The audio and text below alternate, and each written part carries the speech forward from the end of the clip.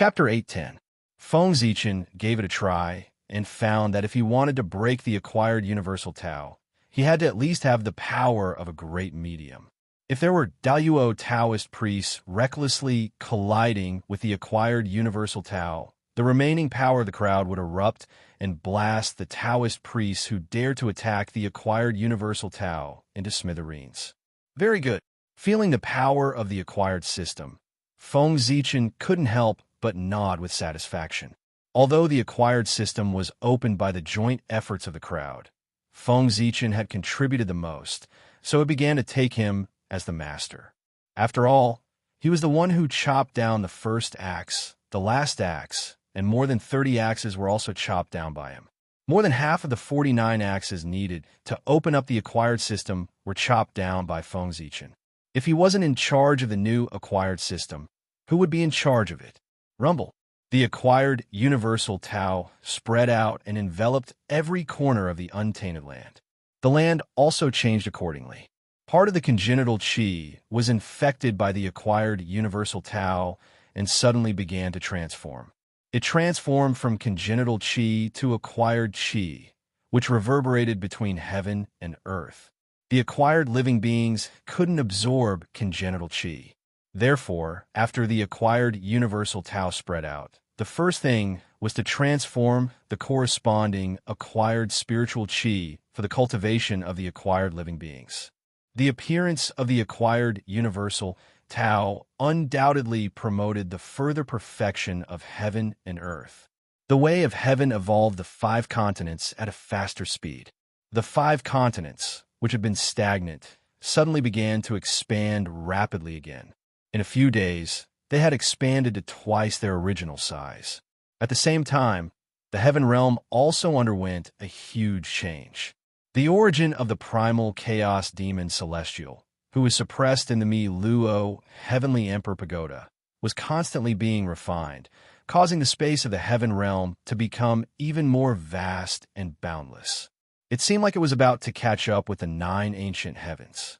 At the same time, the boundless Heavenly Emperor Pagoda was also transforming. It was constantly absorbing the origin of the chaos demon god, causing it to become more and more solid. Endless Tao and truth intertwined on its body, emitting the aura of a supreme treasure. At this rate, it wouldn't take long, or even tens of thousands of years, the 33-layered Heavenly Emperor Pagoda, which was nurtured by the origin of the heaven realm, would truly be born and suppress the fate of the heaven realm. However, the Heavenly Emperor Pagoda was the Celestial Emperor's weapon and one of the symbols of his identity. How could the way of heaven allow the birth of the real Celestial Emperor? Not to mention the real Celestial Emperor, his weapon was not allowed to appear. Therefore, the Heavenly Emperor Pagoda was Celestial Emperor, Celestial Emperor, Celestial Emperor, Emperor, was to God Emperor God. Therefore, as long as the Heavenly Tao didn't have the Emperor God, God, Emperor, Celestial Heavenly God. Therefore, when the Heavenly Emperor's supreme treasure, the 33-layered encompassing Heavenly Emperor Pagoda, showed signs of being truly born, the Heavenly Tao took action. Heavens to heaven, God to heaven, heavens, the heavens, heaven. There were 36 heavens. Therefore, the heaven realm was incomplete and should be filled up. The 36 heavens were indeed better than the 33 heavens. However, the way of heaven didn't give this order earlier or later. Instead, it gave this order when the Heavenly Emperor Pagoda was about to be born. Its purpose was obvious. Feng Zichen turned his head to look at the heaven realm. Sure enough, he saw Hao Yan's completely dark face. After being stabbed by the way of heaven, this old man's mood wasn't very good. With anger in his heart, Hao Yan directly sat on the dragon throne. His aura, which was comparable to primordial chaos Daluo Jingxian, suddenly erupted and swept through the entire primordial world. Hao Yan just wanted to sit here and watch. Without his cooperation, how would the way of heaven make up for the missing 3 heavens? The 36 heavens and the 33 heavens seemed to only have a gap of 3 heavens, but to make up for it was far from as simple as imagined. It wasn't something that could be done by just finding a few upper-class worlds. The 33 heavens of the heaven realm weren't as simple as the upper-class worlds. Each level of the heavens was hundreds or thousands of times larger than the top-class upper-class worlds. Moreover, in addition to being big enough, the world had to be a world formed by the innate clear chi. Otherwise, it couldn't merge with other heavens and become a part of the heaven realm. One had to know that the heaven realm was formed by the 9 heavens clear chi. It was the most noble. Not to mention the acquired chi, even ordinary innate chi couldn't get close to it. If the origin was different, it would be a dream to merge with the heaven realm. In the current primitive heaven realm, it was more difficult to find a top-class world formed by the 9 heavens clear chi than to create a world. Hao Ian didn't think that the way of heaven could find 3 top-class worlds that met the conditions of the heaven realm. However, Hao Ian forgot that there were no top-class worlds formed by the 9 heavens clear chi in the primitive world. However, there were 3 worlds that could become the heaven realm. They were the 3 pure heaven created by the 3 pure ones. They were the Taiching Saints Dachi heaven, the heavenly Lord Yuanshir's Qingwei heaven, and the Tongtian sect leaders Yu heaven. The 3 realms were the top-class worlds. They were created by the sages and were not much worse than the heaven realm. In addition, although the 3 realms were not formed by the 9 heavens clear chi, they were created by the 3 pure ones. Who were the 3 pure ones? At the beginning of the world, the first wisp of 9 heavens clear chi was formed by Pangu's primordial spirit. They were the real ancestors of a 9 heavens clear chi. The heaven realm was their junior. The world created by the 3 saints was tainted with their aura. Although it wasn't a world formed by the 9 heavens clear chi, it was similar. With the aura of the 3 pure ones, the origin of the heaven realm wouldn't reject the integration of the 3 heavens. As for whether the 3 pure ones would agree to the request of the way of heaven to integrate the world they created into the origin of the heaven realm. Of course they would. They still remembered the grudge of the apotheosis tribulation. If it weren't for the meddlesome people in the celestial court, the apotheosis tribulation wouldn't have developed into the current situation and caused them to suffer heavy losses. With anger in their hearts, the 3 pure ones were naturally happy to bring bad luck to the celestial court and prevent them from giving birth to a primordial treasure. It was just moving the world they created from the chaos outside the heavens to the heaven realm. How difficult was that? Not long after Tianji appeared, the 3 pure ones took action. They each used their supreme magic power to move the worlds they created from the chaos outside the heavens and place them in the heaven realm. Rumble. In the roar of the heavens and the earth, the 3 top-class worlds shattered the endless void and descended from the chaos outside the heavens. With the support of the way of heaven, they turned into 3 heavenly domains filled with clear chi. They covered the top of the heaven realm and turned the 33 heavenly domains into 36 heavenly domains. In the end, the way of heaven took care of Hao Ian's face and didn't let the 3 pure ones land on his head. Instead, it was under his feet.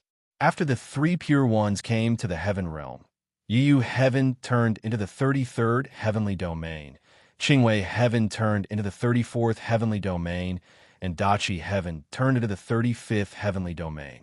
As for Hao Ian's Mi Luo heaven, it automatically rose by 3 heavenly domains from the original 33 heavenly domains to the current 36 heavenly domains. It was still the highest heavenly domain. This was probably the last bit of dignity the way of heaven gave him.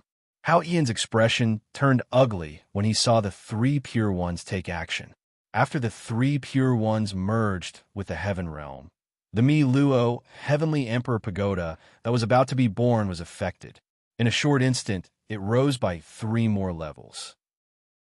With 3 more levels, the Mi Luo heavenly emperor pagoda's power was undoubtedly stronger. However, its birth time was also extended indefinitely. After 3 more levels, the Mi Luo heavenly emperor pagoda's body, which was originally incomparably solid, suddenly became somewhat illusory. The heavenly Tao patterns that permeated its body also disappeared quite a bit. This is really interesting. It would be strange if Hao Ian doesn't hate the three pure ones to death now. Seeing this scene from afar, Feng Zichen silently ridiculed in his heart. The Khanate cardinal treasure was about to be in his hands, but it was destroyed by the three pure ones. No matter how much Hao Ian could endure the hatred of destroying such an opportunity, it would be difficult for him to swallow this anger. He had to get back at them. The commotion in the heaven realm was like the waves in the sea. It didn't cause much of a commotion in the wilderness.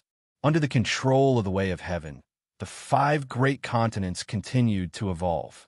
However, when the area expanded to a certain extent, which was 3 times the initial area, the speed of expansion of the 5 great continents stopped.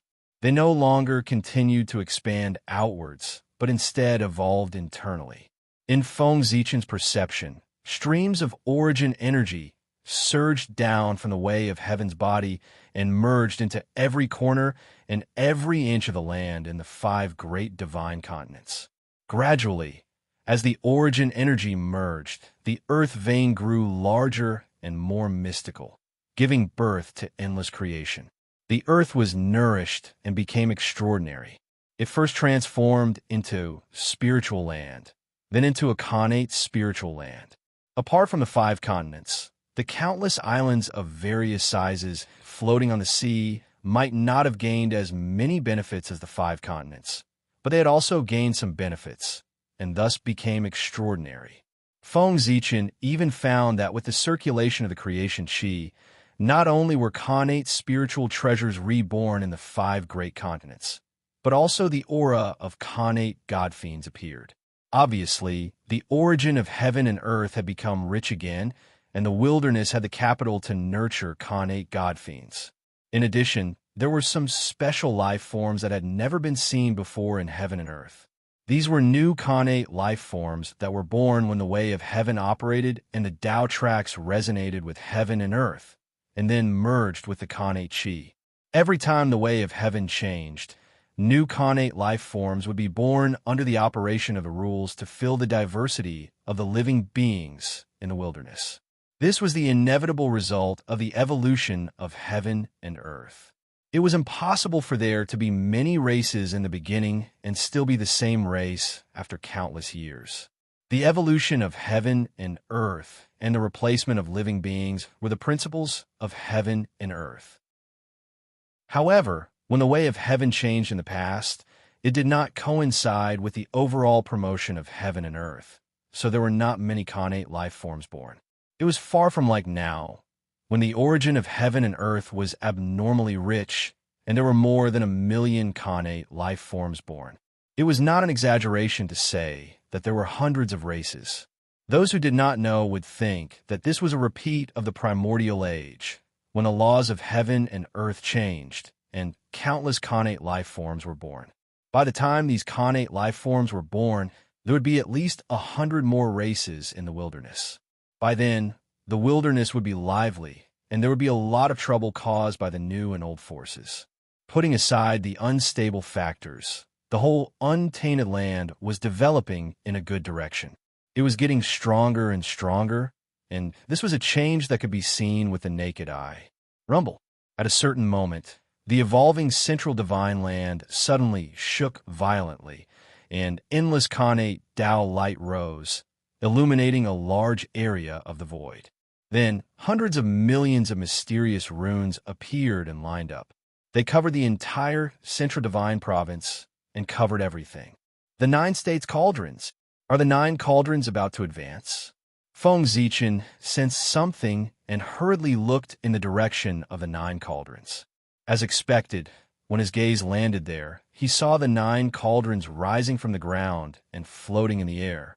The dazzling Khanate Tao light had risen from them, and the billions of mysterious runes had also come from them. All of this was because they were advancing, transforming from superior to supreme-grade Khanate spirit treasures. The advancement of the 9 cauldrons as a whole also meant that if they were united, they would become Khanate peerless treasures. This transformation was not the transformation of superior to supreme-grade Khanate spirit treasures, but the transformation of supreme-grade Khanate spirit treasures to connate peerless treasures. Feng Zichen sensed that the auras of the 9 great masters sealed in the 9 cauldrons had completely disappeared. Clearly, they had been refined by the cauldrons and turned into the foundation for their advancement. That was not all. The Chaos Demon God, suppressed by the Imperial Court of Human Tao, the divine city of the human race, and the Chaos Demon God's origin bestowed by the heavenly Tao had all flowed into the 9 cauldrons. That was why the 9 cauldrons could refine the 9 great masters they'd suppressed so quickly, completing the final transformation and becoming connate peerless treasures. Rumble. As the 9 cauldrons rumbled, boundless power poured out and formed a huge barrier in the sky above the central divine region. This was the boundary of the 9 province. With the transformation of the human domain into the central divine land, it had grown many times larger. When the boundary of the 9 province opened, it could no longer envelop the entire human race. Fortunately, the 9 cauldrons had already begun their advancement.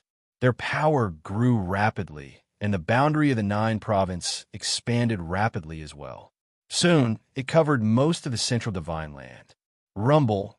9 earth-shaking booms rang out one after another, shaking the entire wilderness.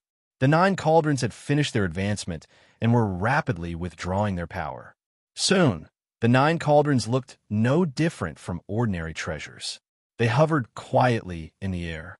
However, the boundary of the 9 province expanded abruptly, enveloping the entire central divine land in an instant. Connate peerless treasures.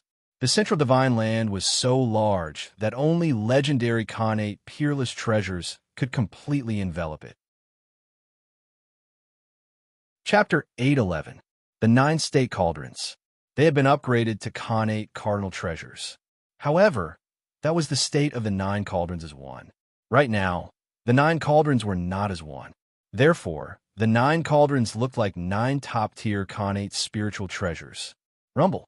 The boundary of the 9 states expanded rapidly until it covered the entire central divine prefecture. Only then did it stop. However, although the movement had stopped, the changes did not stop. Although the central divine province had stopped growing, it was still growing. In the future, as the origin of the Chaos Demon God was refined, the central divine province would continue to expand. The 9 state cauldrons had completely merged with the origin of the central divine province. As the central divine province expanded, their power gradually increased. As the central divine province continued to expand, the 9 cauldrons would also be upgraded. It was not impossible for them to be upgraded from inferior grade connate cardinal treasures to middle grade or superior grade. After the 9 cauldrons were upgraded, the boundary of the 9 states would also expand and cover the entire central divine province. The two were already in a mutually dependent relationship. Seeing that the humans had gained another connate cardinal treasure, everyone's expression turned ugly. One more connate cardinal treasure was equivalent to one more primordial chaos daluo, Jinxian. The humans were undoubtedly stronger and more difficult to deal with. It would be strange if they were happy. However, from the upgrade of the 9 cauldrons, everyone saw a way to create a connate cardinal treasure. Wasn't the Chaos Demon God the best material to create a connate cardinal treasure? Without using the origin, one could create a connate cardinal treasure just by using the Chaos Demon God's body or even all of its bones. Thinking of this, the 2 saints of the West's eyes suddenly lit up. They seemed to have found a way to make up for the West's shortcomings. That was to create a connate cardinal treasure. If the West had a connate cardinal treasure, their foundation would undoubtedly be much stronger. Moreover, with one more connate cardinal treasure to suppress fate, the West would definitely give birth to more talented creatures. The West had too many shortcomings compared to the East. Connate cardinal treasures were the most important. The East had at least 7 connate cardinal treasures, but the West did not have one. If the West had a connate cardinal treasure, it would be a breakthrough for the 2 saints of the West, even though it was still incomparable to the East. It would be the beginning of them catching up with the East. If there was a first, there would be a second. In the future, the West would definitely surpass the East. Harboring a strong sense of longing, The two saints of the West had already begun to ponder how to create the first connate supreme treasure of the West. Rumble. The birth of a connate cardinal treasure naturally alarmed the heavenly Tao. Amidst the boundless purple chi, the heavenly Tao quietly descended and looked down at the 9 cauldrons. Although the heavenly Tao had appeared, it had no intention of attacking the 9 cauldrons. Normally, when the 9 cauldrons were promoted to connate cardinal treasures, the heavenly Tao would definitely send down heavenly punishment as a test for the 9 cauldrons promotion. However, at this moment, the wilderness had been upgraded, and the aura of new life was everywhere. The 9 cauldrons had been upgraded to innate cardinal treasures at this moment, which could be said to be an excellent sign. It was a sign that the origin of the wilderness would be strengthened further. Therefore, when the 9 cauldrons were promoted, not only would the heavenly Tao not punish them, it would even reward them. Streaks of rainbow-colored light reverberated between heaven and earth, reinforcing the 9 cauldrons, making them look extremely noble. At the same time, the huge shadow of the 9 cauldrons suddenly appeared between heaven and earth. It was unbelievably huge, almost occupying half of the wilderness. Fortunately, all living beings had yet to return to their positions. Otherwise, all living beings would be able to clearly see the shadow of the 9 cauldrons as long as they raised their heads. This was the special honor that the heavenly Tao had given to the 9 cauldrons, allowing them to manifest their divinity in the wilderness. Of course, the purpose of doing this was not to show off. Instead, it was to tighten the destiny of heaven and earth. The 9 cauldrons had been promoted to connate cardinal treasures at this moment, coinciding with the destiny of the wilderness promotion. Therefore, they could receive a trace of the promotion destiny of heaven and earth. The heavenly Tao had given the 9 cauldrons such a special honor to help them better receive the promotion destiny. In the distance, everyone was envious when they saw the 9 cauldrons receiving the destiny of heaven and earth. Connate cardinal treasures were already extraordinary.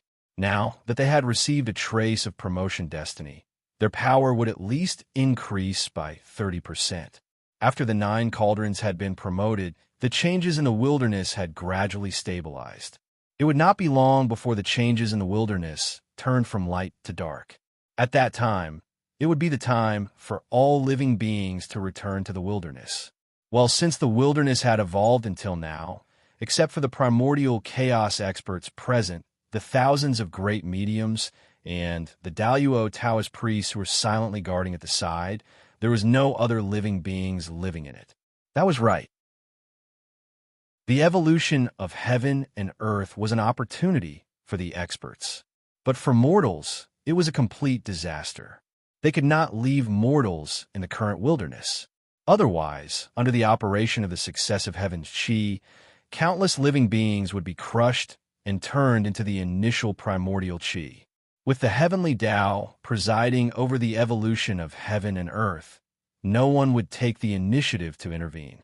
They just watched quietly from the side, waiting for the evolution of heaven and earth to end. At the same time, they were also observing the evolution of heaven and earth, silently comprehending, trying to understand the principles of the operation of the heavenly Tao. Time. Just like that, the minutes and seconds passed. In the blink of an eye, 1,000 years had passed.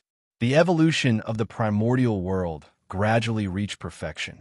The surging power of earth, fire, water, and wind completely calmed down and turned into the purest connate chi that merged with heaven and earth. The successive heaven's essence energy also stopped transforming. It gradually became gentle and suitable for people to absorb.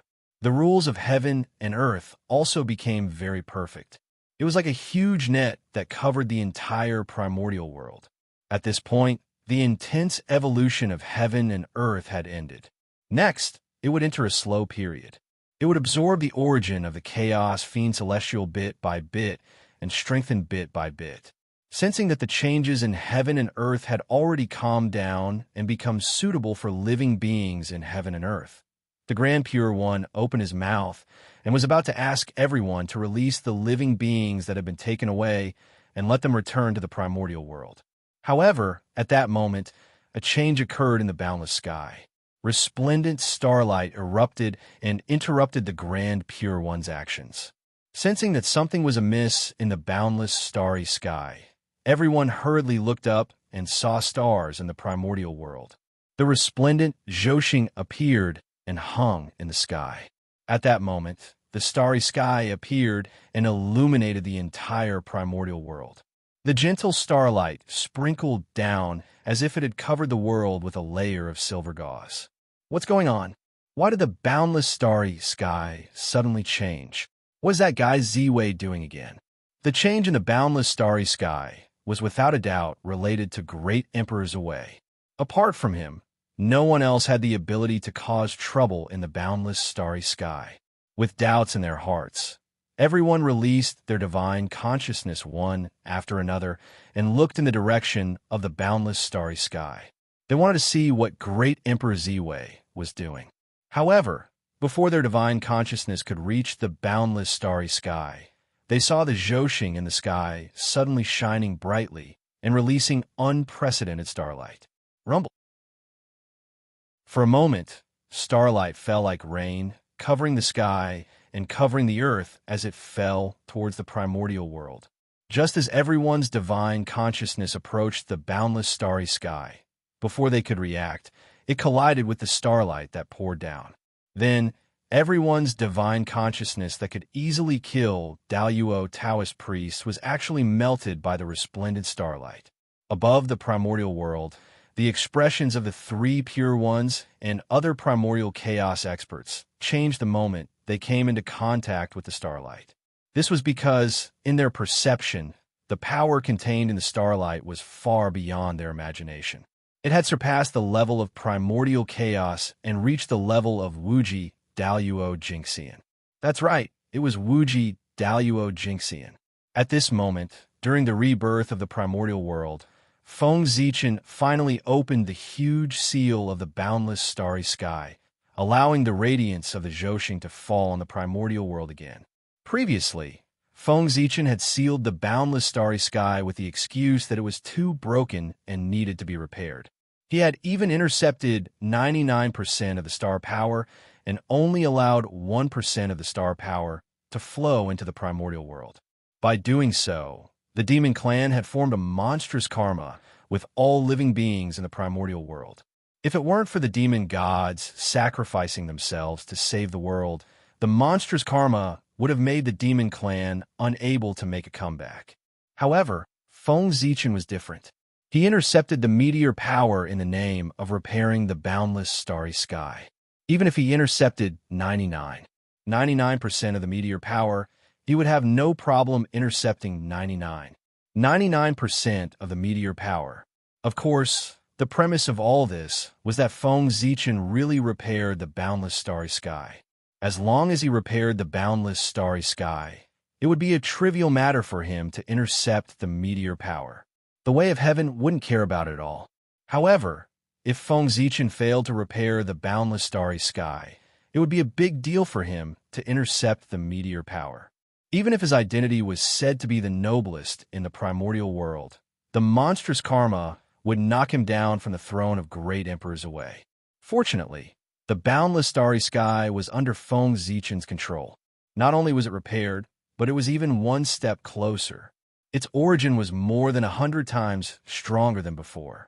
It could be said that ever since Feng Zichen took over the boundless starry sky, this place had been in the process of becoming stronger.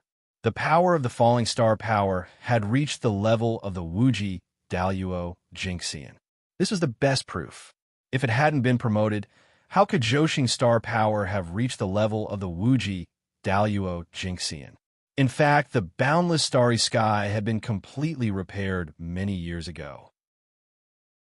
Not long ago, the boundless starry sky had completed a breakthrough. It had risen from the level of primordial chaos to the level of Wuji. However, Feng Zichen had been keeping it a secret, so no one knew about the situation of the boundless starry sky. Although no one was clear about the situation of the boundless starry sky, they knew that ever since Feng Zichen took control of this place, the boundless starry sky had been in the process of becoming stronger. This could be seen from how he had borrowed the power of the boundless starry sky to suppress the saints and the chaos demon gods several times. Although they had expected the boundless starry sky to be very strong, no one had expected it to be so strong that it had surpassed the level of primordial chaos. This time, Feng Zichen had removed the seal, allowing the power of the boundless starry sky to be truly displayed in front of the world. It could be said that it stunned everyone. It was really too strong. Rumble. Feng Zichen had released the star power that had accumulated for countless years. It was imaginable how strong it was. It was not inferior to the origin of 2 or 3 chaos demon gods. The starlight fell on the untainted land, causing the evolution process, which had entered a period of calmness, to become intense again. Rumble, heaven and earth were shaking. The origin became stronger, the rules became stricter, and the void became more stable. The whole world was filled with a faint vitality. On the ground, someone tried to attack the void and found that it was as hard as it had been in ancient times. Only Lord Taoist Tai had the power to move the void, and only Taoist priest Daluo had the power to tear the void. It was terrifyingly hard. This meant that after countless years, the untainted land could once again withstand a battle at the level of Daluo Taoist priests without worrying about the destruction of the world. The world was really different, showing signs of repeating the glory of ancient times. This was the first time that after the calamity, the untainted land did not degenerate, but instead became one step closer. In the past, after the calamity, the world was basically broken and the origin was weakened. But this time, although the world was broken, the origin was not weakened. Instead, it became stronger. This was a change that had never happened before. This was a sign of the untainted land's prosperity. Rumble. The changes in the land were still happening. Under the support of the starlight, the 5 divine lands did not continue to expand, but the vitality in the divine lands was more than several times stronger. The connate creatures that were nurtured in them were showing signs of being born. In addition, more mysterious changes were happening. For example, the connate origin was constantly blending. More connate spirit treasures and connate god fiends were born and hidden in every corner of the 5 divine lands. Connate god fiends were nothing, but connate spirit treasures were rare. Although the primordial chaos experts did not care about them, their subordinates needed them. As the 5 divine lands continued to grow, the connate spirit treasures would become common goods again in the future. In the boundless starry sky, Feng Zichen saw the changes in the world and could not help but smile proudly. Yes, he was very proud, and he had the right to be proud. The broken, boundless starry sky was not only repaired in his hands, but also transformed. This was an achievement that no one could compare to. How could he not be proud? After this time, except for the Tao ancestor, anyone who saw him would have to bow their heads and greet him first. Even the Tao ancestor did not dare to accept his greetings and had to talk to him as his peer. The boundless starry sky was also the foundation of the untainted land. Feng Zichen had made him transform. This merit was second only to the creation of the heavens and earth. It was comparable to the merit of Goddess Hutu's creation of reincarnation. This was a truly great merit, so great that even the heavenly Tao did not know how to reward him. It's about time to start. Feeling that the star power in the boundless starry sky had almost been drained, Feng Zichen on the Z-Way star made a move. He stretched out his hand, turned into infinity, and grabbed at the untainted land. P.S. Sorry for the delay. Forget it. I won't explain. Kowtow twice. Bang. Bang. Chapter 8:12. Rumble. As the giant hand fell, the entire eldritch wilderness shook. Then, divine palaces surrounded by starlight emerged from all over the land. They were grabbed by Feng Zichen's hand and flew toward the boundless starry sky. Those were the universal divine palaces. In the past, Feng Zichen had left 2 sets of universal divine palaces in the human race to sort out the earth veins of the eldritch wilderness. He had left the smaller set in the human race to suppress the earth veins of the human race. As for the larger set, he had left it for the myriad races to suppress the earth veins of the eldritch wilderness.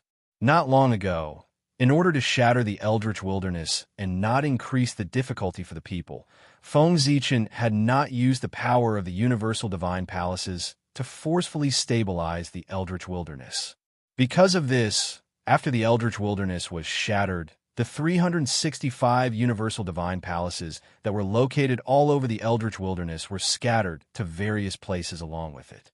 As the eldritch wilderness was restored and transformed into the 5 great continents, as well as countless continents and islands of various sizes, the scattered universal divine palaces were naturally useless. In the current eldritch wilderness, apart from the central divine land, the other 4 great continents had long become specious and completely different from the eldritch wilderness. Even if the 365 universal divine palaces landed on the 5 great continents, they would not be able to suppress the earth veins of the eldritch wilderness. Moreover, even if the universal divine palaces could suppress the earth veins, the masters of the other 3 great continents, the 3 pure ones, the 2 sages of the west, the Eastern Emperor Tai, and the others, might not let the treasures that belong to Feng Zichen even take half a step into this place. Therefore, after much consideration, Feng Zichen decided to take back the 365 universal divine palaces. Their destiny had come to an end, and it was time for them to complete their final transformation. What transformation? Go against the Khanate and transform into Khanate spiritual treasures. In the boundless starry sky, there were still 365 Khanate spiritual treasures in the eldritch wilderness that were in the process of being nurtured. In order to strengthen the human race, Feng Zichen had repeatedly consumed the origin of the boundless starry sky, causing their nurturing time to be greatly delayed. Who knew how many years it would take for the universal divine palaces to be completely formed or even be born? Feng Zichen simply could not wait. Therefore, he came up with some bad ideas. For example, turning the 365 universal sacred palaces on the ground into offerings and fusing them into the Khanate sacred palaces that were being nurtured to speed up the process of nurturing these Khanate spiritual treasures. Even though the universal sacred palaces on the ground were all postnatal utmost treasures, Feng Zichen had put in a lot of effort when creating them. Not only were they made of the corresponding star divine gold, but they were also fused with many corresponding origins of Zhousing in each of them. Just from this point alone, these universal divine palaces could be said to be peerless amongst Hotian's supreme treasures. In terms of might, it was absolutely not inferior to a Khanate magic treasure in the slightest. Later on, these universal sacred palaces had been placed on the ground by Feng Zichen to suppress the desolate earth vein. It was connected to the starlight in the sky above and the energy of the earth below. In the middle, it was operated by the celestial being of Pangu. After being tempered by these 3 energies for countless years, the 365 cycle divine palaces had undergone unimaginable changes. Although they were not Khanate spiritual treasures, their power was comparable to that of Khanate spiritual treasures. The density of their Khanate origins was not inferior to that of Khanate spiritual treasures at all. In fact, it was even 30% stronger. After all, the Khanate origins contained in the universal sacred palaces were condensed by the celestial being of Pangu. How could their quality not be high? Feng Zichen had fused these universal sacred palaces into the Khanate sacred palaces that were being nurtured by Zhousing. It would not be long before the Khanate sacred palaces absorbed the Khanate origins contained in these universal sacred palaces and were completely born. Moreover, the level of each universal sacred palace would not be lower than that of a superior Khanate spiritual treasure. Everyone present was knowledgeable. Although they did not know Feng Zichen's plan in the past, after seeing this scene, they could most likely guess his plan without even calculating. I didn't expect the boundless starry sky to flourish in the hands of the Emperor.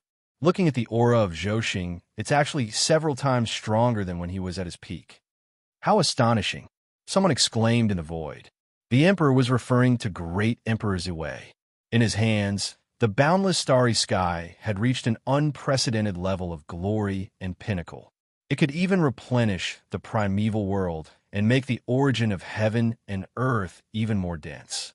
Everyone respected his merits, so they no longer addressed him by his name.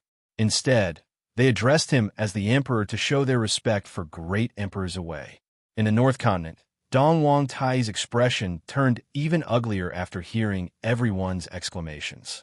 However, he could not say anything.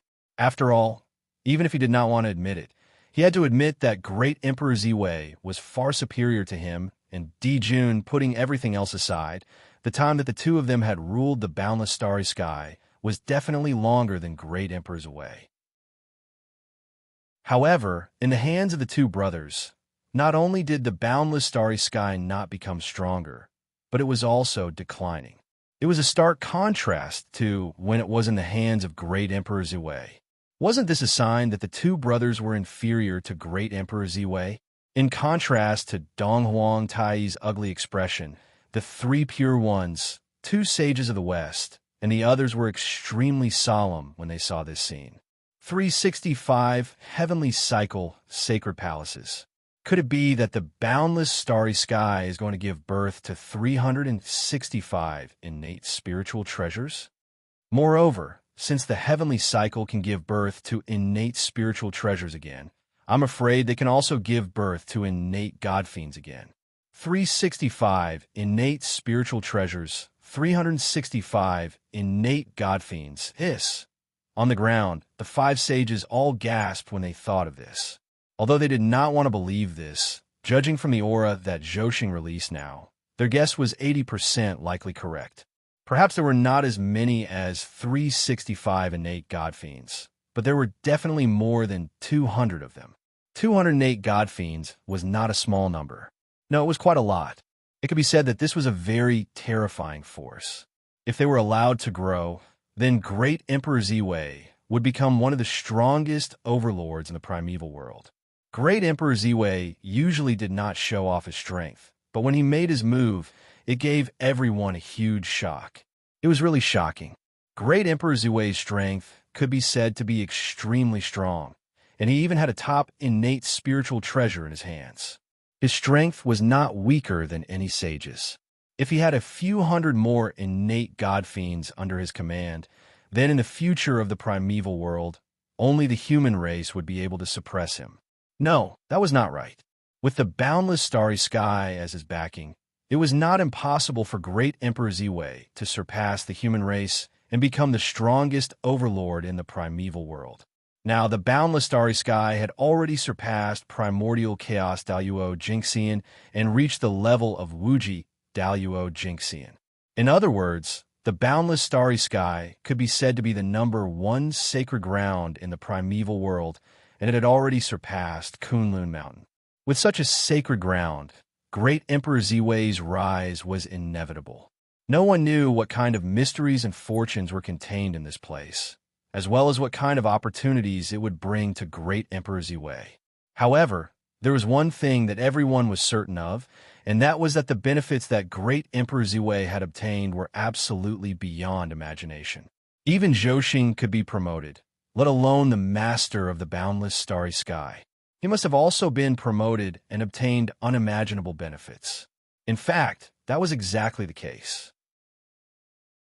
The moment the boundless starry sky was unsealed, apart from the vast astral power that surged towards the primeval world, some of it also flowed into his body, turning into a majestic source of origin and enlightenment, and forcibly raising his realm.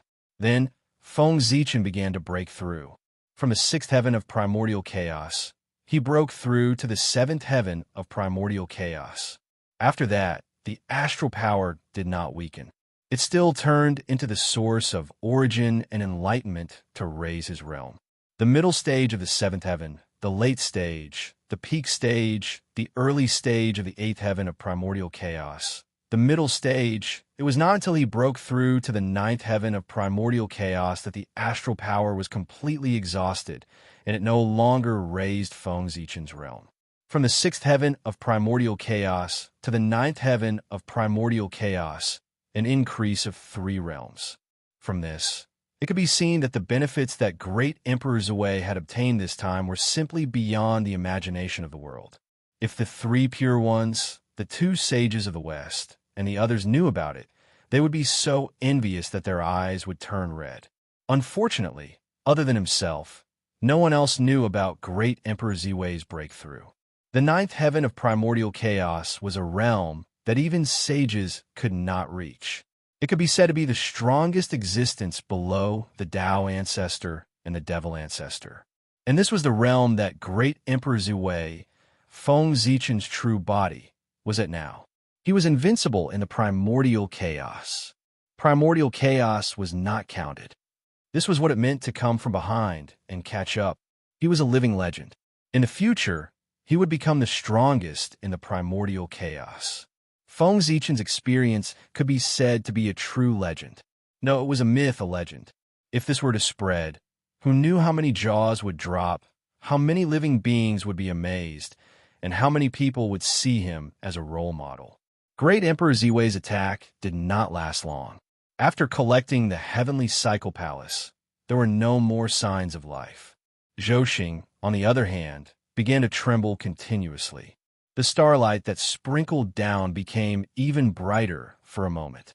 Clearly, great Emperor Zue had begun to integrate the heavenly cycle palace. Putting aside the matter of the boundless starry sky for the time being, not long after receiving the support of the starlight, the violent changes in the primordial chaos gradually calmed down. In this way, after another 2,000 to 3,000 years, the changes in the world gradually calmed down, and it became suitable for living beings to live in again. This time, there were no problems. No one intervened to interfere with the changes in the primordial chaos, and it smoothly entered a period of calmness. Thus, Goddess Nuwa activated the mountain river map and released all the living beings of the primordial chaos that she had collected. The living beings that Goddess Nuwa collected were all from the east. As for why there were no living beings from the west, it was not because Goddess Nuwa was biased, but because the sages of the west did not allow it. Long before Goddess Nuwa took action, the 2 sages of the west had collected all the living beings of the west.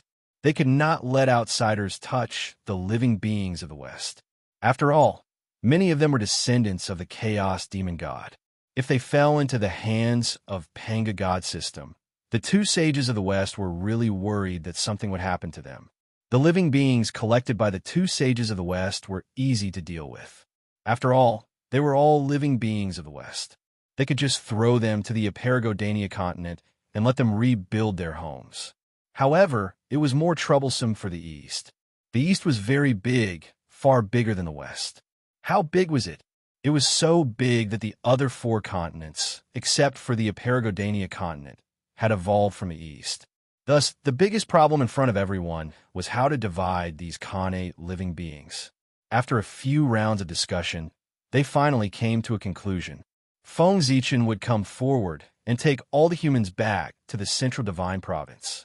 Dong Wang Tai would come forward and take all the demons back to the North Continent. Goddess Hutu would come forward and take all the witches back to the Nanjiang Continent. Finally, the 3 pure ones would come forward and take all the immortal cultivators back to the Dongsheng Divine Province. After each of them took action, there were still many living beings who had nowhere to go. How should they deal with them? There were quite a lot of living beings, about 1/10 of all the living beings. If they did not deal with them properly, there would be a lot of trouble. These living beings were not humans, demons, or witches. They had never cultivated the immortal Tao, the martial Tao, the Tao of God fiends, and other Taos related to everyone. To be honest, in the current primordial world, people who did not cultivate the above Tao were obviously not on the right path. It was understandable that they did not cultivate the martial Tao. However, the immortal Tao of the profound sect was spread so widely. If they did not cultivate it, there would be a problem. With a grudge in their hearts, everyone was unwilling to take over these living beings. However, although they were unwilling, there was no reason to leave these living beings here. Everyone communicated with their eyes for a moment and thought of a solution. It was very simple. Since they could not find a solution, they would just leave it to the heavenly Tao to deal with. Everyone could ignore these living beings, but the heavenly Tao could not. It would definitely take care of them. Wherever the heavenly Tao wanted these living beings to go, they would go.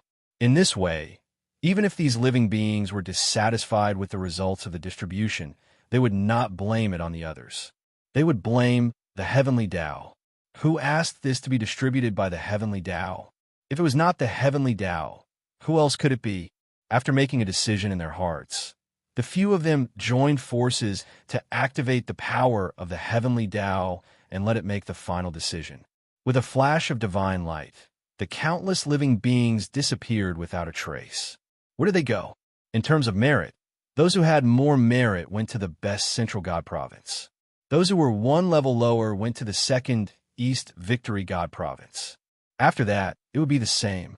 Those who had no merit or negative karma were distributed to the countless large and small islands outside the 5 major continents.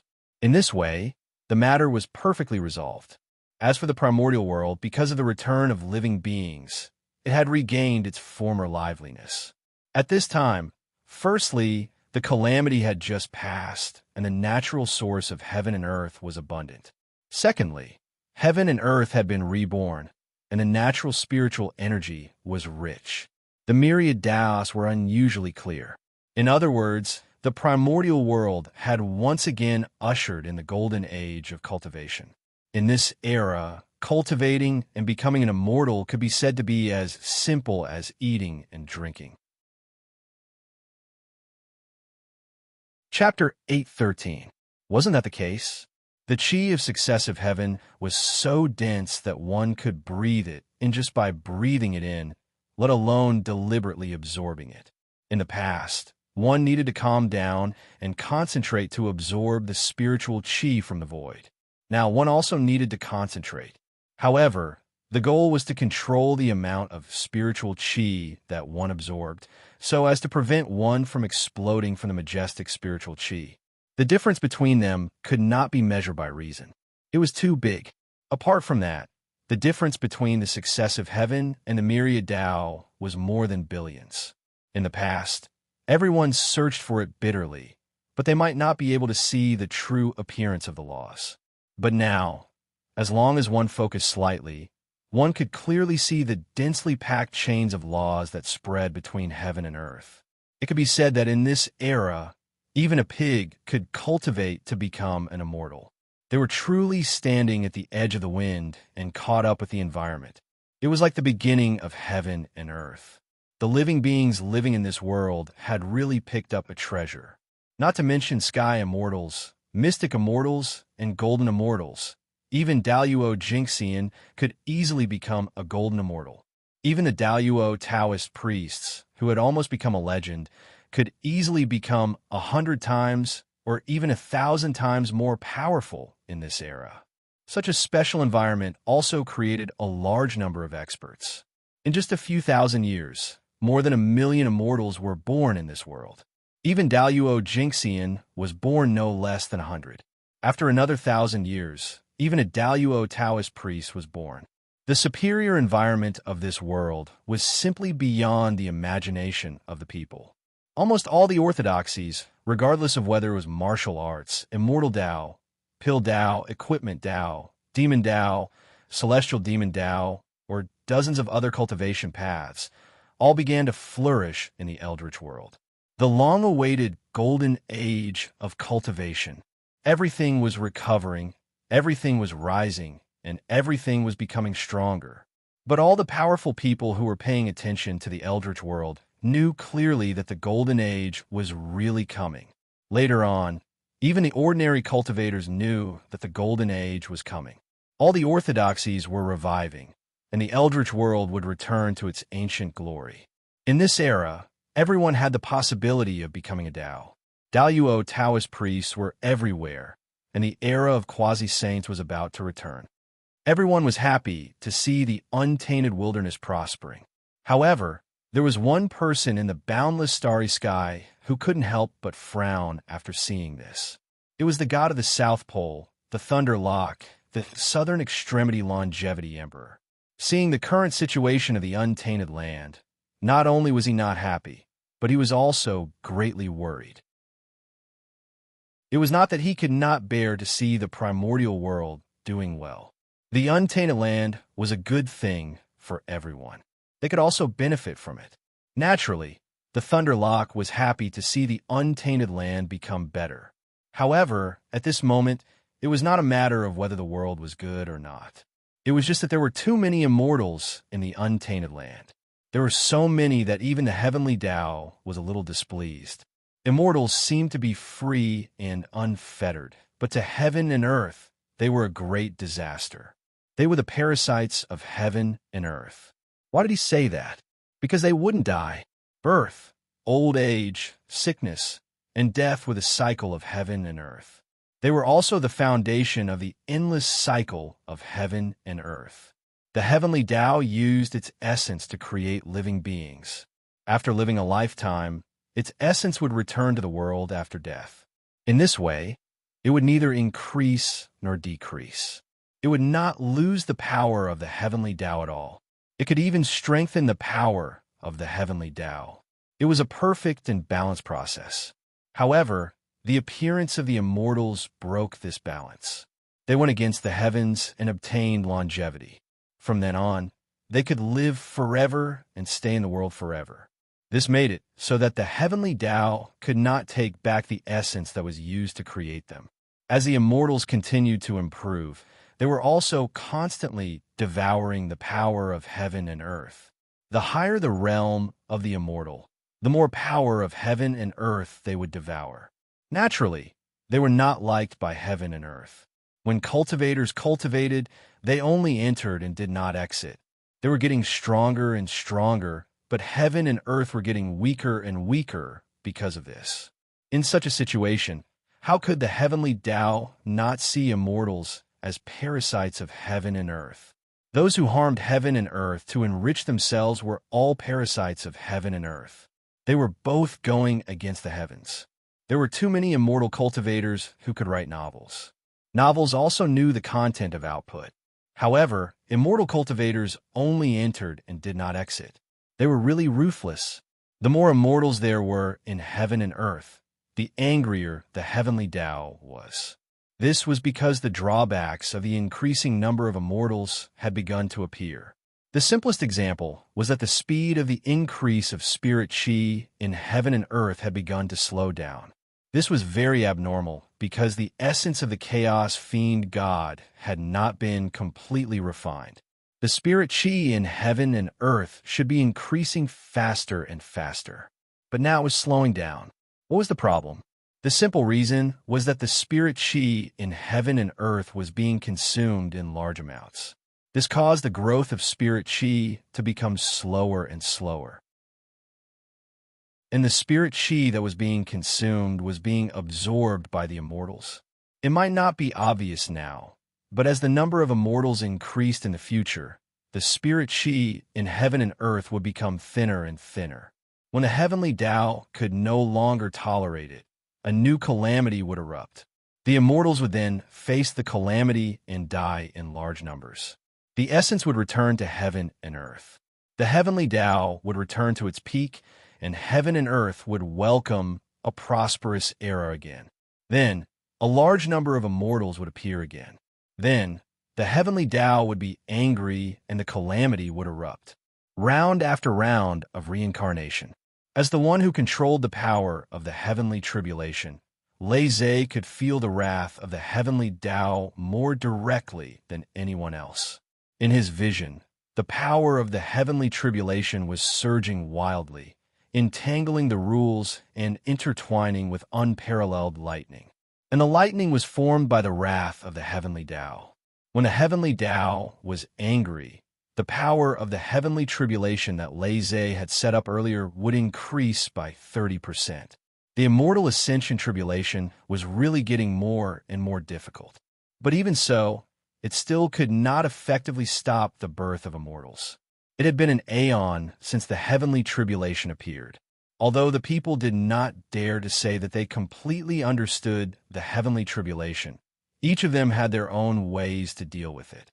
Although they did not dare to say that they could completely restrain the heavenly tribulation, they could still reduce some of its power. Since the heavenly tribulation appeared, it was no longer as intimidating as it was when it first appeared. Everything in the world had its own counter. Since the heavenly tribulation had appeared, there was naturally a way to restrain it. This was the truth of the heavenly Tao. The heavenly Tao was really contradictory.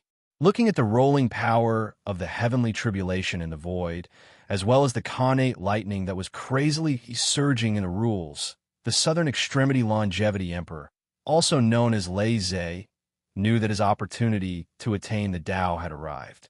It was not to break through to the primordial chaos Daoyuo Jingxian, but the opportunity to become a sage. Yes, he was not mistaken. It was to become a sage. Although Lei Zhe did not have the Hongming purple qi, which was known as the foundation of becoming a sage, he still saw the opportunity to become a sage in the power of the heavenly tribulation. If he became one with the power of the heavenly tribulation and became the existence that controlled the heavenly tribulation, helping the heavenly Tao to reduce the number of immortals in the world, there was no doubt that the Hongming purple qi, which was known as the foundation of becoming a sage, would descend in front of him in an instant. Lei Zhe did not care much about reducing the number of immortals, because if he really did make a move, those great mediums would not become enemies with him because of this. They would even secretly help him. The so-called immortal Tao had always been about the quality and not the breadth. If not for this, there would not have been the birth of the God-conferment tribulation. The so-called God-conferment tribulation, although Feng Zichen had done so many things, caused its scope to be very wide. It almost included the three realms of heaven, earth, and man, as well as all the great sections. However, its original intention was only to clean up the immortal Tao by Tao ancestor Hongjun. It was just that Feng Zichen had played a little bigger, and in the end, it gradually got out of the control of everyone. Tao ancestor Hongjun used the God-conferment tribulation to remove those with shallow fortune from the immortal Tao, leaving only the elites behind. His purpose, other than to make the immortal Tao purer, was also to reduce the power of the tribulation. The more immortals there were, the greater the harm to the world. How could Tao ancestor Hongjun not know this principle? Therefore, from the beginning, the immortal Tao had taken the path of the elite. Only those with great perseverance, great luck, and great wisdom could cultivate the immortal Tao of the Xian sect. However, in order to fight for luck, the later generations simplified the immortal Tao of the Xian sect. This went against Tao ancestor Hongjuan's original intention and lowered the high and mighty threshold of the immortal Tao. This was how it became a common thing that everyone could cultivate. Since the beginning of the ancient times, the immortal Tao was exclusive to the innate fiend gods. Only those who performed extremely well were qualified to be imparted the immortal Tao.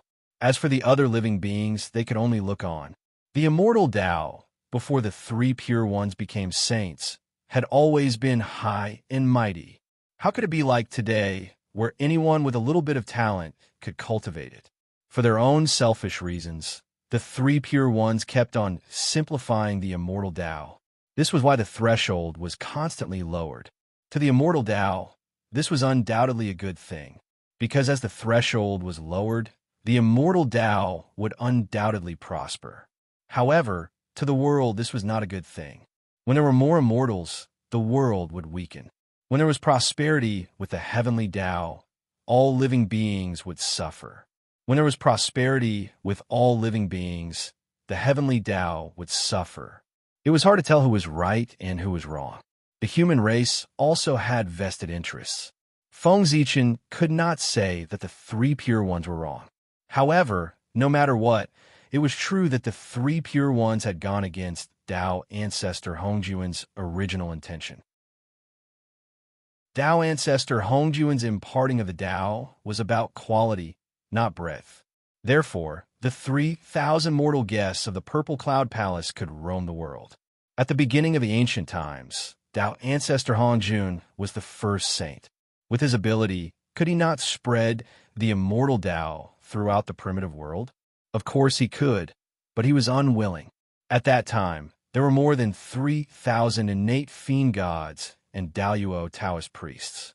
However, in the end, the Tao ancestor only chose the 3,000 most outstanding ones. His thoughts were already very obvious. He only wanted the elites and nothing else. However, the three pure ones were different. In order to seek providence and spread the immortal Tao, they imparted the Tao in quantity, not quality. Yes, other than the Grand Master of Heaven, the three pure ones did not take in many disciples. However, did they have to take in disciples to impart the Tao? When they first attained the Tao, they often preached the immortal Tao to the world on Kunlun Mountain. Wasn't that spreading the immortal Tao? Without a doubt, the reason why the current cultivation world of the primitive world was so prosperous and full of flowers was related to the three pure ones' disregard for the preaching of the Tao back then. The reason why the three pure ones were called the three pure ones by some people was not only because they were powerful, it was also because they had made indelible contributions to the development of the cultivation world of the primitive world. That was also the reason why Feng Zichen could not shake the three pure ones, even though he had repeatedly slapped them in the face. Their contributions were too great. Moreover, these contributions were basically obtained by going against the heavenly Tao. In order to impart the Tao to all living beings, the three pure ones really went against the heavenly Tao. They endured great pressure, which created the current cultivation world. It could be said that all living beings in the primitive world owed the three pure ones' karma. Even Feng Zichen could not deny that the human race had benefited a lot from the three pure ones in the early stages of development. More than 80% of the early experts of the human race had heard the three pure ones preaching and received the three pure ones' grace. And Feng Zichen was even more amazing.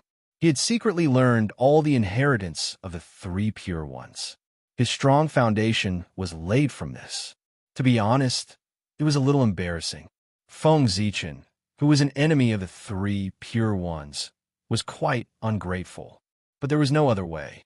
Who asked the three pure ones to be so determined to plot against the human race? If there were no humans, Feng Zichen would probably be able to be a Xianqing in peace and silently contribute to the development of the Xian sect. But there was no choice in one's birth. Since he was born as a human, he should be proud of it. He should be indomitable. The human race should take it as our responsibility to strengthen the human race. This was the philosophy that Feng Zichen had been instilled in him since he was born, and he had been carrying it out. For the sake of the human race, it was nothing to bear a little infamy. In order to develop the human race, before Feng Zichen, countless human pioneers had fallen on the road and sacrificed their precious lives. These people were really dead when they died. Even Feng Zichen could not resurrect them because that was the last glorious period of Mount Buzhou. No one could interfere with the past. Compared to those martyrs who had sacrificed their lives, Feng Zichen bearing a little infamy was nothing. Moreover, if he did not take the initiative to expose his relationship with the Xianqing, he would not be able to bear even a little infamy. Very stable, old cunning. There was no hatred in the world for no reason. The reason why the heavenly axiom tried so hard to break up the three pure ones might not be without a reason. When the disciples made mistakes, the master had to think of a way to clean up their mess. Therefore, Tao ancestor Hongjun had been looking for opportunities to simplify the immortal path. The God investiture tribulation was only one of his many methods. The others, such as supporting other orthodoxies or even supporting the fiendish path to fight against the immortal path. It was not that Tao ancestor Hongjun had not done it before. The immortal path had 6 saints. If not for Tao ancestor Hongjun's secret support, which orthodoxy could fight against the immortal path, he could destroy it with a wave of his hand. As for the heavenly axiom not allowing it, there were many things that the heavenly axiom did not allow. At most, they would hide a little. They said that Feng Zichen was cunning because they did not understand Tao, ancestor Hongjun. He was the biggest cunning person in the primordial world. Feng Zichen's cultivation was still a little lacking. In order to clean up his disciples' mess, Tao ancestor Hongjun thought of a way to reduce the number of immortals to delay the arrival of the tribulation. P.S. I was too anxious. I almost posted it in my new book. It's so exciting. Chapter 814. It was the opposite of Tao ancestor Hong Jun's method. Feng Zichen's method was to expand. Although the methods were different, both of them were using their own methods to change the primordial world. Their goals did not conflict, because these two methods could go hand in hand. Expanding resources and reducing expenditure was the way to save the world. At this moment, Lei Zhe watched the power of the heavenly tribulation surge and understood his opportunity to become a saint. That was to reduce the number of immortals in the world. This idea was consistent with Tao ancestor Hong Jun's. Quality was more important than quantity, so that those with deep negative karma would not be able to live forever. Only those with merit and virtue had the right to aspire to the immortal realm. This method could be considered a way to reduce expenditure. The reduction of the number of immortals in the world was a good thing for the world. It was also a good thing for those with great mystical abilities who did not like the calamity. Therefore, if Lei Zhe really wanted to do that, there would definitely be many great mystical abilities in the world that supported him. However, the only thing that was worrying was whether he should become a saint or not. Becoming a saint would bring endless benefits, but he had a fatal flaw, which was that he would be controlled by the heavenly Tao. As such, Feng Zichen was in a difficult position. It was obviously not worth it to be controlled by the heavenly Tao in order to become a saint. However, on second thought, Feng Zichen thought it through. Lei Zhe was only an incarnation of him. It was not a big deal to let him become a saint. It would not affect his original body. In fact, after Lei Zhe became a saint, he could even use the authority of a saint to spy on the true situation of the heavenly Tao and secretly investigate Tao ancestor Hongjun's plan. If there was a chance, it might be possible for him to obtain the authority of the heavenly Tao in the future. Why couldn't he do what Tao ancestor Hongjun could do? It was not like Feng Zichen did not have the fragments of the creation jade butterfly. Moreover, other than the fragments of the creation jade butterfly, he also had many treasures related to the heavenly Tao. In the past, Feng Zichen had no interest in meddling with the heavenly axiom. For example, the mark of the great Taoist priests, the identity of the great emperor of Ziwei, and the heavenly axiom originated from the same source, and so on.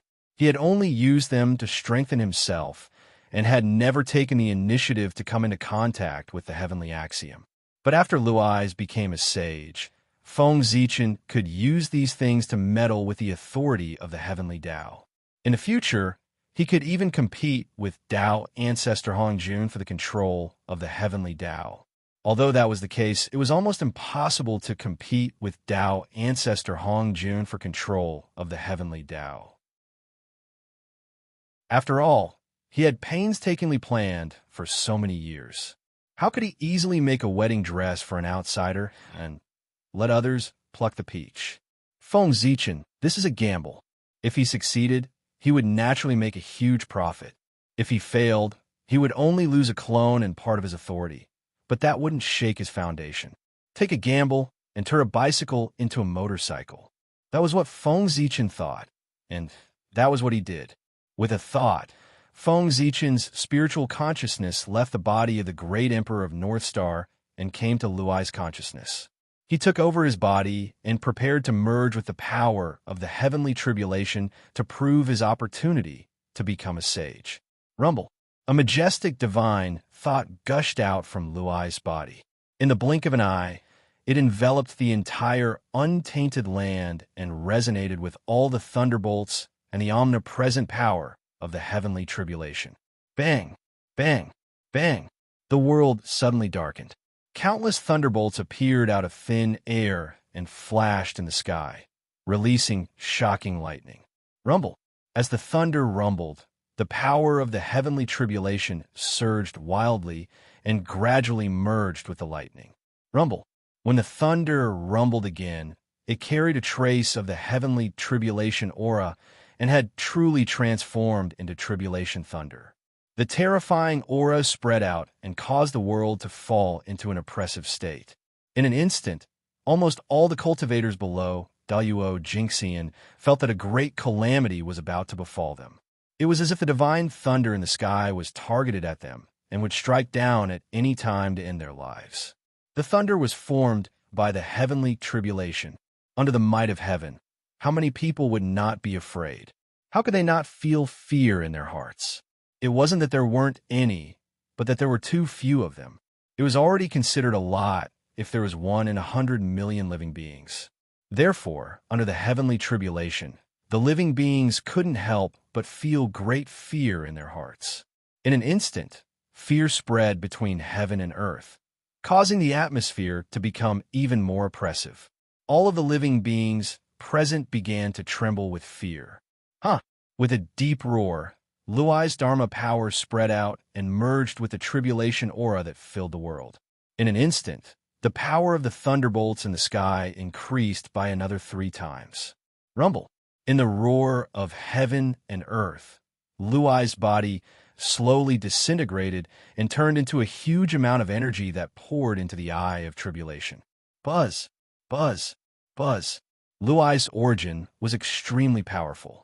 When it was all merged into the eye of tribulation, the enhancement it brought was undoubtedly beyond imagination. In the dazzling Tao light, chains of order flew out of the eye of tribulation's body like a net that seemed to envelop the world.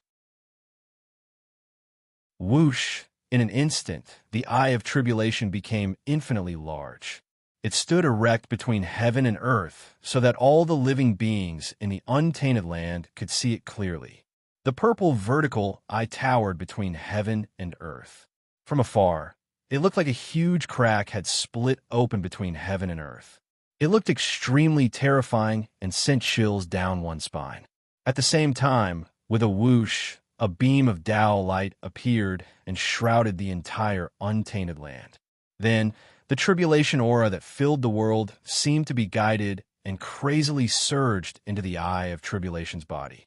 Vaguely, a blurry figure slowly took shape in the eye of tribulation's pupil. It was Luai's. He was reforming his Tao body with the tribulation aura of heaven and earth. It was called the indestructible body, also known as the saint body. He wanted to attain Tao and become the saint who controlled the calamities. He wanted to be the spokesperson of the heavenly Tao and the executioner. With lightning in one hand and calamities in the other, he wanted to bring endless calamities to all living beings. If Luai's attained Tao, he would be the 8th saint of the untainted land, the tribulation saint. Rumble. More and more tribulation aura surged and became a part of Luai's indestructible body. It kept strengthening him.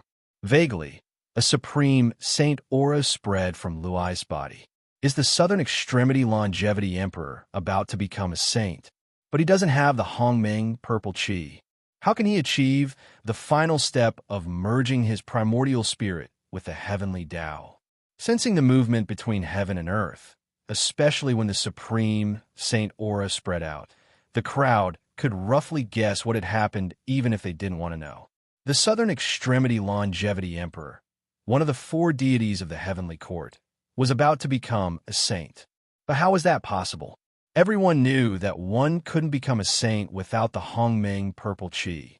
As for the Southern Extremity Longevity Emperor, the crowd could basically conclude that he didn't have the Hongmeng purple chi. Then how was he going to take the final step? Puzzled, the crowd stared at Luai's closely. They wanted to see what methods he used to become a saint. No one doubted that Luai's would fail, because the phenomenon of becoming a saint had appeared. It meant that the heavenly Tao had recognized Luai's as the saint. If that was the case, how could Luai's fail?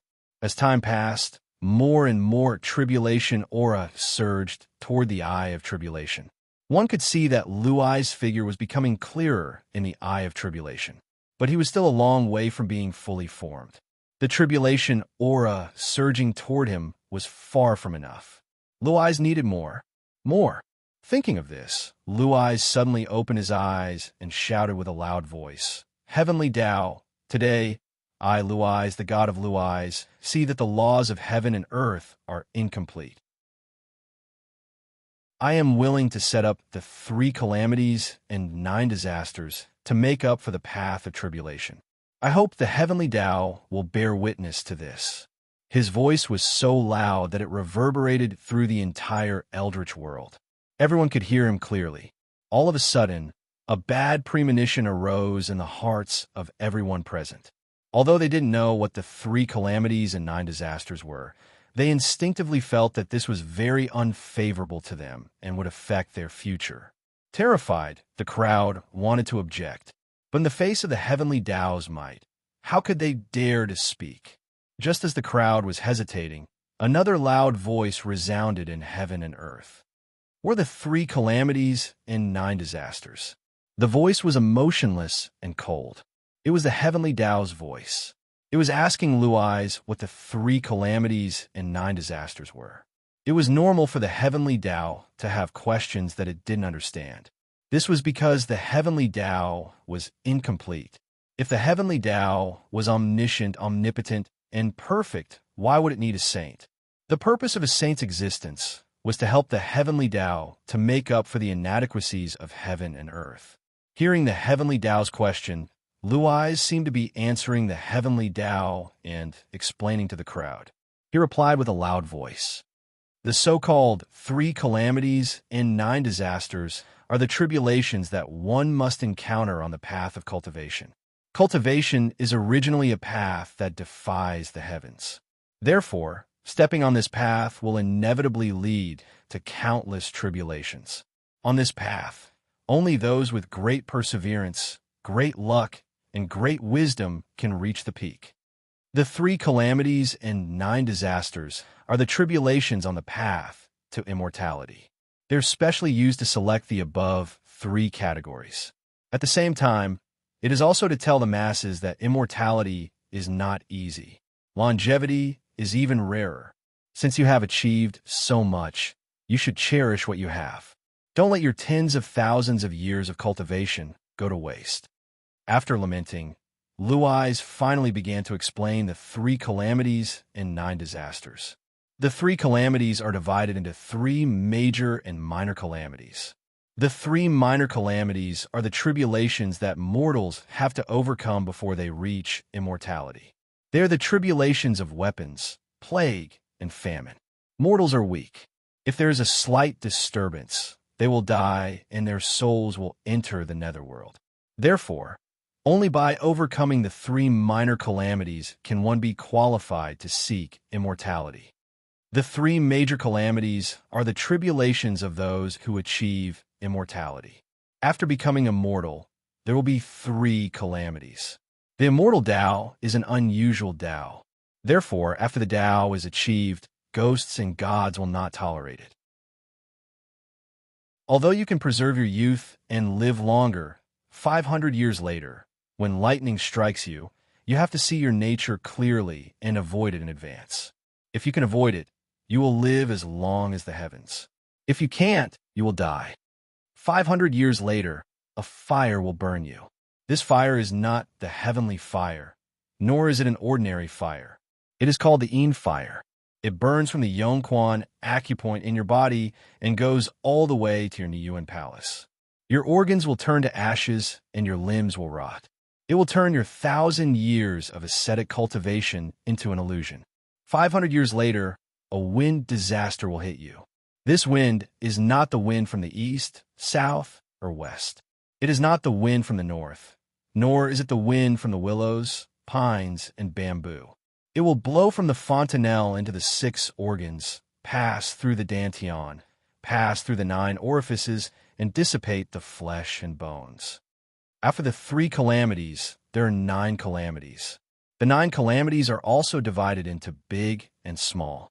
The small 9 calamities are the difficulties of seeking Tao. Before the great medicine is formed, it is difficult to resist the cold and heat. Within a year, clothes are needed for the 4 seasons. Before the true qi is formed, there is still hunger and thirst. Within a day, 3 meals are needed. Those who follow the Tao suffer from clothing and food. This is the first calamity. The fate of the husband is heavy. It flows into this world to fill it up. Taking leisure in the midst of work is restrained by the elders. Restrained by the elders and unable to bear to escape, it has always been a rare leisure time. Those who follow the Tao suffer from the elders' invitation to stop, 2 calamities. Those who follow the Tao suffer from the entanglement of love, 3 calamities. Entangled by fame and fortune, for calamities. Calamities occur without restraint, 5 calamities. Restrained by the blind master, 6 calamities. Discussing the differences, 7 calamities. Slack in the will, 8 calamities. Wasting time, 9 calamities. Only by avoiding these 9 calamities can one achieve the Tao. Among the 9 calamities, there might be 1 or 2 that cannot be persevered. However, it is futile and will not succeed. The 9 calamities are the tribulations of immortals. They are formed by the earthly calamity, human calamity, demon-god calamity, samadhi calamity, nature calamity, karma calamity, mind calamity, soul calamity, and calamity. Those who have just achieved the immortal Tao can only achieve the carefree realm of Daoyuo Jingxian by passing these 9 calamities. Laizé had set up the 3 calamities and 9 calamities. Before the heavenly Tao had even responded, the expressions of all living beings had already turned extremely ugly. Too vicious. If they really did as Laizé said, the number of cultivators in the world would be reduced by at least 90%. In the past, they only needed to pass the lightning tribulation to become an immortal. After that, they could be carefree. But now, with the 3 calamities and 9 calamities, everything was different. Putting aside the 3 calamities and 9 calamities that had yet to achieve the immortal Tao, there was now sufficient spiritual energy in the world. There was no need to worry about this problem. However, the 3 calamities and 9 calamities were a headache. After becoming an immortal, not only would one not be able to relax, it would also be the beginning of the calamities. Every 500 years, one would have to undergo a calamity. After passing it, one would be carefree for 500 years. Then, after 500 years, one would have to undergo another calamity. This cycle would repeat until one reached the realm of Daoyuo Jingxian. Who could endure this? Moreover, in order to become a Daoyuo Jingxian, one had to pass the 9 calamities. If one did not pass the 9 calamities, no matter how talented one was, one would not be able to become a Daoyuo Jingxian. The 9 calamities and the 3 calamities were the same.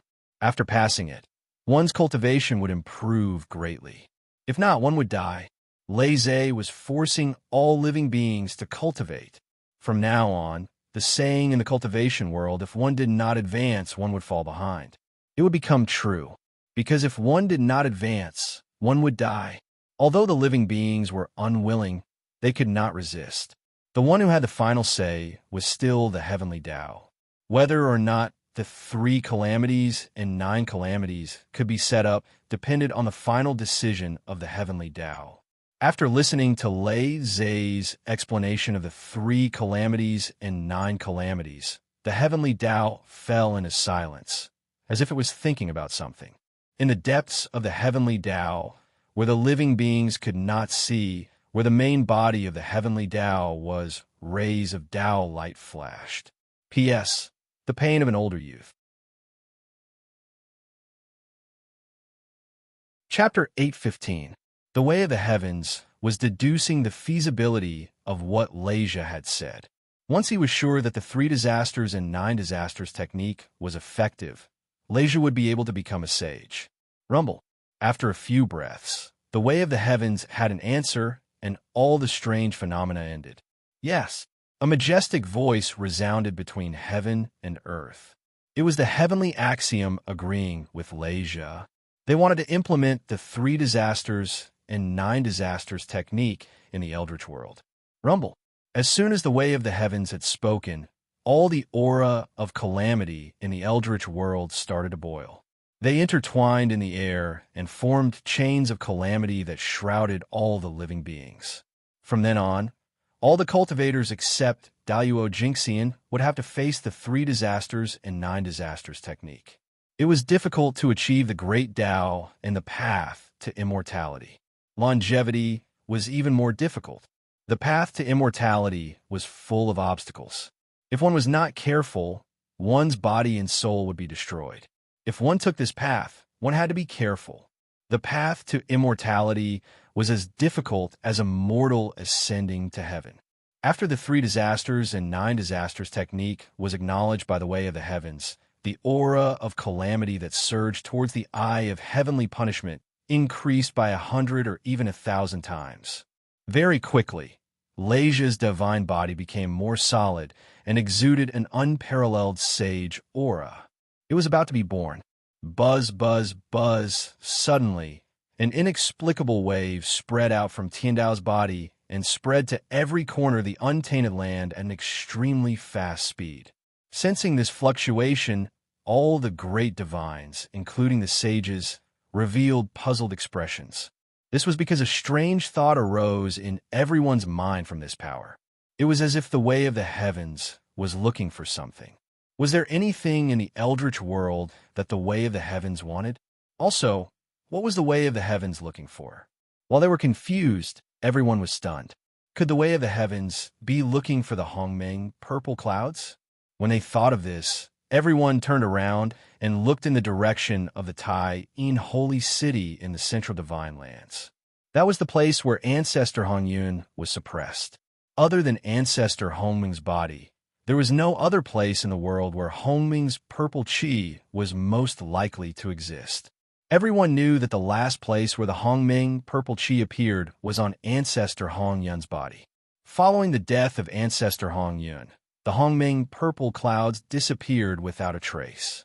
However, everyone still suspected that the Hongmeng purple cloud was still in Ancestor Hongyun's body. It was just that it was hidden so deeply that they could not discover it.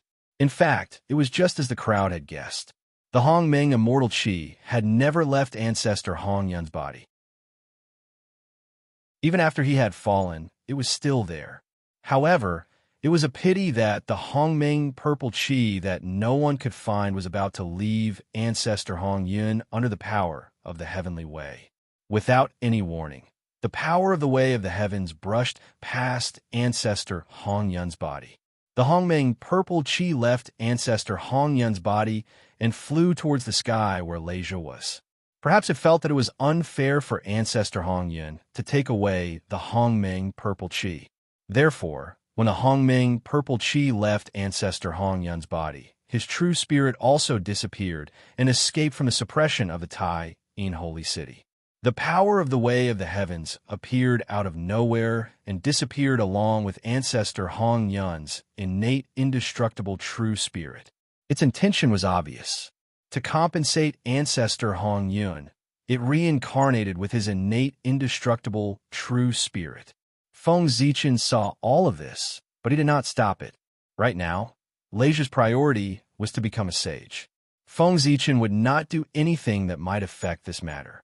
Furthermore, Feng Zichen would be able to end the karma of Leisha taking away Ancestor Hong Yun's Hongmeng purple qi with his freedom. No matter what, this was a gain for him. Hongmeng purple qi. Seeing the appearance of the Hongmeng purple qi, the half-step to primordial chaos Daluo Jinxian became excited. Their eyes were filled with fervor, and even their breathing became heavier. The Hongmeng purple qi was the foundation of becoming a sage. If they obtained it, with their strength, they would be able to become a sage in no time. Looking at the fervent expressions of the great masters, the Hongmeng purple qi was not obtained by the way of the heavens, but by Leisha. Then, there was no doubt that these great experts would definitely swarm over and snatch the primordial violet qi. The temptation of becoming a sage was so great that it was almost impossible for anyone to resist it. Unless that person was like Feng Zichen, who was 100% sure that he could become a primordial chaos Daluo Jinxian. Only then could he resist such a great temptation. Becoming a saint did not only mean great power, but also the possibility of immortality. Although the great masters were strong, if the eldritch world was destroyed, or when the immeasurable calamity came, they would not be able to escape death, just like the other living beings. However, sages were different from primordial chaos Daluo Jinxian. They were truly immortal. Even if the immeasurable calamity came, it would not be able to do anything to them. Even if the eldritch world was destroyed, it would not be able to hurt them. At most, they could reopen this world and create a new universe. They could just establish earth, fire, water, and wind. Without mentioning how the great masters were envious, the Hongmeng purple chi flew in the air for a while and came to the side of the eye of the heavenly tribulation. However, it was not in a hurry to enter the Thunderlock's body. Instead, like a naughty child, it circled around the Thunderlock a few times, as if it was confirming something. Then, it escaped from the Thunderlock side. Like a fish, it swam around happily in the Thunder Sea. The Hongmeng purple chi was not being naughty. It was preparing to use the power of the Thunder Tribulations to wash away the ancestor Hong Yun's chi in its body. After all, if it wanted to merge with the Thunderlock, it would bring ancestor Hong Yun's chi into its body. As the Hongmeng purple chi swam in the Thunder Sea, the Heavenly Way was helping it to wash away the ancestor Hong Yun's chi in its body. It had to ensure that the Hongmeng purple chi merged with the Thunderlock without any hidden dangers. Rumble. With the help of the Heavenly Way, the Hongmeng purple chi looked brand new. It was as if it had returned to its initial state. Other than the chi of Tao, there was nothing else. With a swoosh, the Hongmeng purple chi rose from the Thunder Sea and rushed into the eye of the heavenly tribulation at an extremely fast speed. It merged with the Thunderlock inside. Instantly, the Thunderlock felt that there was an additional purple chi in its consciousness. A boundless and mysterious aura exuded from its body, causing its true spirit to tremble nonstop. It was enlightened, and its true spirit rose. The Hongmeng purple chi was indeed the foundation of the Tao. It had not merged with the Thunderlock yet, and it had already brought such great benefits to the Thunderlock. If it had really merged with the Thunderlock, what would it be like? Furthermore, the Thunderlock could feel a trace of the mysteries of the Hongmeng Tao from the Hongmeng purple chi. This chi could help him understand the mysteries of the Hongmeng Tao. If he had known about this earlier, Feng Zichen would not have waited until today. He would have already made his move on the Hongmeng purple chi. The power of Hongmeng was at the same level as the power of the Tao. It was also at the level of eternity. It was even more mysterious than Panga's power. This was the key to Feng Zichen's future. Whether he could break the constraints of Pangu, walk his own path, and attain the eternal Tao was naturally very important to Feng Zichen. What Pangu wanted to achieve was the supreme realm of the great Tao. Feng Zichen was different from him. What he wanted to achieve was the origin of everything, the primordial chaos realm where there was a beginning and there was no end. The two were both at the eternal realm, but their performances were completely different and did not conflict. Otherwise, Feng Zichen and Pangu would have to compete for the great Tao in the future. It was different from the Khanate Tao. The supreme realm was really like a carrot and a hole. If one person achieved the great Tao, then the rest of the people who walked on the same path as him would have no chance of competing for the great Tao in this lifetime. Therefore, in the end, the existence of the same path was bound to have a life and death battle. The battle for the great Tao was so cruel. There was no good or bad, right or wrong. There was only success and failure. Without any hesitation, the Thunderlock opened his mind and allowed the Hongmeng purple chi to merge into his true spirit. Rumble. The Hongmeng purple chi entered his body as if a bridge had been built in the Thunderlock's true spirit. It allowed him to connect with the most mysterious place in the Hongmeng purple chi and reach there through the bridge formed by the Hongmeng purple chi. Rumble. In a trance, endless power surged from the void and poured into the Thunderlock's body. In an instant, the illusory divine body of the Thunderlock was completely formed. At this moment, the eighth sage of the primitive world was born. Terrifying divine aura spread out, and filled every corner of the primitive world. Everyone in the world couldn't help but bow down and worship him.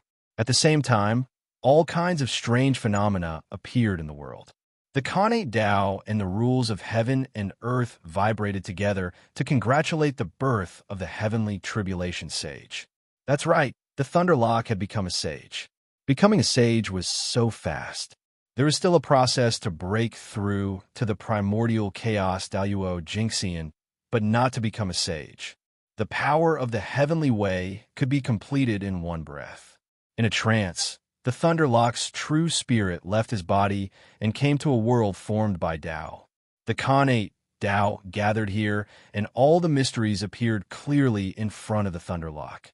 It wasn't an exaggeration to say that cultivating here for a day was more than 10,000 times faster than cultivating outside for 100 years.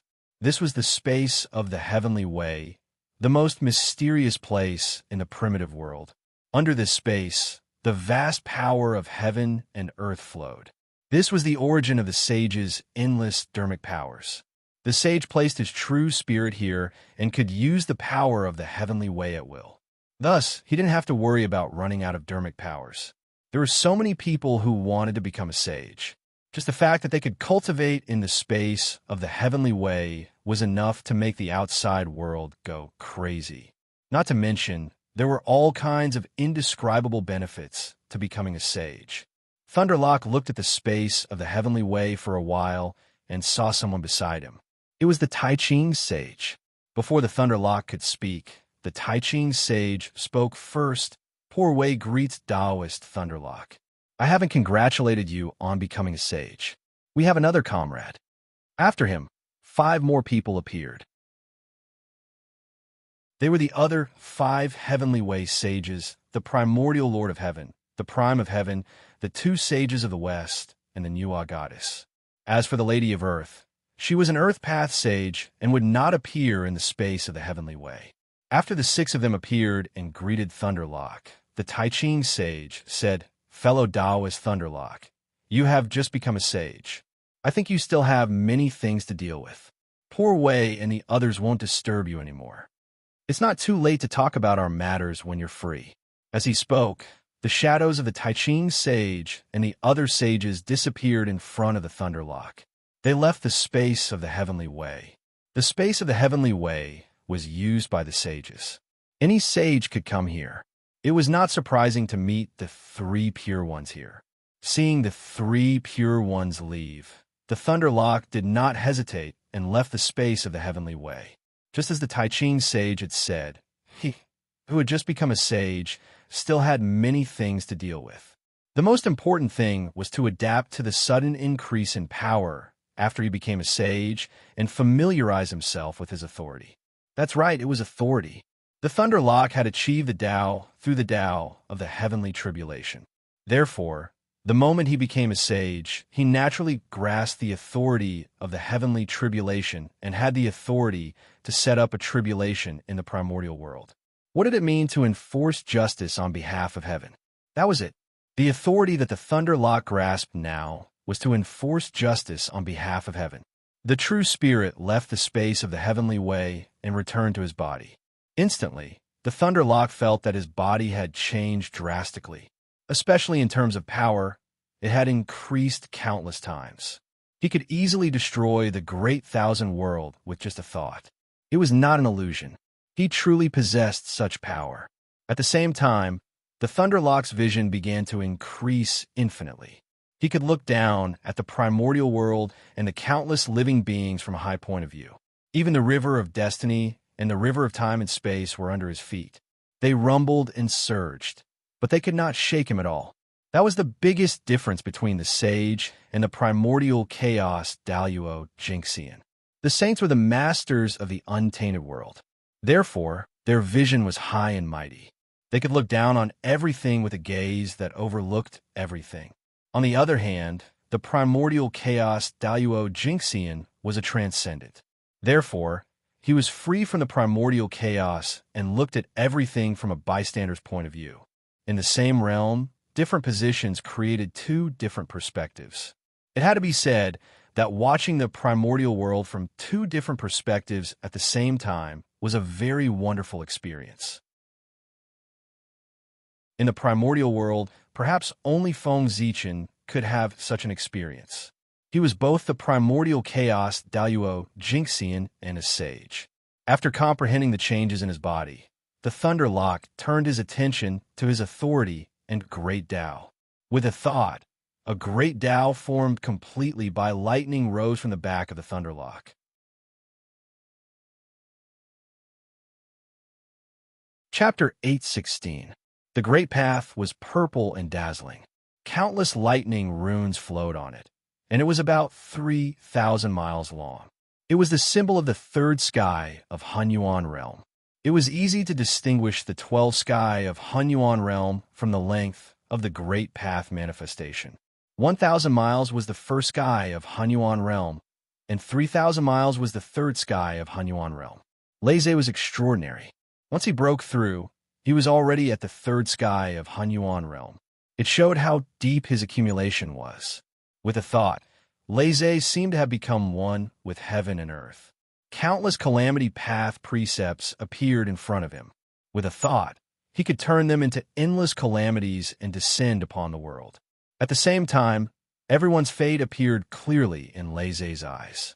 All kinds of calamities intertwined in the fate of all living beings, showing countless possibilities.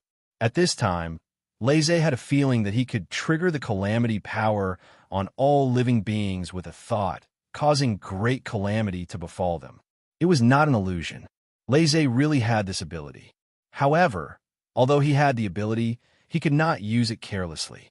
Otherwise, it would be easy to mess up the order of heaven and earth, lose the fairness of the heavenly Tao, and cause great trouble. I am Leze, the Southern Extremity Longevity Emperor. Today, I have become a sage and will preach the great path to benefit all living beings. 10,000 years later, anyone who is fated can come to divine firmament to listen to my preaching, Leze suddenly said after experiencing all the changes after his breakthrough. That was right. After becoming a sage, it was customary to preach the great path to all living beings. It was the same when Yuhua became a sage. It was the same when the three pure ones became sages. The two sages of the West became sages, and Goddess Hutu became sages. Leze was no exception. At this time, even the heavenly Tao would not say anything. This was because this would undoubtedly deepen the sage's influence in the hearts of all living beings. The heavenly Tao should be supportive of this. Leze's preaching was a normal process. There was nothing wrong with it. All the sages had gone through this.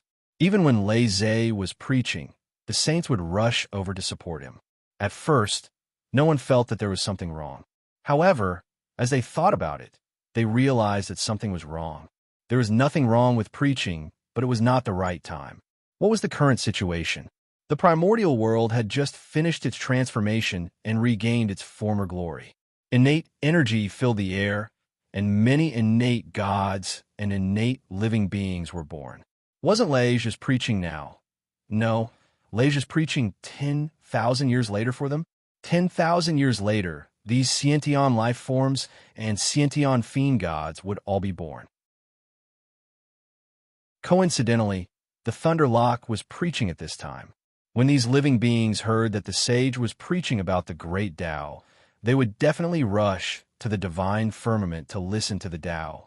When that time came, Leze only needed to mention that he wanted to take in a few disciples after his preaching, and these innate gods and creatures would all fight to be his disciples. Good heavens, isn't this a replica of Tao ancestor Hong Jun's Purple Cloud Palace lecture? There was no need for Xiao Chan to put in so much effort to find a disciple. He only needed to sit at home, and the outstanding talents of the great desolate Ian would take the initiative to deliver themselves to him. If Leze's plan really worked, he, who was already weak, would be able to gather many talents. If he was given more time to develop, it might be an exaggeration to say that he would become the second Xian sect, but it was not an exaggeration to say that he would be the second Jie sect.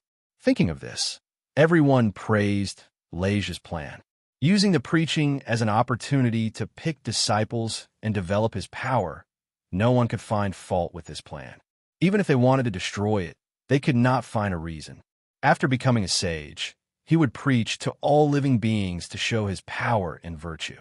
If you went to cause trouble, not to mention whether you were in the right or not, your action alone would make you an enemy of him. This was not a wise move. But fortunately, Leja did not go to the extreme. He only preached 10,000 years later, not 100,000 years later. Although 10,000 years was a long time, there were many sentient life forms and sentient fiend gods in the primordial world. It was impossible for all of them to be born in 10,000 years. Only a small portion of them would be born, and more would still be in the process of being born. This way of eating was not too ugly, and everyone could tolerate it. Seeing that Leja had just become a sage, it was okay to give him a chance. But if Leja chose to preach 100,000 years later, it would be a little ugly. Not many sentient fiend gods and sentient life forms were born in 10,000 years. But in 100,000 years, even if not all of them were born, most of them would be born. If Leja took them all in one go, everyone would vomit blood. So they would not allow this to happen, even if it meant falling out with Leja. It was okay to take a step back, but not two or even a few steps back. This was a matter of principle. Leja's 10,000 years was just right. He did not touch anyone's bottom line, and he also achieved his goal. That's right. Leja's preaching was aimed at those sentient fiend gods and sentient life forms. Divine Firmament Palace was huge, and Divine Firmament was even bigger, but there were very few living beings in it. So, Leja planned to use this preaching opportunity to pick some talents for Divine Firmament Palace to expand its power. In the future, Divine Firmament Palace would preside over the operation of heavenly tribulations, monitor the eldritch world, and all living beings. Now, Leja's early planning was perfect. Leja looked around and saw that everyone was looking at him kindly. When they looked at him, they even smiled. Only then did Leja feel relieved. At this moment, he was sure that no one would disturb him during his preaching. 10,000 years was within their bottom line. Leja cupped his hands at everyone and withdrew his saint aura. He then took down the eye of heavenly punishment hanging in the sky and put it away. Then he turned and left, returning to Divine Firmament Palace to prepare for his preaching. After he put away the eye of heavenly punishment, the oppressive aura in the air also disappeared. The oppressive aura came from the eye of heavenly punishment. It made the entire world feel oppressive. A supreme grade, sentient spiritual treasure like the eye of heavenly punishment should not have such power. But now it was no longer a supreme grade, sentient spiritual treasure or sentient cardinal treasure. It was a very special treasure, a heavenly Tao saint artifact. When Leja disintegrated his Taoist body and merged it with the eye of heavenly punishment, this supreme grade, sentient spiritual treasure began to transform. Then, Leja used this treasure as a bridge to connect with the heavenly Tao and gather the calamity aura in the world.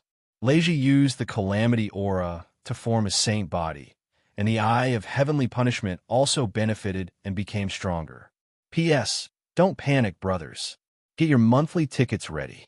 From now on, I'll definitely be able to get 10,000 tickets in 24 hours. After I do that, you can use your monthly tickets as much as you want. Also, you must wear sunscreen when you go out. Men do the same. If your face is sunburned, it's uncomfortable and might be disfigured. You might even want to die. This is a lesson.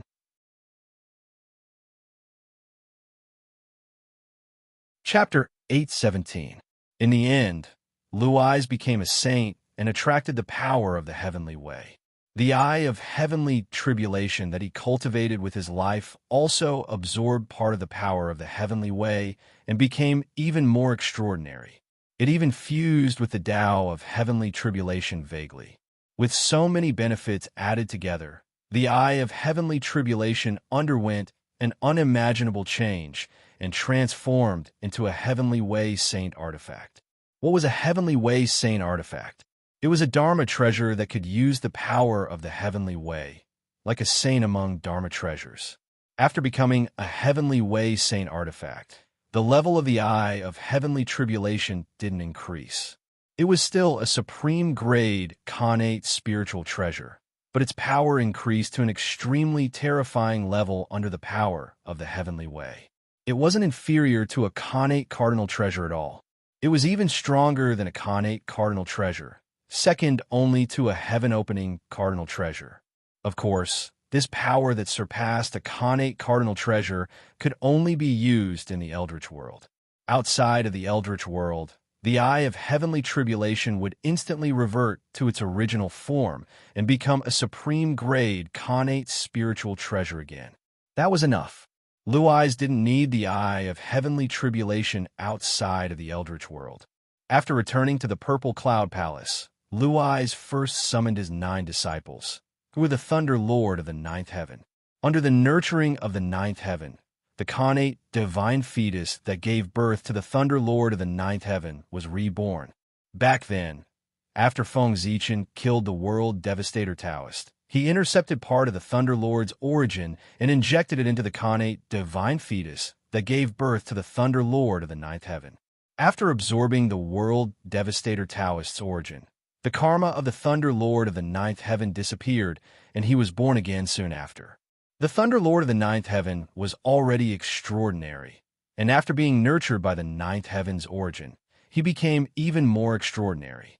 After being born, each of them was a top-tier connate god fiend with the cultivation of Tao Lord of Tai. With the same origin and the grace of being reborn, the Thunder Lord of the 9th heaven became Blue Eyes' disciple.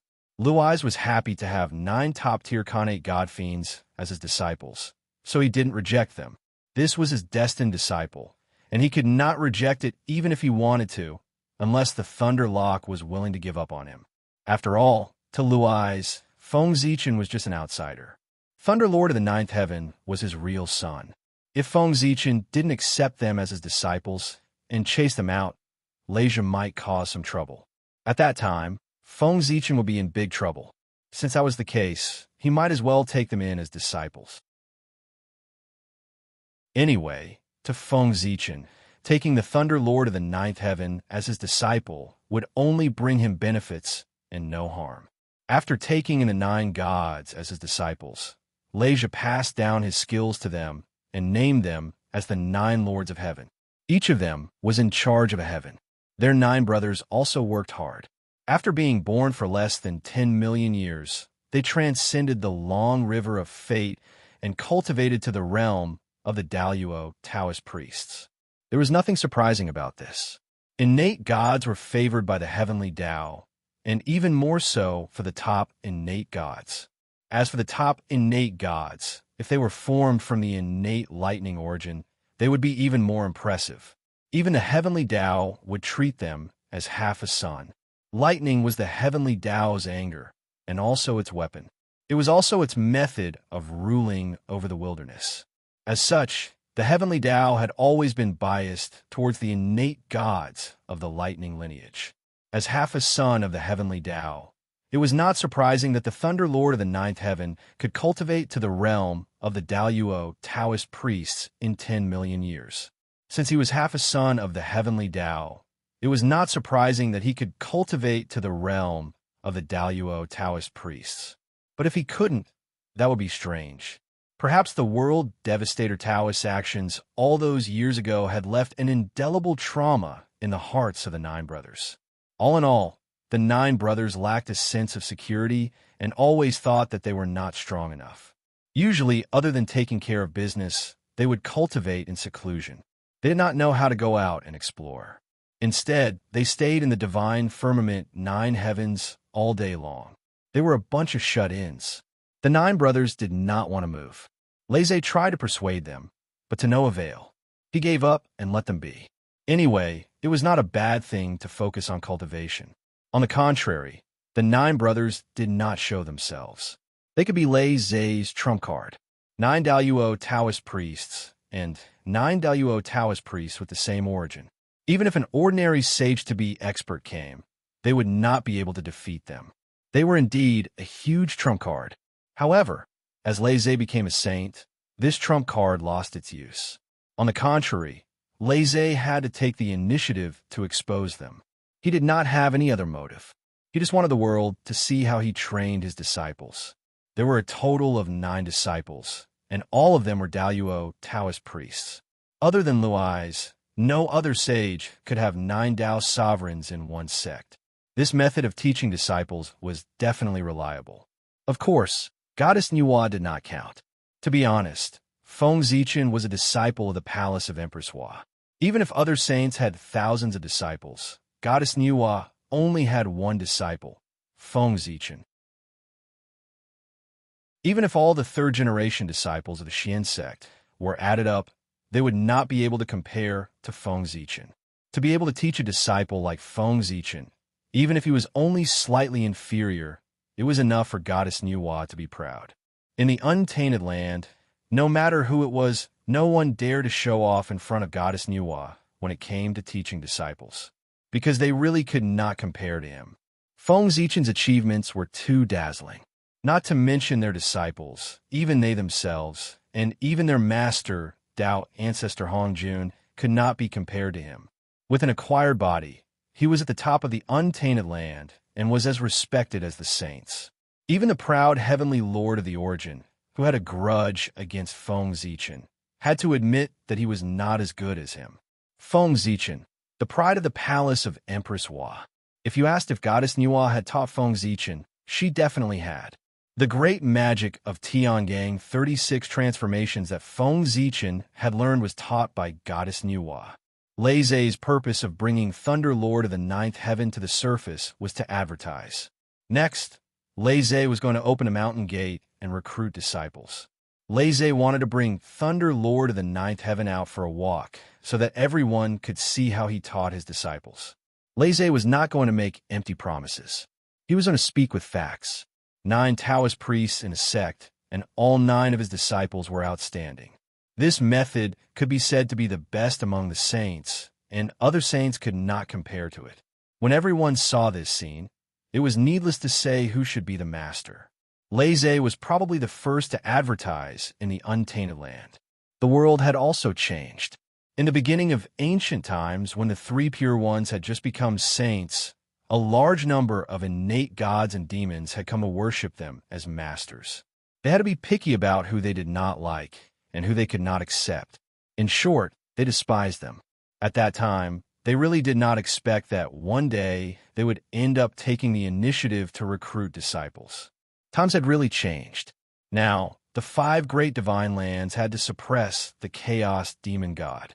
For this reason, the saints had to maintain restraint and not fight.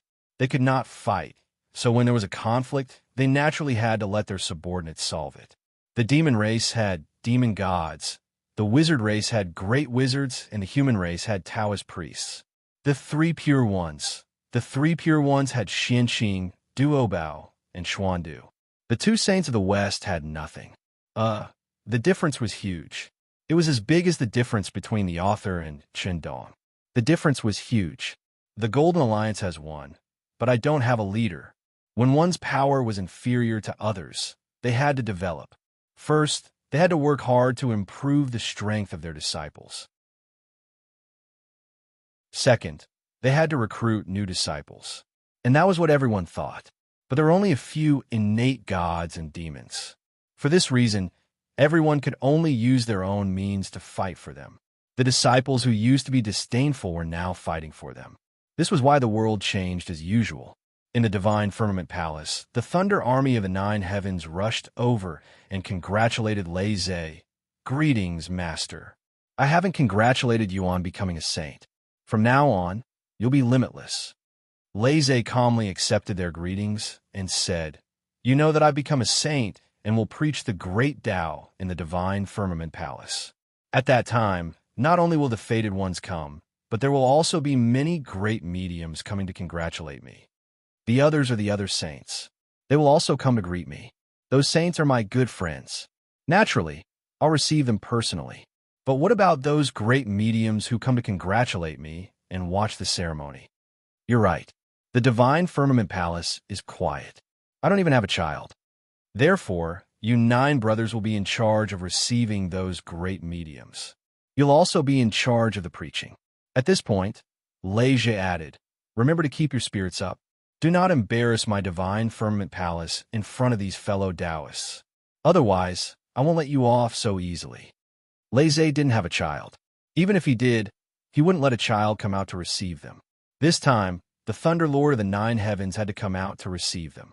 In this way, Leisure could naturally introduce them to the various powerful beings and sages.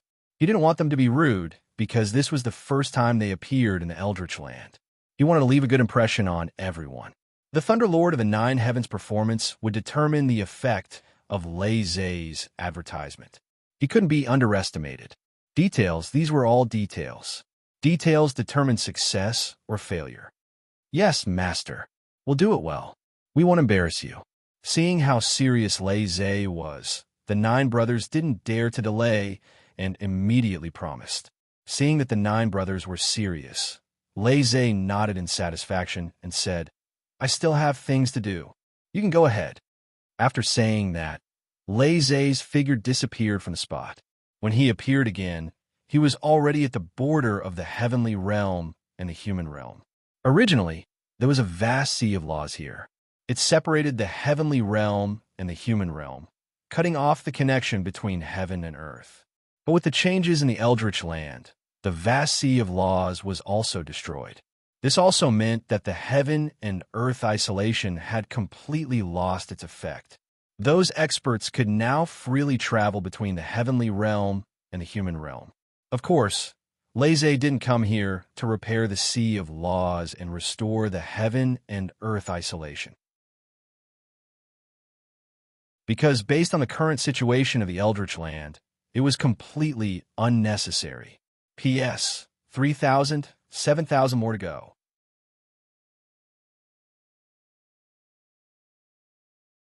Chapter 8:18. The Golden Age had arrived. Now that the heavenly passage was going against the general trend, it was destined to not have a good ending. Therefore, Luis came here for another purpose. He wanted to make some arrangements here to block the path. Even if he opened the door and preached to the countless people, not everyone was qualified to come and listen.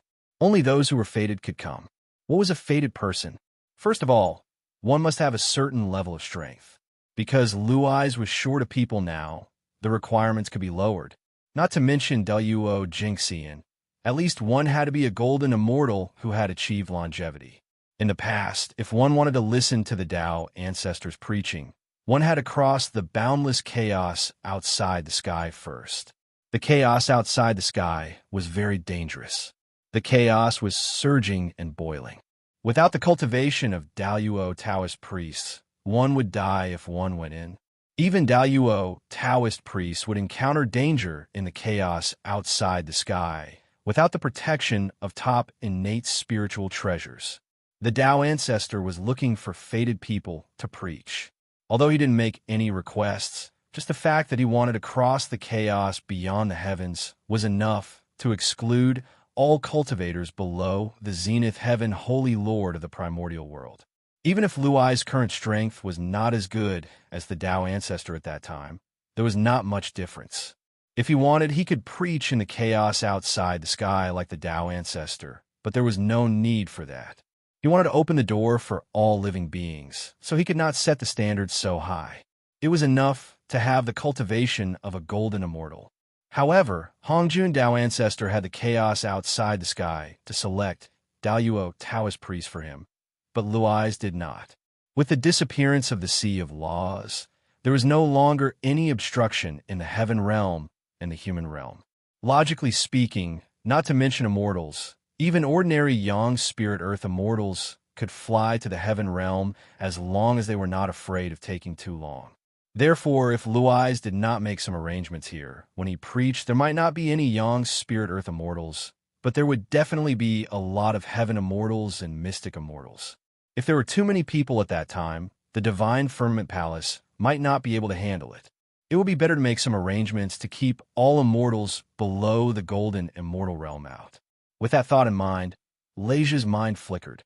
Boundless lightning, fire, and wind appeared, spanning across the border between the heavenly realm and the human realm. He formed a hand seal and pointed at the astral wind. The astral wind suddenly elongated and thickened until it was as long as the sky. It was about 30,000 miles thick. This gale was capable of destroying the soul and corroding the bones, and it was over 10,000 times stronger than an ordinary gale. Without a cultivation at the heavenly immortal realm, one would be instantly minced into powder and obliterated in body and soul. The celestial immortals here referred to the celestial immortals who cultivated the innate Tao and had a deep foundation, not the celestial immortals who cultivated the postnatal Tao and had only a high realm, but no powerful strength. This time, Luai's only planned to teach the Tao to those who cultivated the connate Tao. As for those who cultivated the postnatal Tao, he didn't even consider them and automatically ignored them. Based on the current situation, those who still chose to cultivate the acquired Tao probably didn't have much aptitude or confidence in themselves. If not, why didn't he cultivate the connate Tao? Even if such a cultivator came to the divine firmament palace, he probably wouldn't understand what Luai was talking about, because he was talking about the connate Tao. Luai waved his hand again, and a layer of thunder fire appeared on top of the astral wind. It was also 30,000 miles high. The thunder fire and the fire were both spiritual thunders and spiritual fires born of nature. Their power was extraordinary, and ordinary mystic immortals couldn't even get close to them.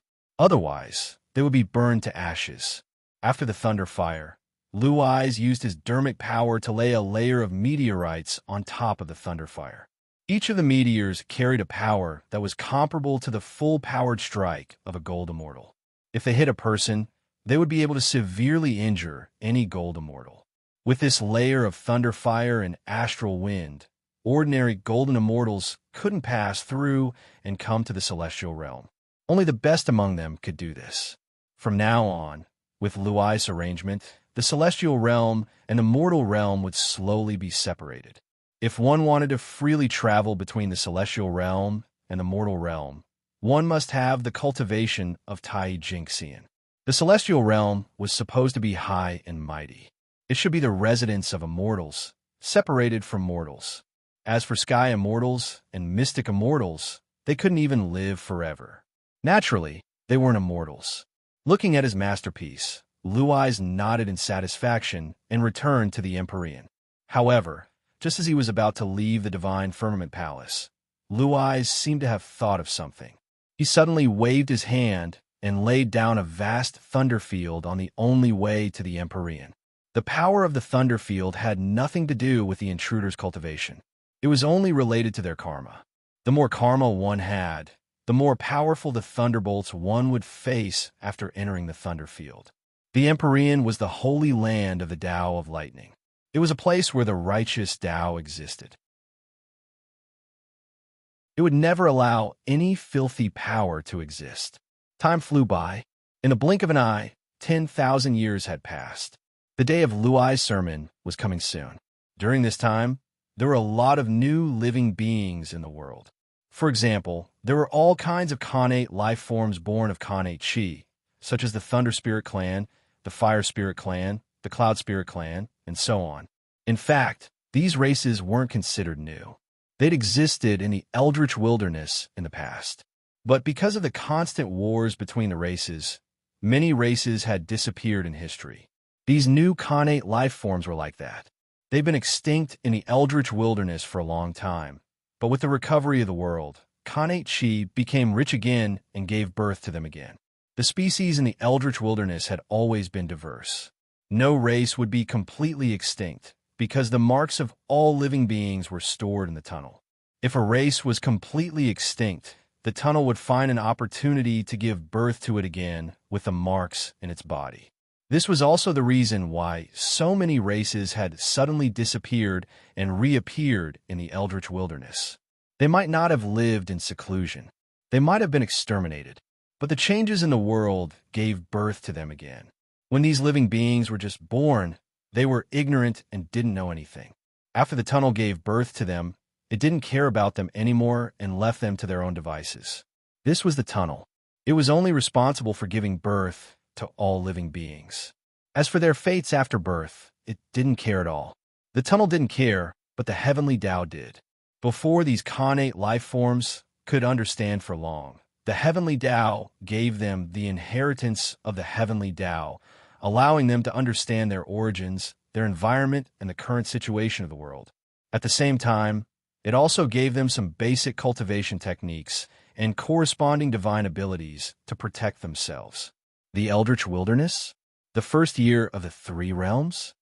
After receiving the inheritance, the Khanate life forms understood their situation. They were now in the Eldritch Wilderness, the era of the three realms. That's right, the era of the three realms. The War of the Gods had ended, and the Eldritch Wilderness was reborn. A brand new chapter in history was opened again, from the Age of the Gods to the three realms. Correspondingly, all of the historical records were pushed forward by a step. For example, the primordial age was now called the Age of Creation, or the Age of Gods and Demons. The reason why it was called Gods and Demons was because in any era, those who walked the Eldritch Wilderness were all Khanate gods and demons. The era of the three ancient races became the Primordial Age. The Primordial Age of liches and demons became the Primordial Age. The era that had just passed was called the Primordial Age, the Age of the Gods. Now, although this era had just begun, its name had already been decided. It was called the Age of the Three Realms. What was the three realms? It was the three realms of heaven, man, and earth. The heaven realm was the 36 heavens, standing in the sky of the Eldritch Wilderness. The mortal realm was the Eldritch Wilderness, with the 5 divine lands as the core and countless islands as support. It also included the boundless sea, located in the middle of the Eldritch Wilderness. The earth realm was the underworld, located at the bottom of the Eldritch Wilderness. The Eldritch Wilderness now had 3 worlds. When everyone saw this scene, they thought about it and directly called this world the Three Realms to save trouble. As for the name of the Three Realms, the saints and many great divine abilities discussed it for a long time. Not long after Luais became a saint, Tao ancestor Hongjun called everyone to the Purple Cloud Palace. After all, the birth of the 8th saint in the Eldritch Wilderness was a major event, representing the prosperity of the Eldritch Wilderness. As the Lord of the Eldritch Wilderness, it was impossible for Tao ancestor Hongjun not to appear. In the Purple Cloud Palace, Tao ancestor Hongjun congratulated Luais and then encouraged him. Finally, it was the usual and also everyone's favorite segment of the Tao ancestor's Tao preaching. Every time Tao ancestor Hongjun called people to the Purple Cloud Palace, he would not let them come for nothing. At the end, he would preach the Tao, as if this way, everyone would not be at a disadvantage. The Tao ancestor also had a cute side. After the preaching segment, everyone chatted for a while. For some reason, they talked about the current Eldritch Wilderness. After chatting for a while, they decided on the name of the 3 realms. Heaven, earth, and man were the 3 talents of the Khanate realm. What a nice name. Then, it was difficult for everyone to calculate the date of the 3 realms. Some flatterers suggested that they start counting from the day of Tao ancestor Hongjun's birth.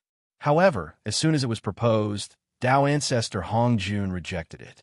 He was already in a state of retirement, so there was no need to fight for this title. After that, someone suggested that they start counting from the birthdays of the 3 pure ones. After all, the Pangu was orthodox and had a righteous name. As soon as this suggestion was made, it was rejected by someone again. The 3 pure ones were Orthodox Pangu, so was Goddess Hutu, Great Emperor Zhuwei, and Great Emperor Gaochen. If they started counting from the birthdays of the 3 pure ones, it would be difficult for people to accept it. After the 3 pure ones, someone suggested that they start counting from the day the human race was born. After all, the human race was the protagonist of the world, so they should enjoy this honor. As soon as the suggestion was made, someone said that if the human race could do it, so could Goddess Nuwa. After all, the human race was created by Goddess Nuwa. Then, someone suggested that they start counting from the day Goddess Hutu transformed into reincarnation. P.S. I'm still 4,000 short. I have to wait until dawn. Damn it, I'll go on a blind date later. Wish me success.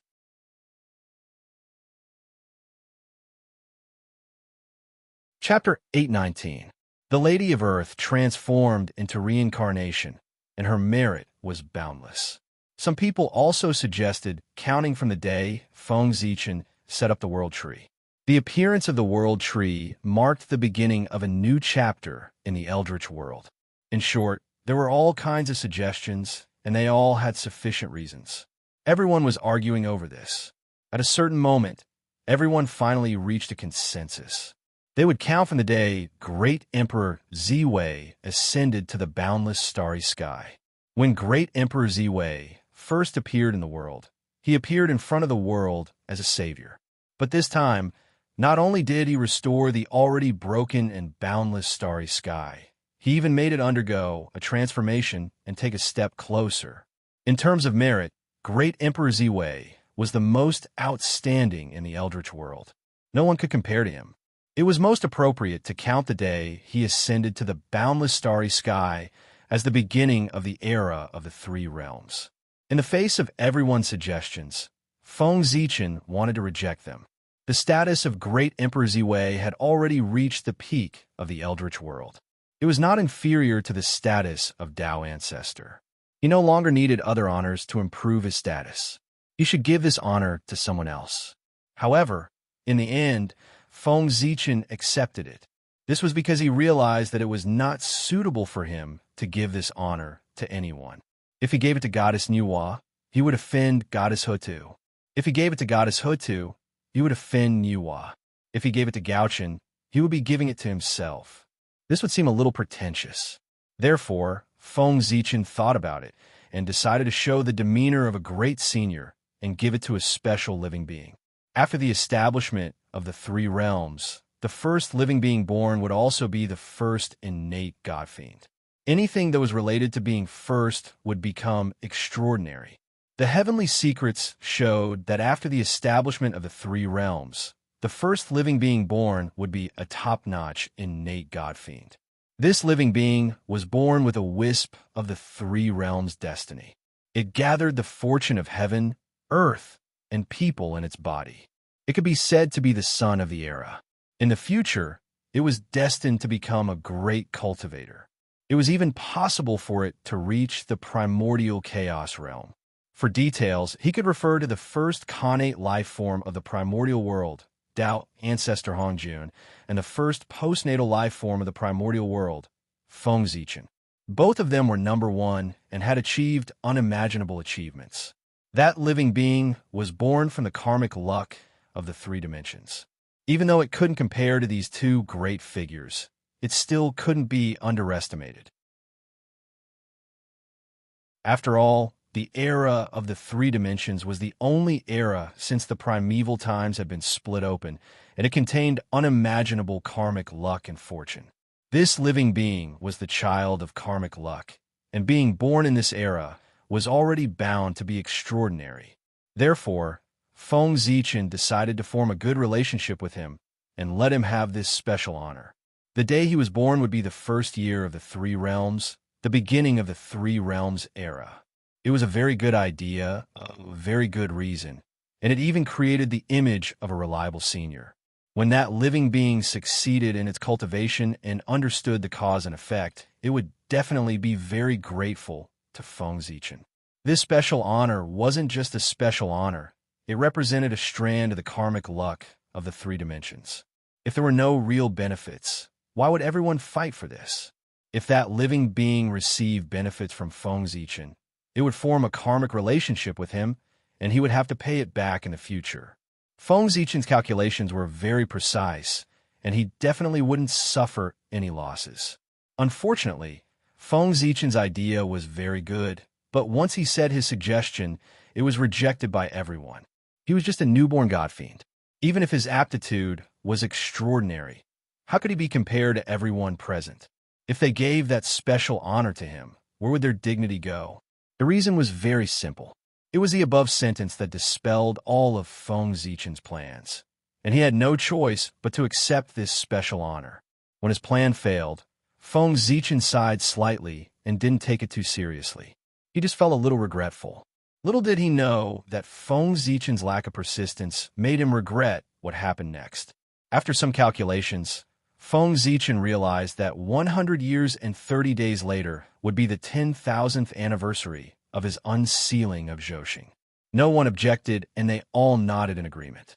Then, Feng Zichen set this day as the first day of the three dimensions, the beginning of the three dimensions era. In the blink of an eye, that day came.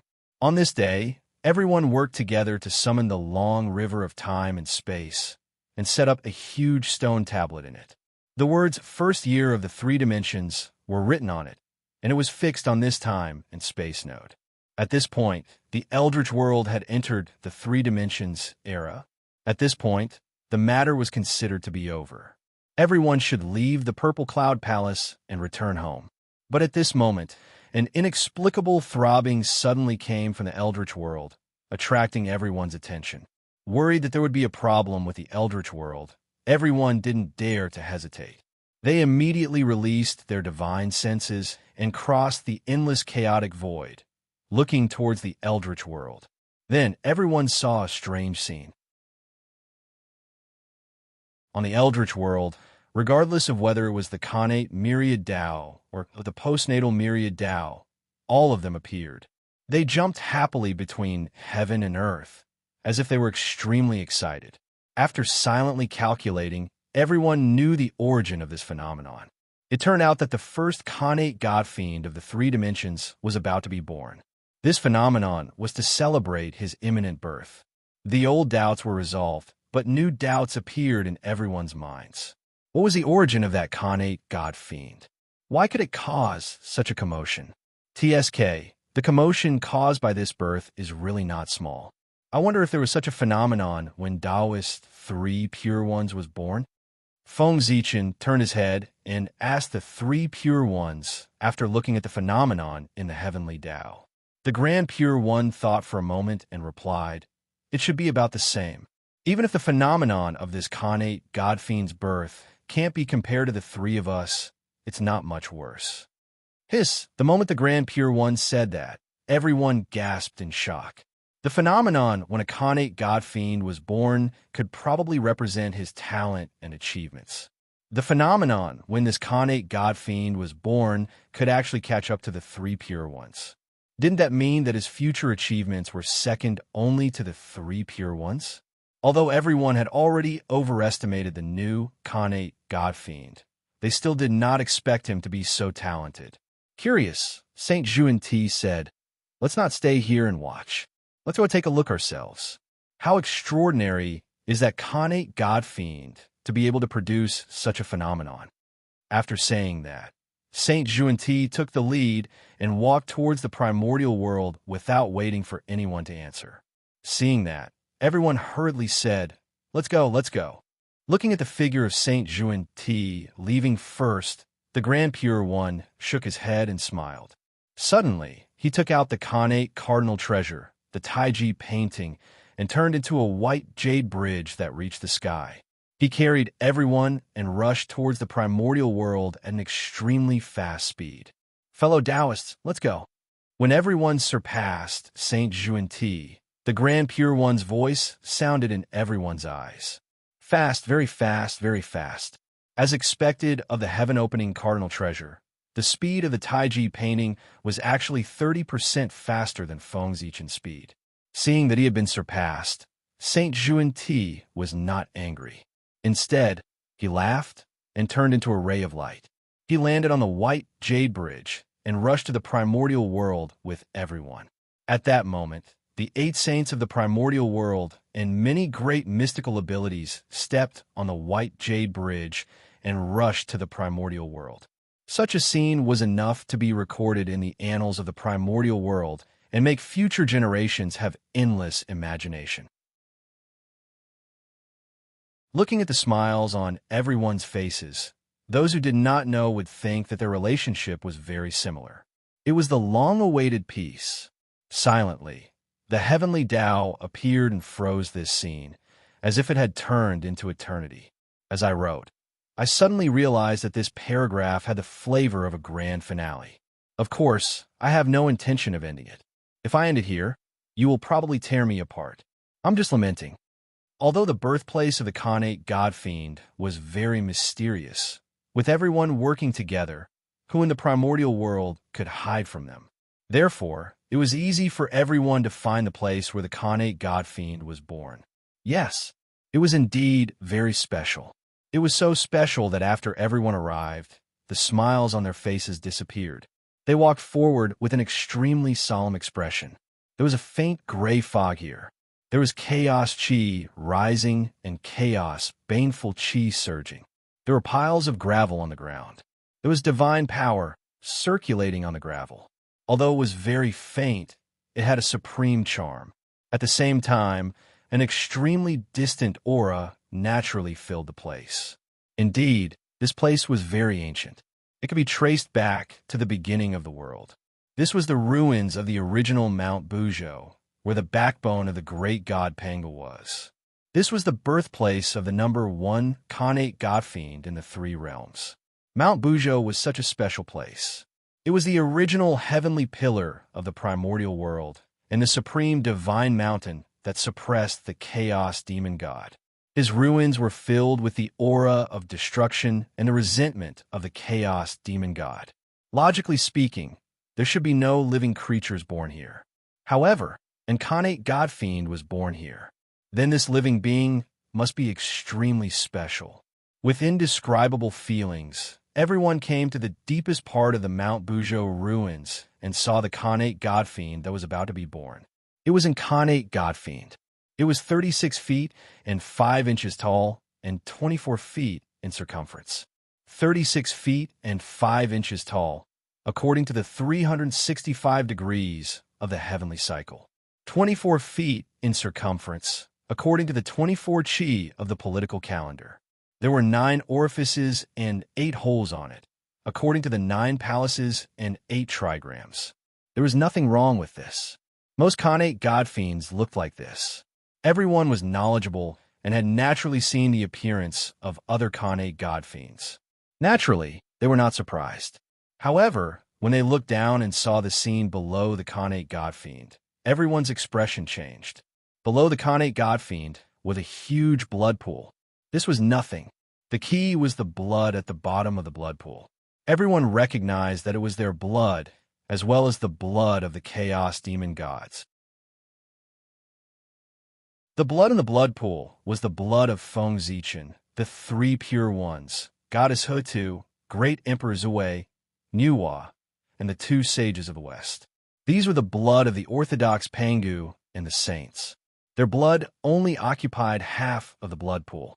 The remaining blood emitted a faint divine light, with the great Tao rules looming and chaotic aura lingering on it. It was the blood of the chaos demon gods. Where did the blood come from? Everyone remembered that at the end of the gods' investiture tribulation, they had a great battle with the 7 chaos demon gods. Although they won that battle and successfully sealed the chaos demon gods in the 5 divine lands and the heaven realm. However, how could they not pay a price for the battle with the chaos demon gods? They were all injured and lost a lot of blood. The blood in the blood pool was left by them at that time.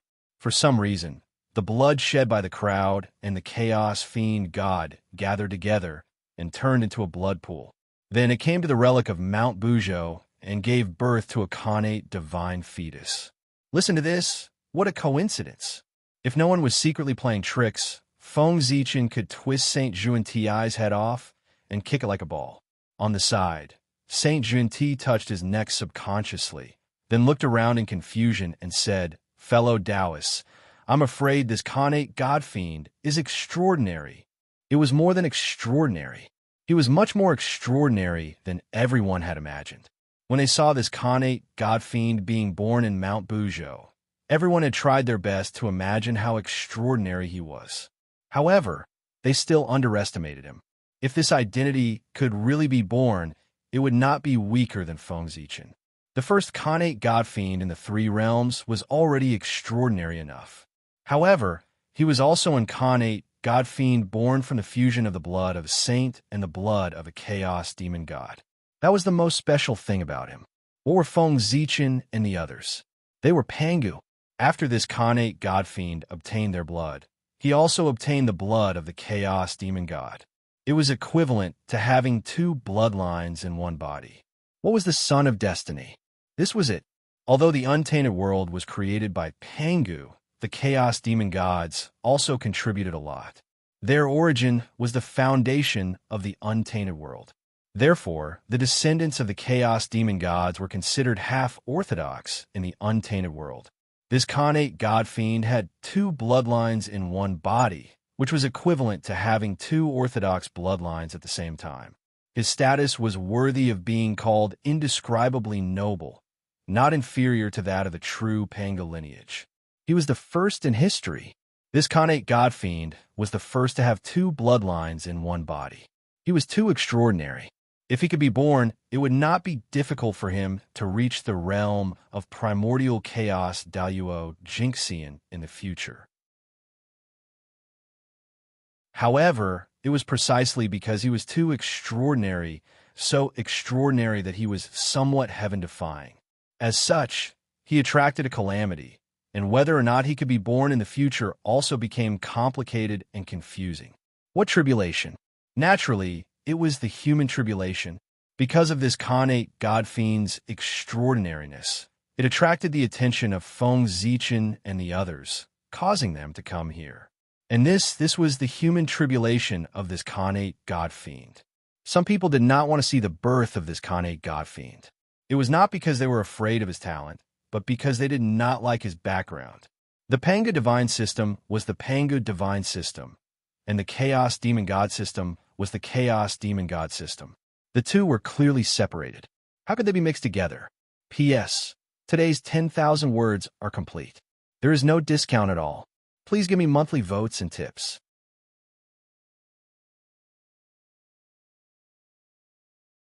Chapter 820. This Khanate God-fiend had mixed up the concepts of the two and messed up the bloodline of the Panga Divine System. His birth was a mistake, so he should not exist. Of course, his existence was reasonable. Although everyone was unwilling to see this Khanate God-fiend appear, there was a reason for his existence. They could not bring themselves to kill him. If this Khanate God-fiend had grown up and become a top-notch great divine ability expert, they would not waste their breath and kill him directly. However, this Khanate God-fiend had yet to be born. They were all people of status and dignity, so they could not bring themselves to kill a Khanate God-fiend that had yet to be born. However, even if they couldn't kill him, it didn't mean that they would let him go. Killing him was only the most direct method. Apart from that, they had many other methods to deal with this Khanate God-fiend. For example, taking advantage of the fact that he was not born yet, he first destroyed his providence. How would they do it? It was simple. They could create an Khanate God-fiend in advance, and let him be born before this Khanate God-fiend. Then, they could destroy his luck. This way, this Khanate God-fiend's luck would definitely be affected, and the Khanate God-fiend that had stolen his luck would become his lifelong enemy. This method was good. They could stop this Khanate God-fiend's development without bloodshed and nurture a mortal enemy for him. It would be difficult for him to grow in the future. With that thought in mind, everyone immediately took action. They all used various methods to create the Khanate God-fiends in their divine lands. First, providence. If they obtained it and nurtured it seriously, they might be able to teach a top-notch great divine ability expert. Such an opportunity could not be given to others. On Shoyang Mountain, the Grand Pure One spiritual will came with the Khanate Cardinal Treasure, the Taiji diagram. It absorbed all the chi of heaven and earth from all directions and was transformed by the Taiji diagram into the purest Khanate Taiji origin. It poured into the brass vein under Shoyang Mountain. The brass of Shoyang Mountain was famous in the world. It was a top-notch divine metal in the primordial world. A Khanate Cardinal Treasure refined with this material was as powerful as an ordinary Khanate spirit treasure. It was obvious how precious this was. Originally, the brass on Shoyang Mountain had long been dug out. However, as the world transformed, the brass vein sensed the creation chi of heaven and earth and was reborn. Not only that, endless creation chi gathered at the center of the brass mine, giving birth to an innate divine fetus. This was the brass spirit, a Khanate fiend god that the three realms had nurtured. If nothing unexpected happened, this Khanate god fiend should have been born tens of thousands of years later. Then it transformed and was accepted as a disciple by the Grand Pure One. However, at that moment, in order to break the destiny of the Khanate god fiend and fight for the number one destiny, the Grand Pure One decided to give birth to his future disciple in advance. Even with the help of the Taiji diagram, forcefully reviving the brass spirit would still have some impact on it. However, compared to the number one providence, this little bit of influence was nothing. The Grand Pure One was gambling. He was using this disciple's future to bet that he would be the first to be born. If he succeeded, he would be blessed by the number one providence, and his future would be limitless. If he failed, well, it doesn't really matter. It's just stunted growth. With the Grand Pure One's methods, he could easily make up for it. Thinking about it this way, if he lost, he would not suffer a loss. If he won, he would make a huge profit. Why didn't the Grand Pure One take this gamble? At the same time that the Grand Pure One took action, the Heavenly Lord of Primordial Beginning was also taking action. His spiritual will carried the Panga banner across an endless distance and returned to Mount Kunlun. Mount Kunlun, the first divine mountain of the primordial world after Mount Bujo was destroyed, where the eastern ancestral veins were located. This mountain could be said to be a collection of the fortune of heaven and earth. Such a special place naturally gave birth to more than one Khanate god fiend. The Kunlun Mountains were vast and boundless. There were countless places of destiny inside. Now that the world had transformed, they had obtained the support of the creation chi of heaven and earth and undoubtedly became even more extraordinary. Wasn't it normal to give birth to a few Khanate god fiends or Khanate spiritual treasures? Although there were many Khanate god fiends on the mountain, the Heavenly Lord of Primordial Beginning was not picky. The target he wanted to give birth to was very clear. It was a Khanate god fiend born on Mount Yujing. At the same time, this was also the strongest Khanate god fiend born on Mount Kunlun. Let's not talk about the Khanate god fiend. Let's talk about Mount Yujing first. Besides the main peak of East Kunlun, there were 72 other divine mountains. All of them were extraordinary. They were all top-notch blessed places in the primordial world. Among the 72 divine mountains, Mount Yujing might not be the best, but it was definitely the most special one. That was because this was the place where Hongjun Taoist master lived before he attained Tao. As the place where Hongjun Taoist master cultivated, it was obvious how extraordinary this place was. It was called the Celestial Ancestral Court, and the Khanate God Fiend was born here. Anything that was related to Hongjun Taoist master would become extraordinary, let alone this Khanate God Fiend. When he discovered that there was a Khanate God Fiend on Mount Yujing, the Heavenly Lord of Primordial Beginning, who had already given up on taking in disciples, suddenly had the thought of taking in a disciple again. He wanted to take him in as his direct disciple. Such a background was not enough for the Heavenly Lord of Primordial Beginning to change his mind and take him in as his direct disciple. He was only a disciple in name. But this Khanate God Fiend had yet to be born, and he was already chosen as his direct disciple by the Heavenly Lord of Primordial Beginning. The main peak of Mount Yujing, the peak of the Purple Clouds Peak, was filled with purple clouds. It stretched for more than 3,000 miles, and it was very noble. Under the purple clouds, there was a vast and empty land. Originally, this place was not empty. The Purple Clouds Palace, known as the number one holy ground in the primordial world, was located here before they went to the chaos beyond the heavens. After the Purple Clouds Palace left, this place became empty and spacious. In the middle of the empty land, there was a Khanate God Fiend that was 99 feet tall. It had 9 orifices and celestial light surrounded it. It kept on breathing in the surrounding purple clouds.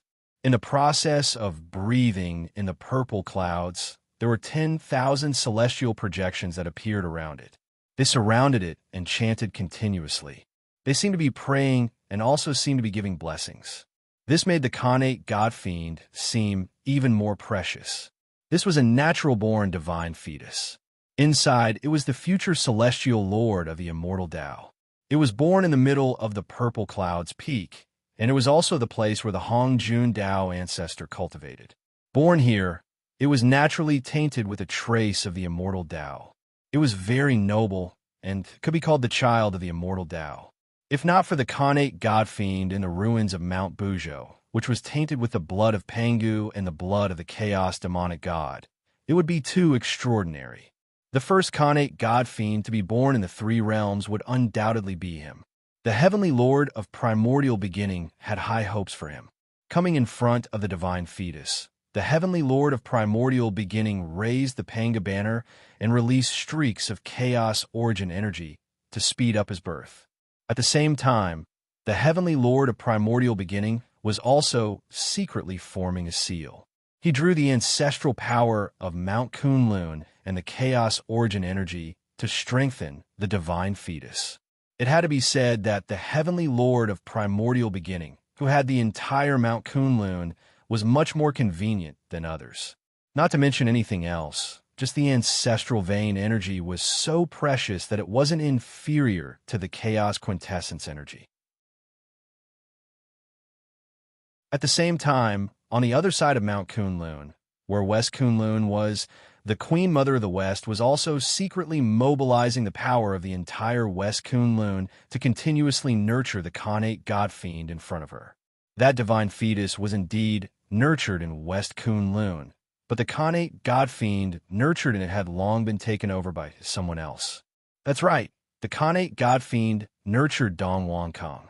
The wisp of Dong Wang Kong's Khanate indestructible true spirit that the Queen Mother of the West had secretly taken away was injected into this Khanate god-fiend to be nurtured again. At this moment, the Queen Mother of the West was nurturing him. Obviously, she wanted to let Dong Wang Kong fight for the opportunity to be first. She had no choice, other than the great perfection of Sage to Be and the supreme grade Khanate spiritual treasure Jingyang Bell. Dong Wang Kong had nothing left. He had even lost his identity. As a last resort, the Queen Mother of the West had let Dong Wang Kong fight for the opportunity to be first in order to increase his chances of achieving Tao in the future. On Golden Turtle Island, the remaining disciples of the Jie sect formed a mysterious Khanate formation under the leadership of Xianqing. They directly absorbed the chaotic qi from the void and transformed it into the most primitive Khanate origin. They kept injecting it into the Khanate god-fiend in the center of the formation.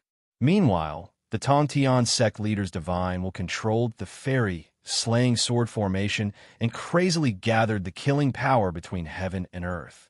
He then refined it and injected it into the Khanate god-fiend to help him transform. This was the Khanate god-fiend nurtured by Golden Turtle Island. It was born from the combination of the essence qi of the East Sea and the spiritual qi of Golden Turtle Island. When it was first nurtured, it had inherited the mark of the fairy slaying sword formation. It was quite extraordinary and was born to be a killing god. At this moment, the Tongtian sect leader was using the power of the entire sect to nurture this Khanate god-fiend to fight for the opportunity to be first. Other than the three pure ones, it was the two saints of the West. On Mount Meru, a grade 9 virtuous golden lotus bloomed with bright light. There is also a shocking spirituality contained in it. Obviously, this grade 9 virtuous golden lotus already had spirituality and was about to transform. The West was not as rich as the East, and Mount Meru had been through many wars. There was not much of its origin left. It was not enough for itself, let alone for others. The chaos demon god's origin was used to repair the West's ancestral veins and strengthen the West's origin of the earth. It cannot be used. Therefore, the two saints of the West gritted their teeth and directly bled, using their own Khanate origin to nurture this grade 9 virtuous golden lotus. The two saints of the West were also born with Khanate spiritual roots. Therefore, when the grade 9 virtuous golden lotus devoured their origin, not only would it not be affected, but it would also gain a lot of benefits. The grade Nine virtuous golden lotus itself was a superior grade, connate spiritual treasure. Once it transformed, it would be the most superior connate god-fiend. Now that it had transformed after devouring the saint's origin, it would probably transform into the most powerful connate god-fiend. This golden lotus carried the high hopes of the two saints of the West. It should be the future of the Western sect. Speaking of which, the Western sect was becoming more and more like Buddhism. They both used lotuses as sacred objects, but one was a golden lotus and the other a black lotus. The commotion this time was so great that even Yuhua, who usually ignored worldly affairs, couldn't help but intervene. She released her divine will and brought the connate treasure cauldron of heaven and earth to an immortal mountain in the East Sea. This mountain was called Flower Fruit Mountain. There was a five-colored immortal stone on the mountain, which was the same five-color divine stone used to mend the heavens. When heaven and earth transformed, this divine sky-mending stone obtained an opportunity and contained a divine fetus, a connate god-fiend. Originally, it would take tens of thousands of years for this divine fetus to be born, but Niwa came looking for fate and decided to give it an opportunity, allowing it to be born in advance. Rumble. The cauldron of heaven and earth vibrated, accepting the power of the universe and turning it into the divine, sky-mending stone. It constantly strengthened the divine fetus inside. If it weren't for Niwa's help, this divine sky-mending stone would give birth to a stone monkey after tens of thousands of years. It would be born with the will of chaos and create a great name. But after Niwa took action, its fate changed. What was the cauldron of heaven and earth? It was a connate treasure and also the only treasure in the primitive world that could go against the connate heavens. After being refined by the cauldron of heaven and earth, the connate origin of the divine stone was further purified. The connate god-fiend inside was affected and began to transform. Its development became more and more complete. It evolved from a monkey to a human with a connate Tao body. At this moment, the divine sky-mending stone no longer gave birth to a spiritual stone monkey, but a divine sky-mending man who inherited the will of mending the heavens. He was even stronger. At the same time that Niwa took action, Goddess Hutu also took action. The Chaos Treasure, 6 Paths of Reincarnation disc suddenly trembled violently. Unparalleled power surged out of the nether realm, broke through the seal of the sky curtain, and came to the great chaos outside the realm, sweeping away all the chaos chi within 100,000 miles. Rumble. In the 6 paths, a large amount of chaos chi suddenly surged out of the cave that represented the shaman Tao. It was absorbed by Pangu's heart that floated in the depths of the shaman Tao. Bang, bang, bang, bang. After a long time, Pangu's heart beat again, and a loud sound was heard. As it beat, heaven and earth resonated with it. It wasn't Pangu's heart resonating with heaven and earth, but heaven and earth resonating with Pangu's heart, beating with its rhythm. Bang! With every beat of Pangu's heart, a large amount of chaos chi was absorbed by it. Then, purple blood accompanied by purple murderous aura flowed on Pangu's heart. The purple blood was Pangu's blood, and the purple murderous aura was the heavenly god's murderous aura. Pangu's heart produced blood again, which meant that it was beginning to give birth to a connate grand magus. What was a connate grand magus? It was a grand magus that was directly transformed from Pangu's blood, not a grand magus that was cultivated. The grand magus that was transformed from Pangu's blood essence was a grand magus. It was a natural-born, sacred existence that was destined to attain the Tao. The grand magus that was transformed from Pangu's blood was a connate grand magus. Each of them was a top-notch connate god-fiend, and they had a very high chance of attaining the Tao in the future. Gradually, Pangu's heart beat faster and faster, and the chaos chi around him disappeared at a speed visible to the naked eye.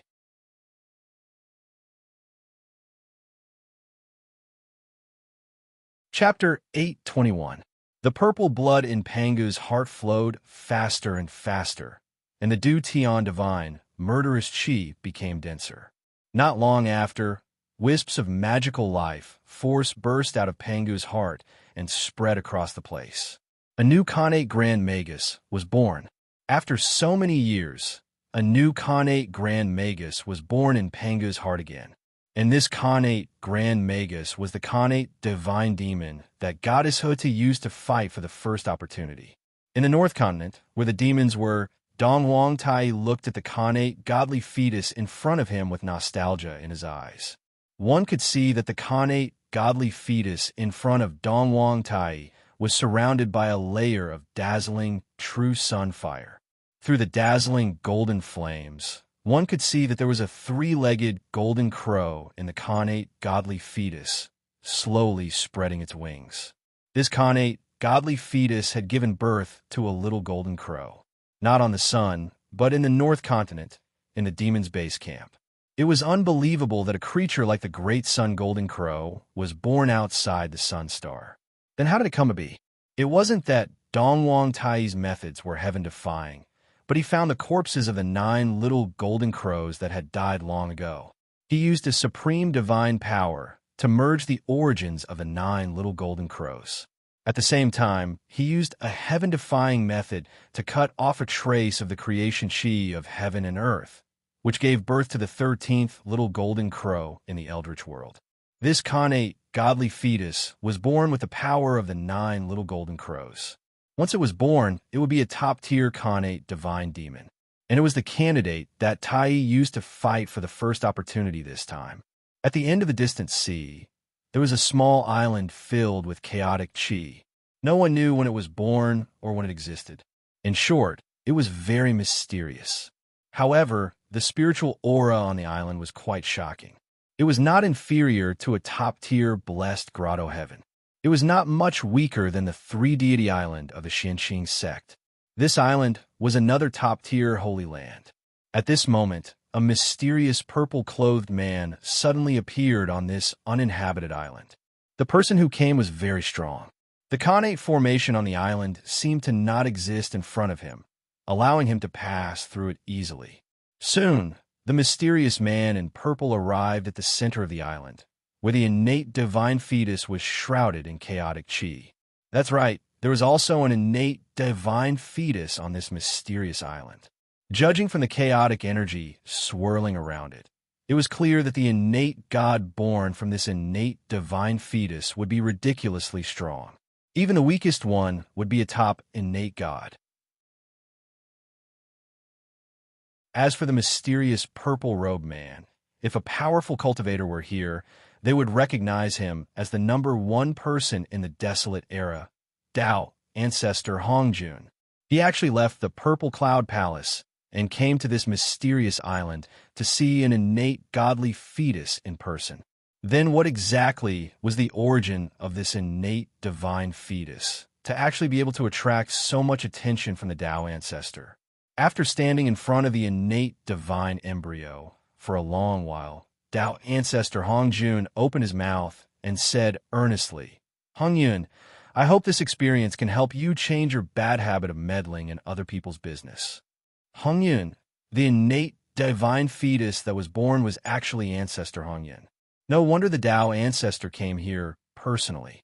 Did Dao ancestor Hongjun come here to give birth to ancestor Hongyun so that he could fight for the #1 opportunity? Of course not. Ancestor Hongyun was an innate divine being, the top existence in the desolate era. To him, it was not important whether he had the #1 opportunity or not. Dao ancestor Hongjun came here to end the karma between him and ancestor Hongyun. Back then, ancestor Hongyun gave up his position in the Purple Cloud Palace to the 2 sages of the West, causing the Xian sect to lose 2 sages. Because of this, ancestor Hongyun and the Xian sect formed a huge karma. This was also the reason why ancestor Hongyun could not become a sage, even though he possessed the Hongmeng Purple Cloud. If the huge karma on him did not end, how could he become a sage? Dao ancestor Hongjun was also a petty person. Ancestor Hongyun had spoiled his plans and caused him to lose 2 sages. He was angry. It was good enough that he did not find trouble with ancestor Hongyun. Why would he take the initiative to end the karma with him? Therefore, Tao ancestor Hongjun did not do anything when ancestor Hongyun was in trouble. But today, things changed, and Tao ancestor Hongjun had to take the initiative to come here. It was because Tao ancestor Hongjun, who was in seclusion, suddenly felt that there was a change in the heavens, and that the Xian sect was in danger of losing their luck. Tao ancestor Hongjun was immediately awakened by this feeling. Then, he hurriedly activated the fragment of the jade butterfly of fate to deduce the reason for the change in the heavens. In a short while, Tao ancestor Hongjun found out the reason. The two sages of the West had the intention to stand on their own. They planned to set up another sect and create their own sect.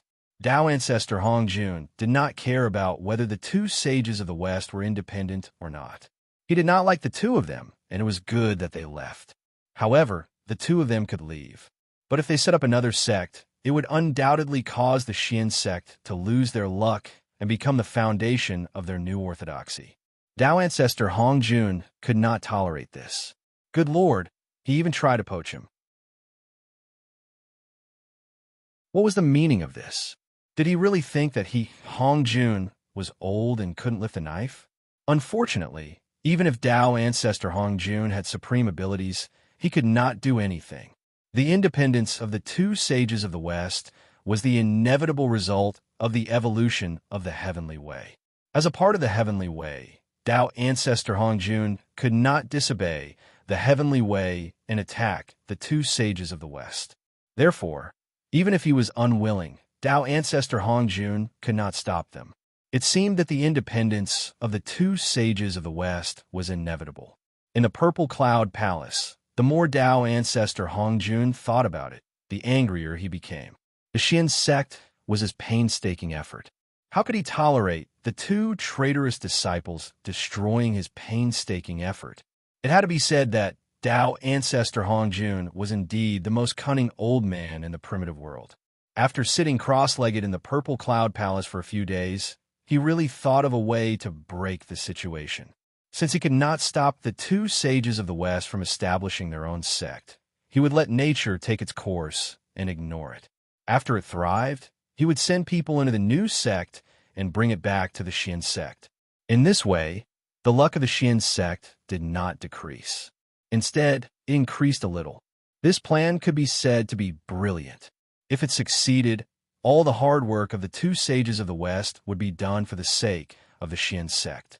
Moreover, they would offend all the experts of the Xian sect. How miserable would that be?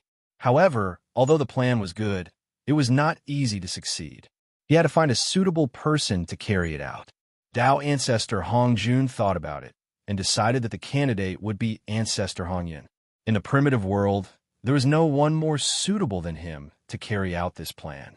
There was no other reason than that the two sages of the West owed ancestor Hongyun. The karma of becoming a sage was huge. If ancestor Hongyun joined the Western sect, the two sages of the West would at least confer him the title of the third sect master. They would not dare to look down on him. Tao ancestor Hongjun sent ancestor Hongyun to convert the new sect established by the two sages of the West. Therefore, Tao ancestor Hongjun personally came to the birthplace of ancestor Hongyun.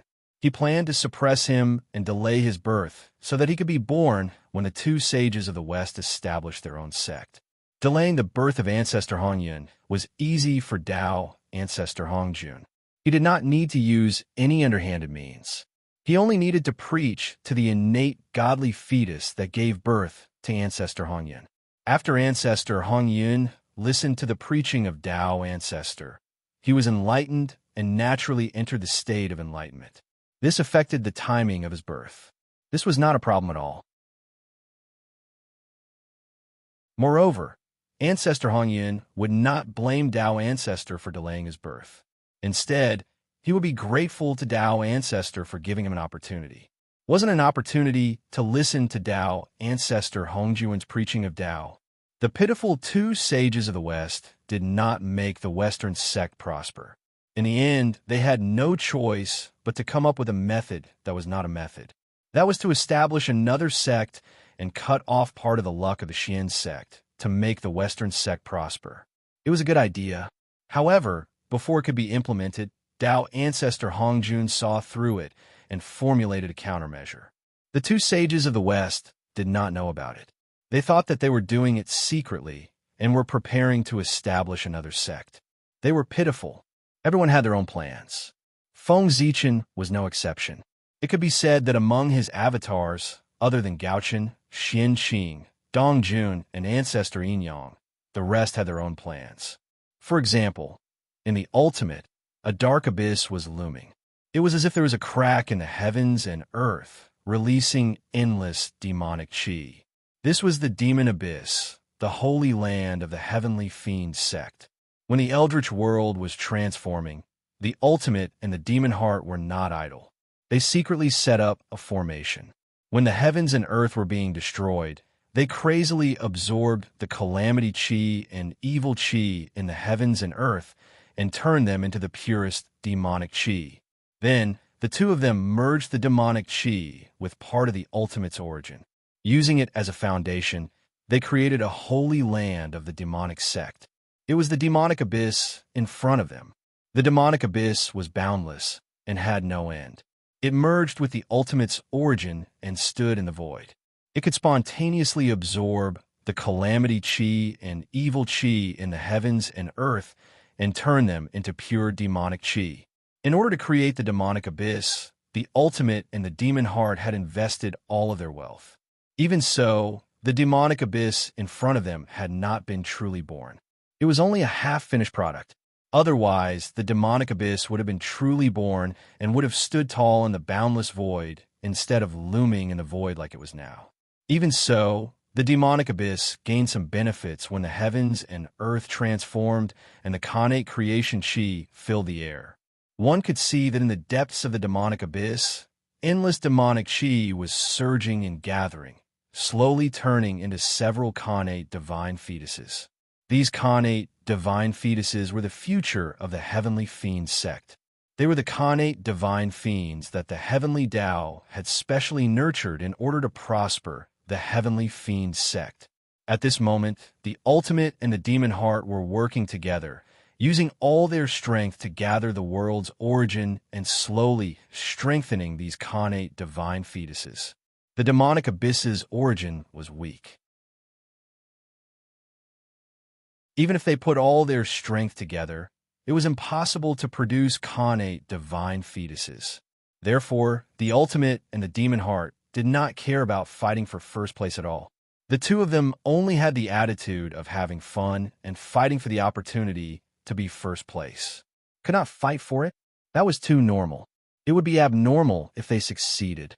The ultimate and the demon heart were not in a hurry because they knew that with the primordial self's backup plan, they would definitely win this fight for first place.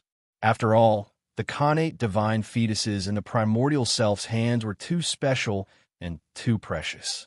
Even the Khanate divine fetuses in the ruins of Mount Buzhou might not be comparable to the one in Feng Zichen's hands. Feng Zichen used honorifics instead of honorifics to show how much Feng Zichen valued him. In the underworld, endless yin qi filled the air and gathered in one place. It was the ancestral land of the ghost Tao, Fengdu Mountain. One could see that at the peak of Fengdu Mountain, and Khanate divine fetuses surrounded by ghost qi was releasing a strange light. The Khanate yin qi that surged from all over the underworld was absorbed by the Khanate divine fetuses as the light swallowed it. And this Khanate divine fetuses gave birth to the first Khanate god fiend of the ghost Tao. His appearance was a sign of the prosperity of the ghost Tao. There was more than one Khanate divine fetuses born in the underworld. There were even better ones. However, the emperor of Fengdu valued this Khanate divine fetuses the most because they carried the future of the ghost Tao. The Khanate god fiend born from this Khanate divine fetuses would definitely lead the ghost Tao out of the underworld and let the entire three realms hear the ghost Tao's name. Apart from this Khanate god fiend, there were many other wonderful Khanate races born in the underworld. Among them, the one that caught the emperor of Fengdu's attention the most was the special race born from the ghost Tao, the ghost race. Even ghosts could be born from heaven and earth. This world was getting more and more mysterious. To be honest, The Ghost Emperor of Fengdu valued the Khanate divine fetuses very much. If it weren't for the fact that the Khanate divine fetuses in his true body was too powerful, he would have helped this Khanate divine fetuses fight for the first place. In the central divine region, the ancestral land of the human race, under the world tree, 9 human prodigies gathered. They bathed in the world tree's radiance and kept swallowing the world origin that it emitted. Compared to the others, the North Star was much more realistic. He didn't need to look for Khanate divine fetuses to nurture. There were so many human prodigies who cultivated the God Fiend Tao and were about to transform into Khanate God Fiends. If that was the case, why didn't the North Star nurture his own prodigies and transform them into Khanate God Fiends? Why did he look for incarnate divine fetuses to nurture? Could it be the human prodigies were weaker than Khanate God Fiends? Therefore, the North Star selected the 9 most outstanding prodigies of the human race and had them cultivate under the world tree. The world origin would help them undergo the final transformation and transform them into Khanate God Fiends. The Khanate divine fetuses in the boundless starry sky were very powerful and honorable. Theoretically, there shouldn't be any problems if they were to fight for the first place. However, Feng Zichen had always been cautious in everything he did. He always had to be prepared for both sides to prevent any accidents from happening. Nothing was absolute. Overconfidence could lead to failure. P.S. I'm too tired today. I've been filling a septic tank for the entire afternoon.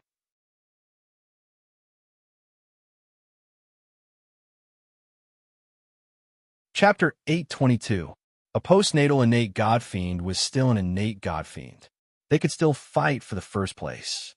The world origin was a treasure that was not inferior to the world origin. It had the ability to nurture innate God Fiends. If those human prodigies absorbed it, it would undoubtedly be much easier for them to transform into innate God Fiends. Now, it all depended on their own fortunes.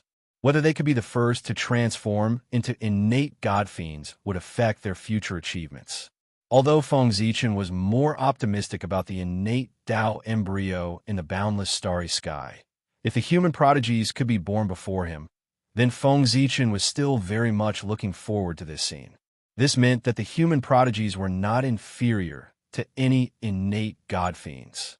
While everyone was busy, Great Emperor Ziwei's divine consciousness wobbled into the boundless starry sky.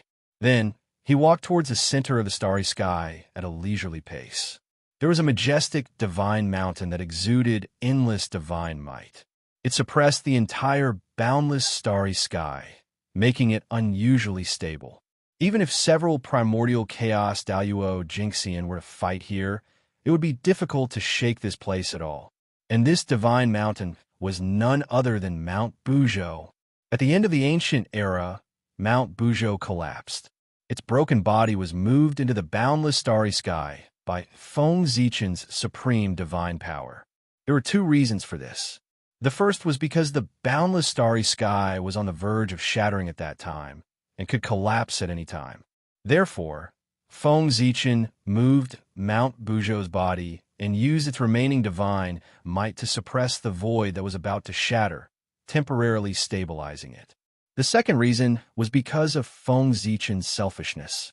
He wanted to see if he could restore Mount Buzhou to its peak with the power of the god Pangu. At its peak, Mount Buzhou could suppress the entire Eldritch world. Its power was not inferior to that of a Chaos Supreme Treasure. If Feng Zichen really succeeded, it would mean that he had mastered a treasure that was comparable to a Chaos Supreme Treasure. Just thinking about it made people look forward to it. Therefore, Feng Zichen brought the broken mountain of Mount Buzhou back to the boundless starry sky, and the result did not disappoint him. Following the upgrade of the entire boundless starry sky, this section of Mount Buzhou had also benefited greatly. Not only had it evolved into Mount Buzhou, but it had also nurtured an ancestral vein.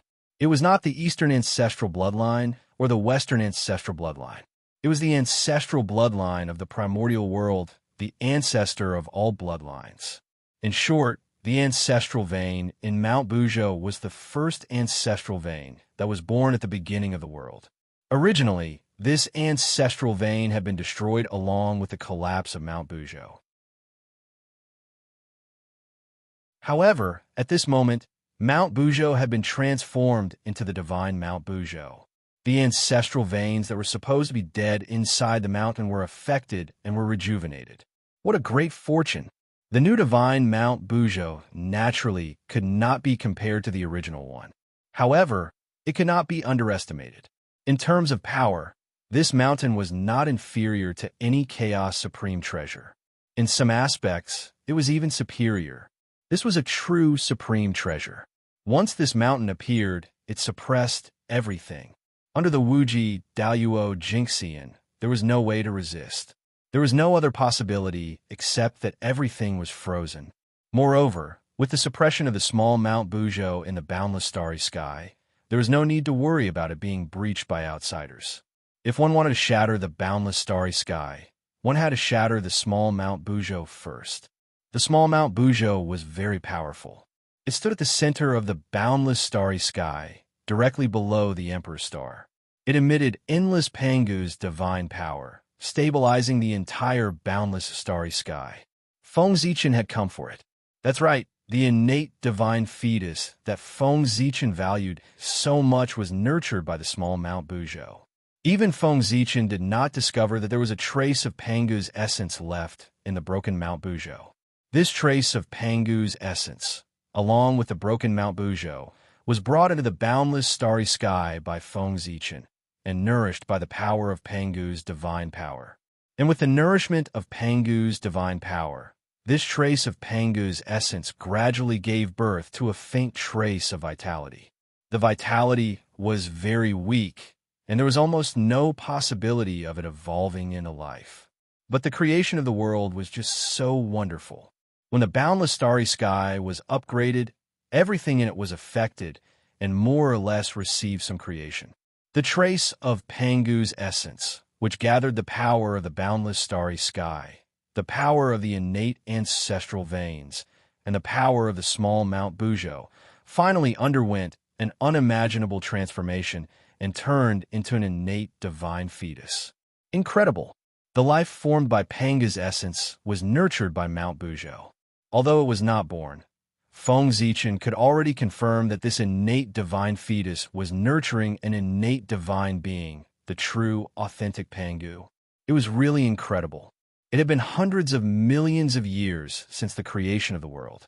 In this era, there was actually the birth of an authentic Pangu. It was really too surprising. To be honest, when Feng Zichen noticed the birth of this innate divine fetus, he was also surprised and felt that it was very unbelievable. This authentic Pangu could really be said to be the son of miracles. He was born in an incredible time, and he had great creation and great opportunities. For this reason, Feng Zichen once again had the idea of taking in a disciple. He wanted to take this innate divine being as his disciple. Taking the authentic Pangu as his disciple was indeed in line with the identity of great emperors away. After all, he was the most noble existence in the primordial world. His disciple should also be abnormally noble. And in the primordial world, was there anyone nobler than the authentic Pangu? No. This innate divine fetus seemed to be a disciple tailor-made for Feng Zichen. It was suitable in all aspects and in all senses. Speaking of disciples, it had to be mentioned that Feng Zichen had personally raised the three disciples that he had high hopes for. They were Feng Jie, Jiang Hui, and Jiang Xiao. It was really strange. Feng Zichen had been searching in the realm sea for tens of thousands of years. He had searched through countless upper-class worlds, but he did not find any trace of the three of them. It was also strange. It was as if the three of them were not in the realm sea at all. On the eve of the demon clan's invasion of the human clan, Feng Jie and the other two unexpectedly disappeared when they were traveling. Feng Zichen originally wanted to look for them, but he calculated that this was an opportunity for the three of them. They were sent into the upper-class world by the space storm. Thinking of this, Feng Zichen also gave up the idea of looking for Feng Jie and the other two. Left and right, it was to send the three of them to the upper-class world. Since the three of them had already gone, it saved Feng Zichen the trouble. At this point, countless years had passed, and during this period, there was no news of the three of them at all. Feng Zichen, who was originally very calm, was a little anxious now. He sent out doppelgangers several times to secretly sneak into the Realm Sea to find the whereabouts of the three of them. Unfortunately, he found nothing. After searching for several years, the only clue that Feng Zichen got was that the three of them had appeared in the Realm Sea for a short time before the Great Witch-Demon War had happened. Then soon, the three of them disappeared. Since then, there was no news of them. In the face of such a situation, if the feeling in his heart did not tell Feng Zichen that the three of them were not in trouble and were living well, Feng Zichen was afraid that he would have gone crazy long ago. That's right, the situation of the three of them was not very bad. Didn't you see that Feng Zichen even called the three of them they? Obviously, the three of them had reached the realm of the Daluo Taoist priests and had walked a very long distance on this path. Well, what Feng Zichen passed on to the three of them was the most ancient realm system, which was the version without the Sage-to-Be realm. The realm of the Daluo Taoist priests included everything. Therefore, Feng Zichen was not very clear about how strong the three of them were. Perhaps they were just ordinary Daluo Taoist priests. Of course, they could also be supreme Daluo, who was comparable to a Sage-to-Be. As for how strong they were, he would only know after meeting them. But Feng Zichen really cannot find them. It was really strange. Before this, Feng Zichen would never have thought that in this vast world, there were people that he could not find. It should be known that when he used all his strength, Pangu's Dharma form, his strength was enough to touch the realm above that of the Wuji Daluo Jingxian. Alas, even so, he still could not find the three of them. The place where they were was really hidden. At the same time, this also let Feng Zichen know that the secrets hidden in this world were far more mysterious than he had imagined. He still needed to be stronger. Not to mention the three of them. Since he could not find them anyway, Feng Zichen had no other choice but to secretly pray for them. While the other masters of the origin were using various methods to induce the birth of the innate godly fetus, Feng Zichen was still walking towards Mount Buzhou unhurriedly.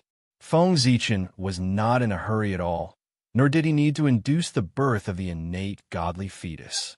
This was because he firmly believed that the innate godly fetus bred by this innate godly fetus would definitely be the first to be born.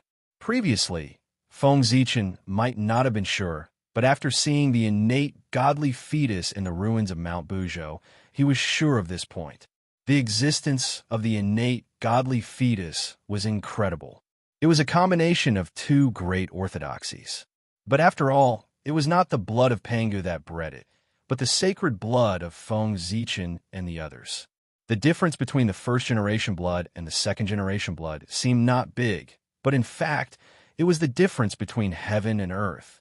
Feng Zichen, the three pure ones, Goddess Hutu, and all the other Pangu orthodoxies were tied together.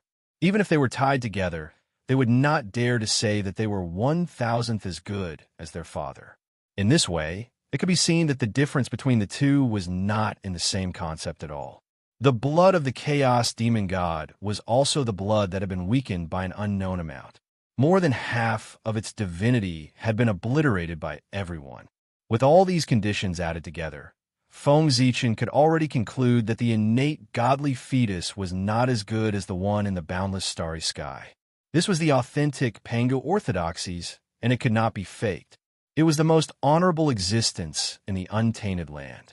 In the untainted land, the authentic Pangu orthodoxies were the legitimate sons, while the Chaos Demon God was only the son of a concubine. The gap was too big. Moreover, the fate of the Pangu divine branch would not tolerate the birth of the innate godly fetus with the bloodline of the Chaos Demon God. It would definitely find ways to obstruct the birth of the innate godly fetus. There were too many obstacles. The innate godly fetus in the ruins of Mount Buzhou should not have existed in the first place. Therefore, the hardships it had experienced were also beyond imagination. However, Feng Zichen's focus was not on this, but on the birthplace of the two innate godly fetus. Mount Buzhou. The two innate godly fetus had one thing in common, and that was that they were both born in Mount Buzhou. One was born in the ruins of Mount Buzhou, while the other was born in the mountains of Mount Buzhou. They were both born in Mount Buzhou. It was a very strange phenomenon. Mount Buzhou had collapsed for so many years. Why were two innate godly fetus born in succession? Was this a coincidence? It did not look like it. It seemed to be deliberate. However, on second thought, Feng Zichen felt that it was a coincidence. It was certain that the innate godly fetus in the ruins of Mount Buzhou was deliberately created by someone. However, the birth of the innate godly fetus in Little Mount Buzhou was probably really a coincidence. After all, even Feng Zichen did not expect that an innate godly fetus would be born in Little Mount Buzhou. If even Feng Zichen did not expect it, how could others guess it?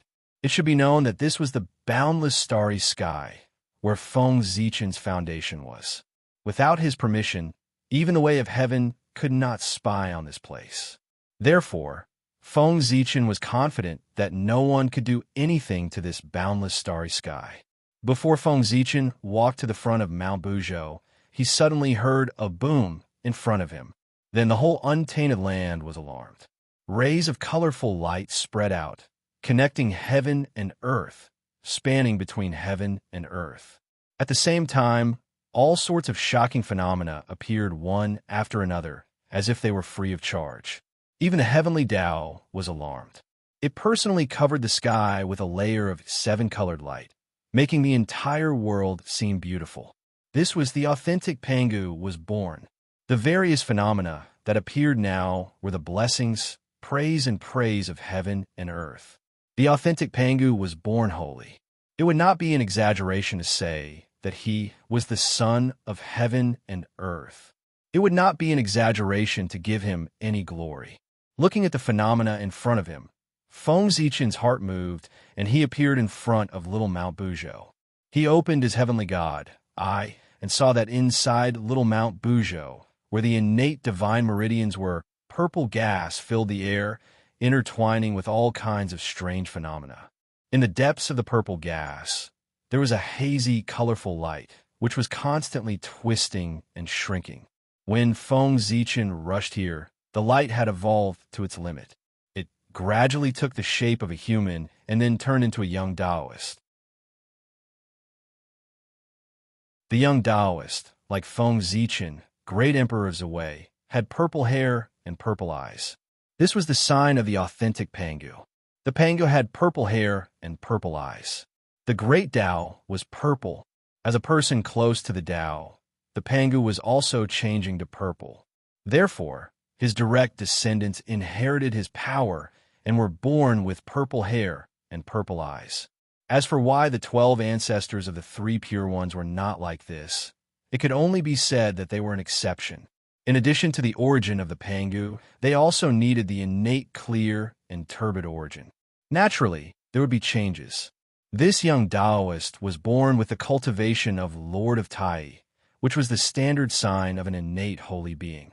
Whether it was the three pure ones or the Dijun Tai, they were all born with the cultivation of innate Tao lords.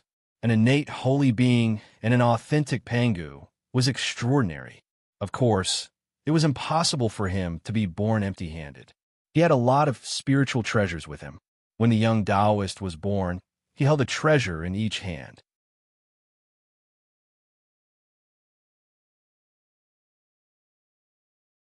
Chapter 823. The Taoist held a drum in his left hand. It was the dust drum. The bell in his right hand was called the morning bell. When the two treasures were combined, they were called the morning bell and evening drum. They were top-notch Khanate numinous treasures that contained 45 Khanate divine restrictions. The morning bell and evening drum were treasures of the space-time attribute. They were extremely rare.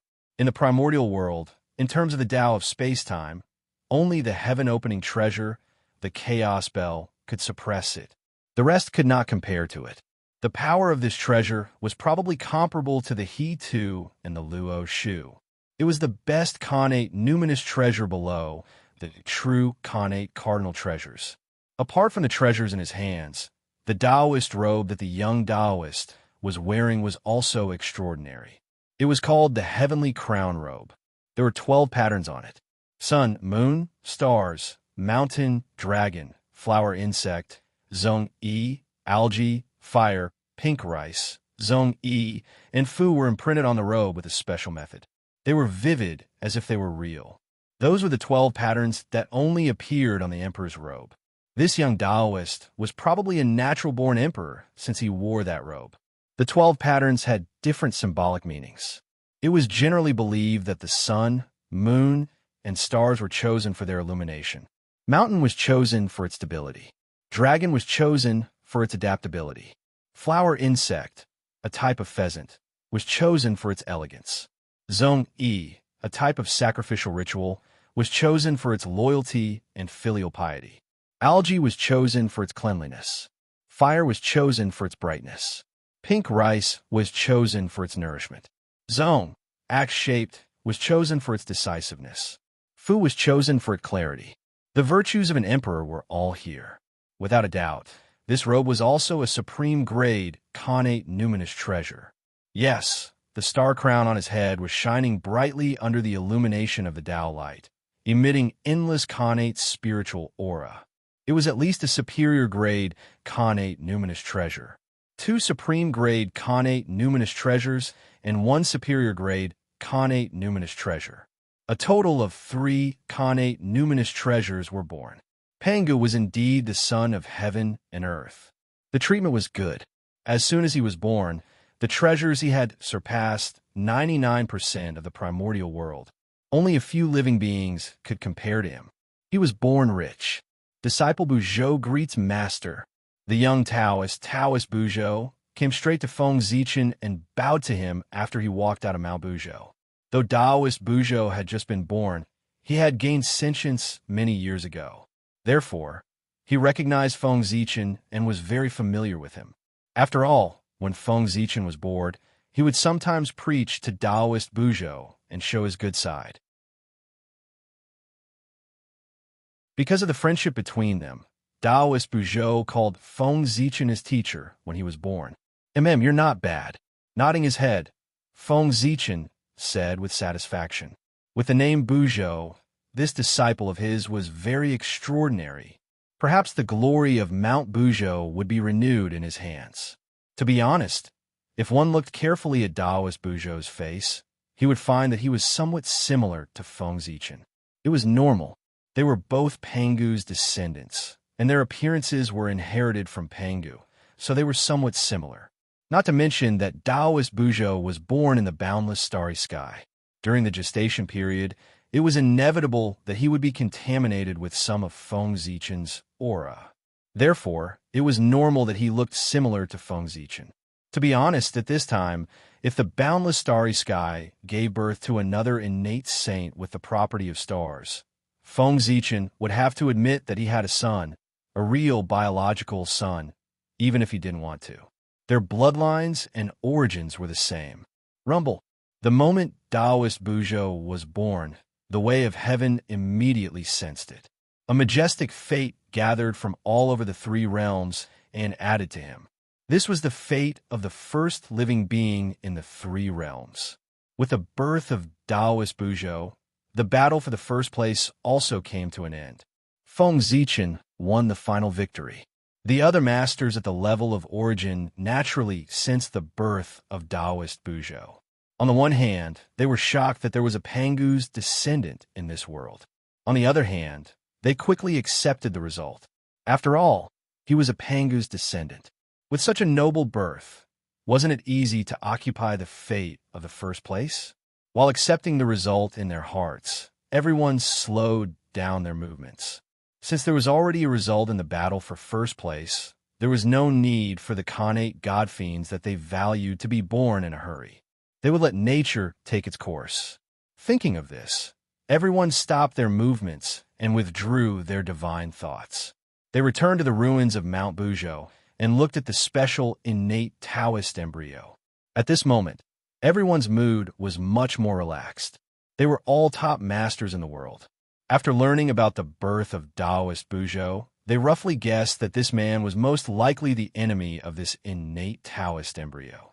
The enmity between the two did not come from the fate of the first place, but from Mount Buzhou. One was born from Mount Buzhou, the other from the ruins of Mount Buzhou. The birth of both could be said to have inherited the fate of Mount Buzhou. Although Mount Buzhou had been destroyed, its fate was still there, and its merit that supported the world for countless years was still there. This was the legacy left by Mount Buzhou. If someone could inherit it, the great Tao would be completed and he would be destined to become the Daoyuo Jingxian of origin in the future. Taoist Buzhou and this innate godly embryo were both innate gods born in Mount Buzhou. This meant that both of them were qualified to inherit the legacy of Mount Buzhou. However, there was only one legacy of Mount Buzhou. In the future, there could only be one person who could achieve the great Tao. Therefore, in the future, in order to achieve the great Tao and to compete for the legacy of Mount Buzhou, these two were bound to fight endlessly. The winner would get everything, infinity and immeasurable. He would achieve the great Tao and the fruit of origin. He would transcend the world and obtain great freedom.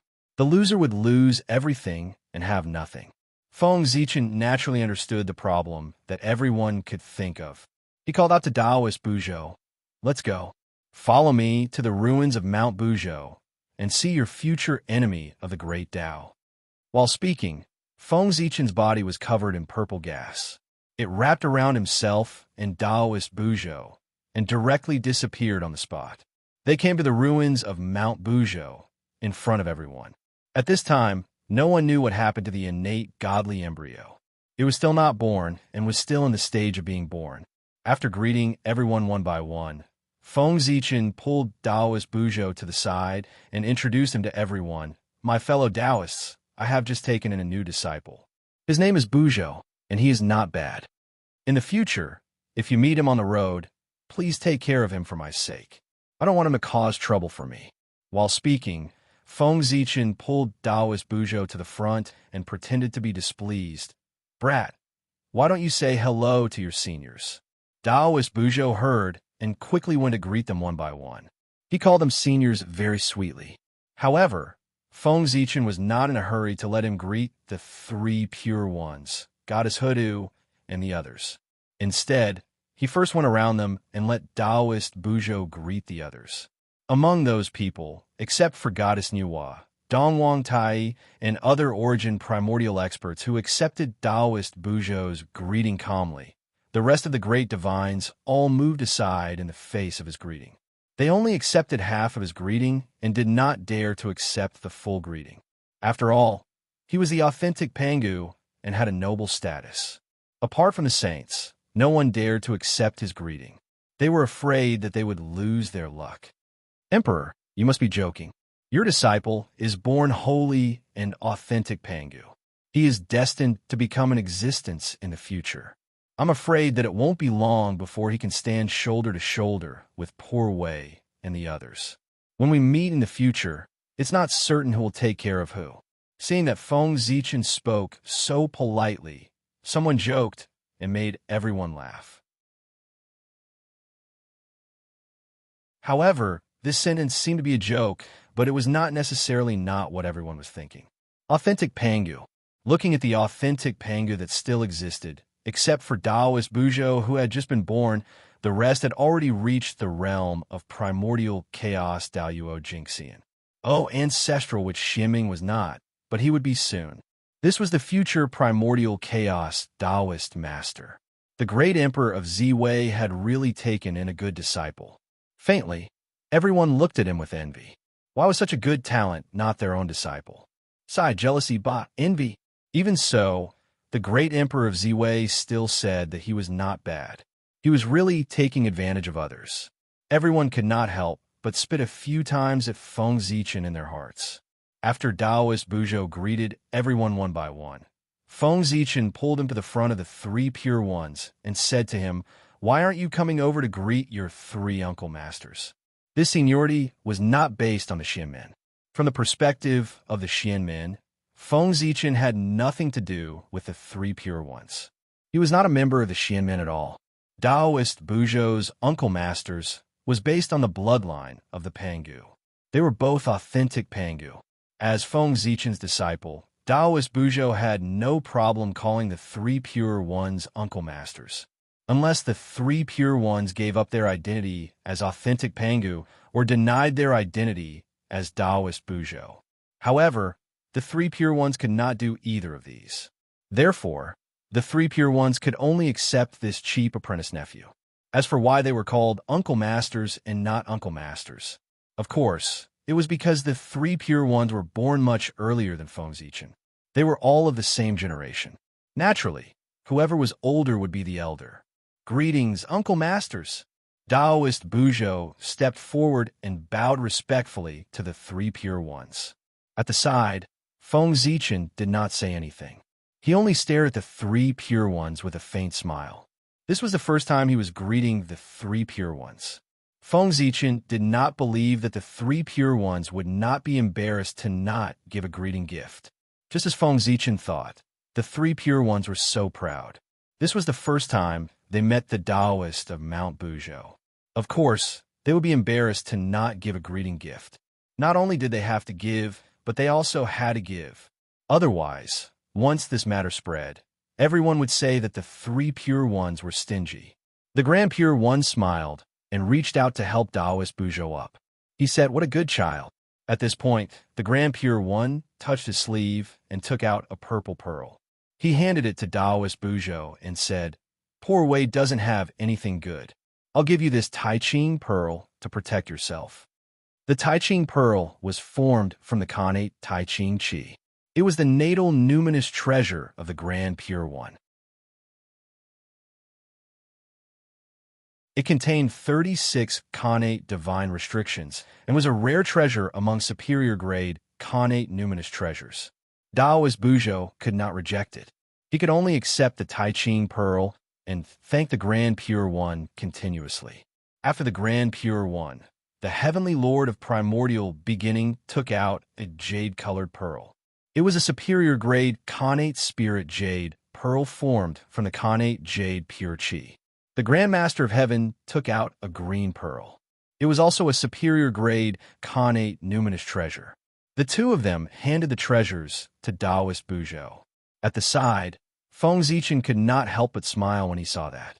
When the three pearls were combined, it would be the supreme-grade Khanate numinous treasure, the Three Pure Ones pearl. It contained the nine heavens clear Qi and was an immortal Tao treasure with endless uses. He had obtained a supreme-grade Khanate numinous treasure just by bowing. This time, Taoist Buzhou had really profited. As for why Feng Zichen was happy, of course, it was because he had taken advantage of the three pure ones. In the primordial world, how many people dared to take advantage of the three pure ones? As long as he could take advantage of the three pure ones, Feng Zichen would be very happy. Moreover, the three pure ones could not return the loss this time. When Feng Zichen's disciples bowed to them, they wanted to give them a greeting gift. However, when their disciples bowed to Feng Zichen did not need to give them a greeting gift. The reason was very simple. The disciples of the three pure ones were not authentic Pangu. It had nothing to do with Feng Zichen. If the three pure ones wanted to take revenge, they could take in an authentic Pangu as their disciple. If they could not do it, they would definitely suffer. After the three pure ones, Feng Zichen led Taoist Buzhou to greet the Lady of Earth. "This is your uncle master, Lady of Earth." Taoist Buzhou obediently greeted her as uncle master. The Lady of Earth smiled, took out a long whip, and gave it to him. It was a superior-grade Khanate numinous treasure, the mountain-moving whip. It had the ability to command mountains. After the Lady of Earth, Feng Zichen led Taoist Buzhou to greet the Gauchen and called him Uncle Master. Unfortunately, the Gauchen was poor and could not take out a superior-grade Khanate numinous treasure. After all, he had the entire human race to feed. No matter how rich he was, he would be squeezed dry. However, everyone knew that the human Emperor Gauchen and Great Emperor Ziwei were as close as brothers. At this time, if he didn't take out something good for his nephew, who knew how many rumors would be spread. After thinking about it, the Gauchin took a branch from the world tree and gave it to Taoist Buzhou. The branch of the world tree had endless magical uses. In terms of value, even if it was not as good as a supreme-grade connate numinous treasure, it was not far off. In any case, it was definitely more precious than a superior-grade connate numinous treasure. Giving such a gift was in line with the relationship between the Gauchin and Great Emperor Zhui. He was also ruthless. In order to trick the three pure ones, Feng Zichen had even tricked himself. How ruthless! Just as Taoist Buzhou was reaping a bountiful harvest, the connate divine fetus that had been accumulating power for a long time was finally about to be born. Boom! With a loud rumble, the colorful divine blood in the blood pool below the connate divine fetus suddenly began to shrink, turning into waves of powerful energy that surged into the connate divine fetus. Whoosh! Endless light of the way rose, and within the dazzling divine light, a huge figure gradually appeared. In an instant, an inexplicable pressure of Taoist priests spread.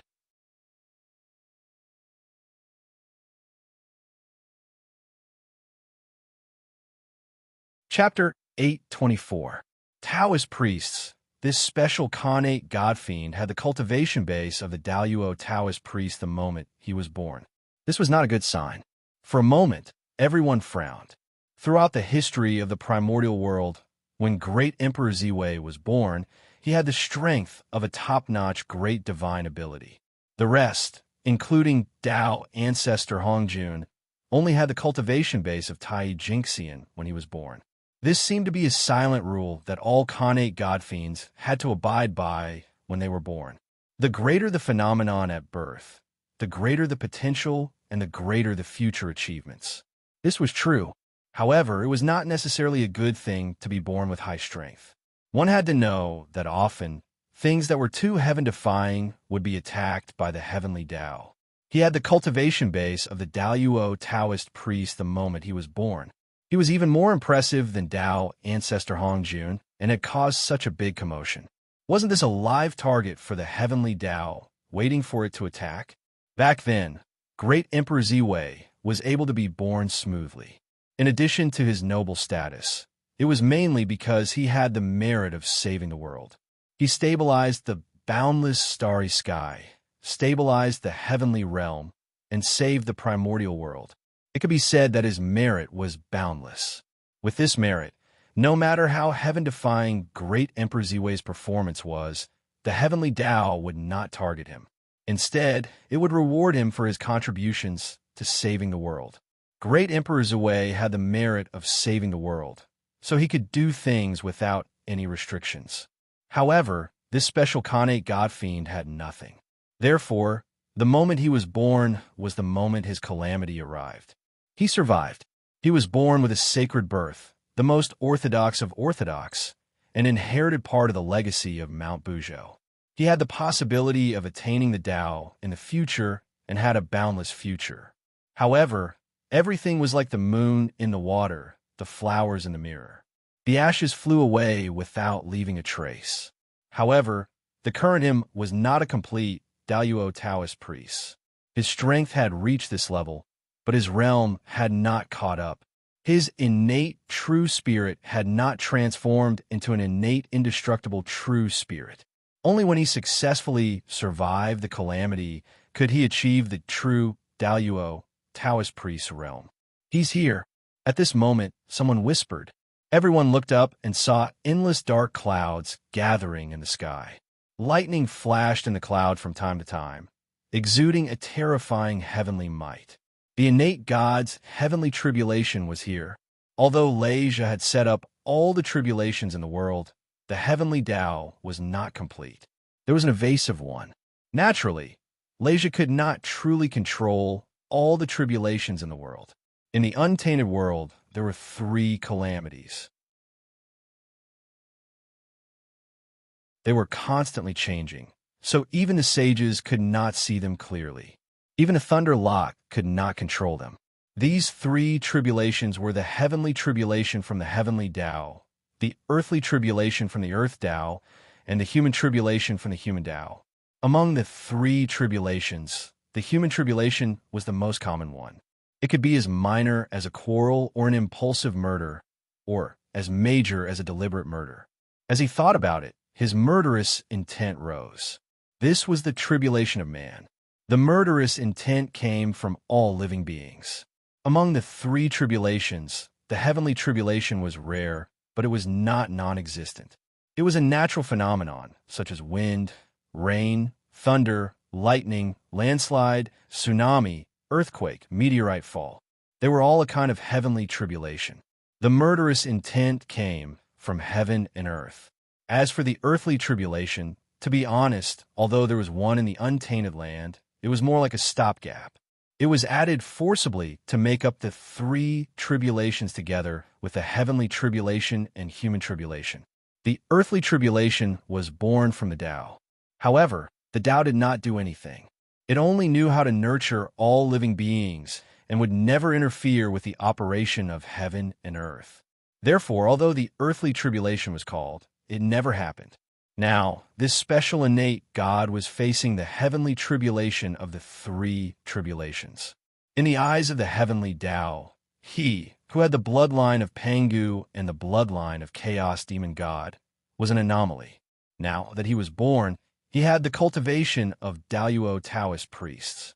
This made him a minor anomaly to a major anomaly. A major anomaly could not be left alive. Rumble. A bolt of innate lightning struck and shattered the Tao light on the innate God, making his image appear clearly in front of everyone. Yes, he had the same innate Tao aptitude as everyone else. He was as handsome and perfect as everyone else. However, there was an additional vertical pupil between his eyebrows. It was a chaotic divine eye that was surrounded by chaotic chi. Behind his back, there was also a pair of huge chaotic wings that flowed with an endless amount of chaotic energy. When his wings spread out, they were like a sky curtain. They were not much smaller than the wings of Kuan Peng. Yuan. Inexplicably, a message appeared in everyone's mind, letting them know the name of this innate God. Yuan. It was a very impressive name. Yuan, the origin of heaven and earth. It had the meaning of the beginning of a yuan and the renewal of all things. This innate God had this name, which showed that he was extraordinary. He was probably second only to the heavenly Lord of primordial beginning. Rumble. Another bolt of innate divine lightning struck down, bringing with it a world-destroying energy wave that swept towards Yuan. Kill. Yuan opened his mouth. This was the first sentence he said after his birth. However, it was not his name, but the extremely cold word kill. Kill if you want to live. Amidst his cold words, Yuan's dermic powers surged. The power of the Taoist priests spread out, and the faint shadow of the Chaos Demon God appeared behind him. Rumble. The innate lightning struck, but it was blocked by the Chaos Demon God behind Yuan. Both sides perished together and returned to nothingness. Yuan had safely passed the first heavenly tribulation. However, there were a total of 9 heavenly tribulations. Yuan had only passed the first one. It was still unknown whether he could pass the second and the next few. Yuan's future was still uncertain. Rumble. After the first innate lightning struck, the second one followed closely behind and struck with a loud bang. Break! Yuan's face turned cold. Behind him, a group of true Pangu phantoms appeared. Feng Zichen, the 3 pure ones, Great Emperor Zhuwei, and the others were among them. Rumble. The second innate lightning struck, but it was blocked by the phantoms of the crowd and protected Yuan. On the side, Feng Zichen and the others saw this scene, and their faces darkened. To be born from their blood, this alone was already too much. But now, the other party could even create their phantoms to fight against the enemy. This made everyone feel abnormally disgusted. If this continued, would Yuan be able to trace back to the origin and directly derive everyone's bloodline, and then take away a part of everyone's fate? It was too disgusting. Thinking of this, the true Panga members all had the intention to kill Yuan. How could he let an outsider take a share of his luck when he was not related to him? How could there be such a logic in the world? When the killing intent arose, karma was born. In a trance, Feng Zichen, the three pure ones, and the others all had a strange feeling in their hearts. It was as if they could interfere with Yuan's heavenly tribulation if they wanted to. No one could interfere with the heavenly tribulation. This was common sense. But now, common sense was broken. What did this mean? It meant that Yuan's human tribulation had arrived. Only a tribulation could interfere with the tribulation. Yuan was born with everyone's blood, and he had formed a great karma with everyone. When Yuan was born, everyone had the intention to kill him. The heavenly path sensed it and automatically sensed it, giving everyone a chance to end the karma. How to end it? That was to let everyone become Yuan's human tribulation, so as to prevent his birth. Of course, it was not necessarily to prevent his birth. They could use other methods. As for how to do it, it still depended on everyone's opinions. The heavenly path could not force them. Rumble. While everyone was thinking, the third Khanate divine thunder had already struck. The vertical eye between Yuan's eyebrows suddenly opened, releasing a gray chaotic divine light, which blasted the Khanate divine thunder into pieces. Seeing this, Feng Zichen and the others knew that they could not hesitate any longer. If they waited any longer, when Yuan passed the heavenly tribulation, the human tribulation would also be over. If they wanted to attack him again, the price would be too high. Thinking of this, Feng Zichen's mind moved, and an inexplicable force gushed out of his body, spreading into the distance, and merging with the fourth Khanate divine thunder that was about to strike. Rumble. When the fourth Khanate divine thunder struck, Yuan spread out his wings like a cloud in the sky, stirring up endless chaotic chi, which turned into a storm and stirred up the fourth Khanate divine thunder into pieces. However, although the Khanate divine thunder was shattered, Feng Zichen's force was not. The inexplicable wave went all the way down, ignoring the turbulent chaotic storm, and directly fell on Yuan's body. Silently, a mysterious force was extracted from Yuan's body, causing his strength to drop a little. At the same time, the illusory image of Feng Zichen behind Yuan disappeared without a sound. That's right, the force that was extracted from Yuan's body just now was Feng Zichen's bloodline power.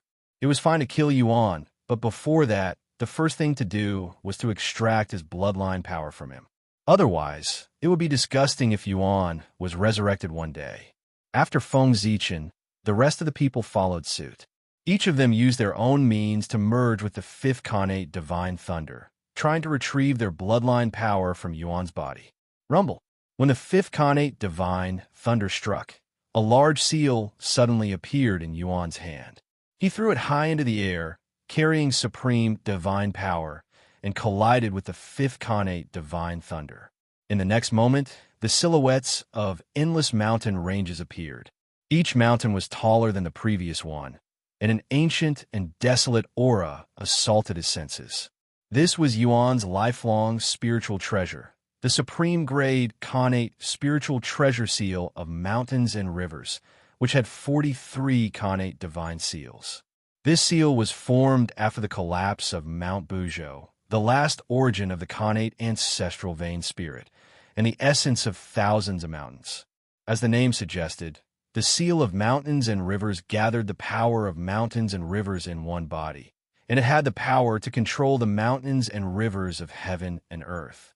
After being hit by the seal, the fifth Khanate divine thunder was directly smashed into pieces. However, the power of the crowd ignored the seal of mountains and rivers and added to Yuan's body. Suddenly, Yuan let out a shrill scream.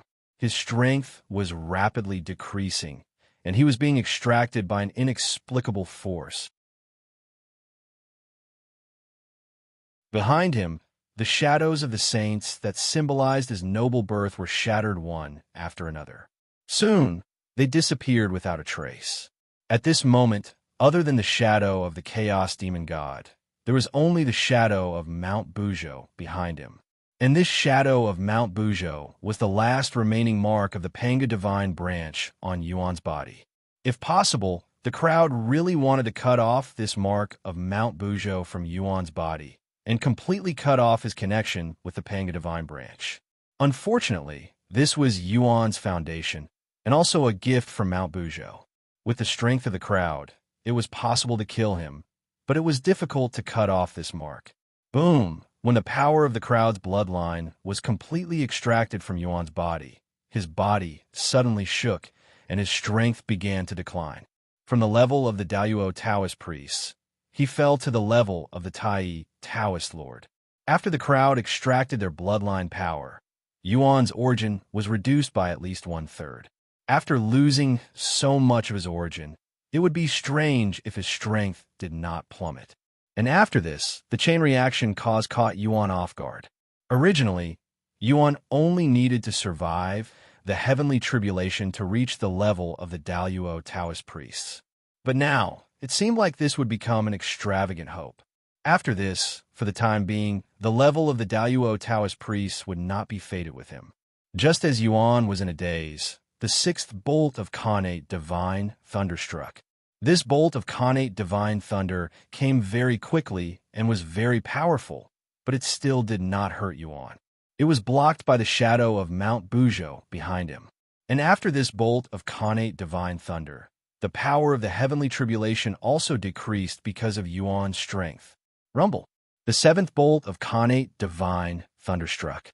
Yuan, who had regained his senses, took out a long spear and pointed it at the sky. In an instant, a great destructive Taoist rhyme spread out wildly, destroying everything. The seventh bolt of Khanate divine thunder was destroyed by the Taoist rhyme before it could take effect. It was a top-tier Khanate spiritual treasure, the Great Spear of Destruction. This was a Khanate spiritual treasure born from the power of destruction that emerged after the collapse of Mount Bujo and the remaining power of the Chaos Demon God. There were 45 Khanate divine seals in it, and it had the power to destroy everything. It was another killing treasure. Indeed, Yuan was very extraordinary. He actually had 2 supreme-grade Khanate spiritual treasures, as expected of the innate saint born from Mount Bujo. Very powerful, with the seal of mountains and rivers above his head and the great spear of destruction in his hand, and the shadows of Mount Bujo and the Chaos Demon God alternating behind him. Yuan was indeed extraordinary and had the possibility of attaining the Tao. But unfortunately, his death was already sealed. This was because the true Panga lineage didn't want Yuan to live. In the beginning, everyone's hatred for Yuan came from the blood of the Chaos Demon God in his body. However, when they saw their figures appear behind Yuan, they made up their minds to kill him. Their bloodline could not be blasphemed. In this world, any living being who dared to blaspheme their bloodline should not exist. It was the same even if their bloodline was extracted. With this thought in mind, everyone tacitly used their divine abilities to increase the power of the heavenly tribulation. Boom! As lightning flashed, the 8th bolt of Khanate divine thunder that carried everyone's power slowly took shape. At this moment, Yuan was completely unaware of the danger. With a precious treasure in his hand, he was already certain that he would successfully survive the heavenly tribulation and descend into the world. Rumble. The innate divine lightning struck down, and Yuan smiled confidently. He held the great destruction spear in his hand and formed a scene of endless destruction as he stabbed it forward. P.S. Double monthly votes tomorrow. Begging for monthly votes. The tree at the door was blown away by the typhoon.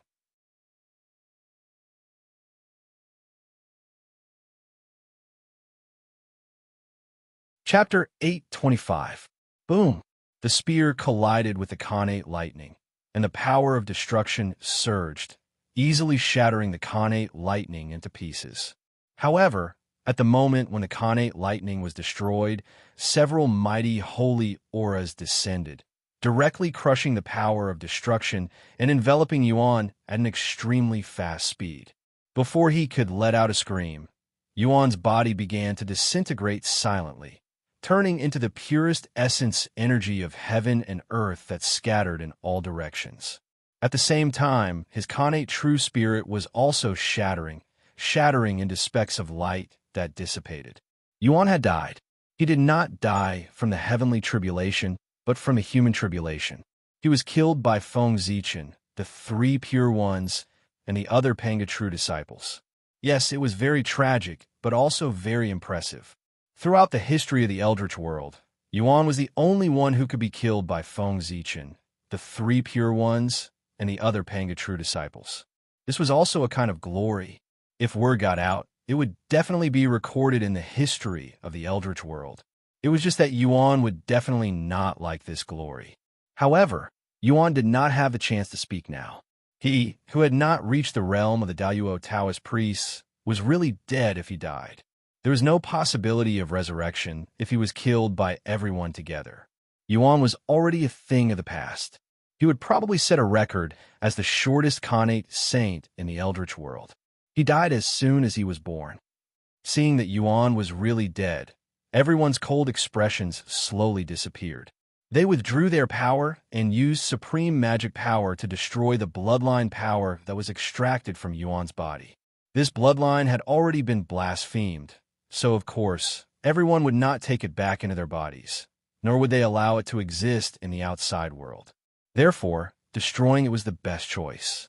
After doing all this, as the oldest Pangu true disciple here, the Grand Pure One thought for a while and was about to make a conclusion. Fellow Taoists, the one who blasphemed the bloodline of Father God is dead. At this moment, Feng Zichen seemed to have sensed something and suddenly frowned. He felt that something was wrong. Now that Yuan was dead, not only did he not feel relieved, but a bigger shadow appeared in his heart, as if something bad was about to happen. At the same time, Feng Zichen also noticed that after Yuan died, the power he inherited from the legacy of Mount Buzhou did not dissipate, nor did it flow to Taoist Buzhou. Instead, it stayed where it was, as if it was waiting for something. Could it be that Yuan didn't die? This was impossible. If everyone attacked together, even Primordial Chaos Daoyuo Jingxian would die, let alone Primordial Chaos Dao Lord who had yet to reach the level of Taoist priests. Killing him would be as easy as flipping one's hand. There was no chance of survival. Even if Yuan was very special, it was the same. He was definitely dead. It was impossible for him to still be alive. But what was going on with the abnormality in front of him? With doubts in his heart, Feng Zichen looked towards the place where Yuan had fallen. Then, he discovered a strange scene. He saw the mountain river seal and the great spear of destruction floating in the air motionlessly, with layers of Dao runes around them. Beside these two Dharma treasures was the essence chi of heaven and earth that Yuan had turned into after his death. They did not dissipate and merged into heaven and earth. Instead, they were suppressed by the two Dharma treasures and were stagnant on the spot.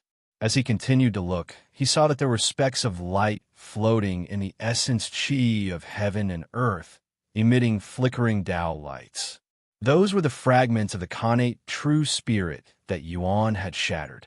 They did not dissipate and return to heaven and earth. Instead, they continued to be tightly entangled with the essence chi of heaven and earth that Yuan had turned into after his death. This is, with doubts in his heart, Feng Zichen could not help but interrupt the Grand Pure One. Wait, fellow Taoists, look, the situation has changed. Hearing that, everyone hurriedly looked in the direction that Feng Zichen indicated. Then they saw a strange scene. Like Feng Zichen, the three pure ones and the others did not understand what was going on. However, there were two people present who seemed to have seen through the trick. They actually shouted in unison, "Brother, you're the one who's going to die. Creation of living beings." From a voices, it was the Lady of Earth and Nuwa. Creation of living beings was not a strange term. Everyone understood what it meant when they heard it. It was the creation of life. According to the Lady of Earth and Nuwa, after Yuan died, his true spirit did not dissipate. It was actually nurturing living beings and recreating life. This can I kill him? After killing Yuan, I will use his essence to create a new living being. although it will no longer be the previous Yuan. This new living being can inherit everything from Yuan. It was equivalent to a different kind of eternal life. His body would not be destroyed, his true spirit would not be destroyed, and his essence would not be destroyed. However, a person's core intelligence would change. It shouldn't be to the extent of changing the core and not the outer core. With a thought, everyone stared at the ball of essence chi of heaven and earth. If it was really as everyone had guessed, then this Yuan was a little strange. He did not look like a normal living being. All of them had intellect, and everything else could be destroyed. However, this Yuan was the complete opposite of others. If his essence was not destroyed, his intelligence could be destroyed at any time. Such a living being could no longer be described as strange. No one doubted the truth of the Lady of Earth and Nua's words. This was because the two of them were supreme masters of the creation Tao. The Lady of Earth was known as the Mother of Earth. She had comprehended the creation Tao of nurturing all living beings from the Earth's virtuous bearing. On the other hand, Goddess Nuan needed the Earth to create humans and living beings. She traced the true essence of living beings and understood the creation Tao of creating life from the evolution of all living beings. Two top-notch existences of the creation Tao had said at the same time that Yuan's essence was in the creation of living beings. How could it be false? One person might be wrong, but how could two people be wrong at the same time? While everyone was puzzled, the ruins of Mount Buzhou changed again. In the deepest part of the ruins of Mount Buzhou, where the Chaos Fiend God was originally sealed, an extremely dense aura of destruction suddenly emerged. In the center of this aura of destruction, everyone saw streaks of holy brilliance circulating, exuding an astonishing aura of creation. Connate divine light of creation. As the saying went, when things reach an extreme, they would move in the opposite direction. In the extreme power of destruction, a wisp of the purest vitality was born. Connate divine light of creation. Swoosh, swoosh, swoosh. The connate divine light of creation flashed and surged toward the place where Yuan had fallen, brushing against the heaven and earth essence chi that he had turned into after his death. Then an astonishing change happened. Wisps of vitality spread out from the heaven and earth essence chi. Then, under the influence of an unknown force, the heaven and earth essence chi began to gather again and gradually formed a human figure. Boom! Two hands appeared, one holding the great spear of destruction and the other holding the great mountain river seal. Then a pair of legs appeared and stood in the void. As soon as the limbs appeared, a body appeared, followed by a head. Gradually, a face that was identical to Yuan's appeared before everyone's eyes. However, although the face was the same, everyone knew that this was not the Yuan from before. He was already dead. This new Yuan had the same body, but his soul was completely different. Everyone watched silently as the new Yuan was born and did not interfere. Firstly, this new Yuan did not have their bloodline aura in his body, so everyone had lost their reason to attack. Secondly, the fate of this new Yuan was the same as his predecessors. They were both destined to die without a doubt. Everyone knew this, which was why they had been watching his birth coldly from the sidelines. He did not die from the heavenly tribulation or the human tribulation, but from an accident. After this living being was born, his strength was only at the connate Tao Lord level, which was the conventional standard of an innate saint. He did not have any heaven-defying performance. Therefore, he would not suffer a heavenly tribulation. After they had taken action and retracted their bloodline, everyone had lost the chance to continue attacking Yuan. Therefore, he did not suffer a human tribulation. However, he had an unexpected tribulation. How could the divine powers of Feng Zichen, the three pure ones, and the others be so easy to deal with? Yuan was only a Tao Lord of Tai. In front of their power, he did not even have the chance to resist before he was killed. After Yuan was killed, this power did not completely dissipate. It remained there, fusing with the heaven-earth Yuan Qi that Yuan turned into after his death. In other words, after the new Yuan was born, this power lay dormant in his body. It was like a bomb that could explode at any time. Rumble. Flowers fell from the sky. Golden lotuses sprouted from the ground. An endless divine light filled the world as if it was covered with a thin layer of golden gauze. It was exceptionally beautiful. Another anomaly, another anomaly. This was the phenomenon of the birth of an innate saint. This meant that the new Yuan was about to be born. However, at this moment, an unimaginable wave of energy exploded in Yuan's body, directly shattering his body and crushing his connate true spirit. After suffering such a heavy blow, the newly born Yuan did not even have time to breathe the air of the three realms before he followed in his predecessor's footsteps and died. The second Yuan was dead. Rumble, with the death of the second Yuan, the entire ruins of Mount Buzhou shook, revealing a mournful feeling that reverberated through the space. At the same time, more connate divine light of creation surged, madly surging into the heaven-earth Yuan Qi that was formed after the death of the second Yuan. Soon, the third Yuan was born. Like the second Yuan, his hands had finished evolving and reached out from the heaven-earth Yuan Qi. He held the great spear of destruction in one hand and the great seal of mountains and rivers in the other, as if he was afraid that someone would snatch them away. Rumble. Heaven and earth shook again. The phenomenon that had just receded, flowers falling from the sky and golden lotuses sprouted from the ground, appeared again. Following closely behind the two was the endless golden light. However, although the scale of this phenomenon seemed large, it was much smaller than before. It was no longer the treatment of an innate saint, but the treatment of a top-tier connate god-fiend. Clearly, the two consecutive heavy blows had caused a portion of Yuan's origin to dissipate. As a result, the third Yuan was no longer an innate saint, but a top-tier connate god-fiend. His level had dropped by 1. It seemed to be only one level, but the difference was boundless. How should one put it? One could see the difference from those who had achieved their Tao. Those who had achieved their Tao, such as Feng Zichen, Sanxing, Hutu, and Nuhua, were all innate saints. None of them were top-tier connate godfiends. Just this point alone was enough to see the huge gap between them. Under the constant nourishment of the connate divine light of creation, the third, Yuan, was quickly born.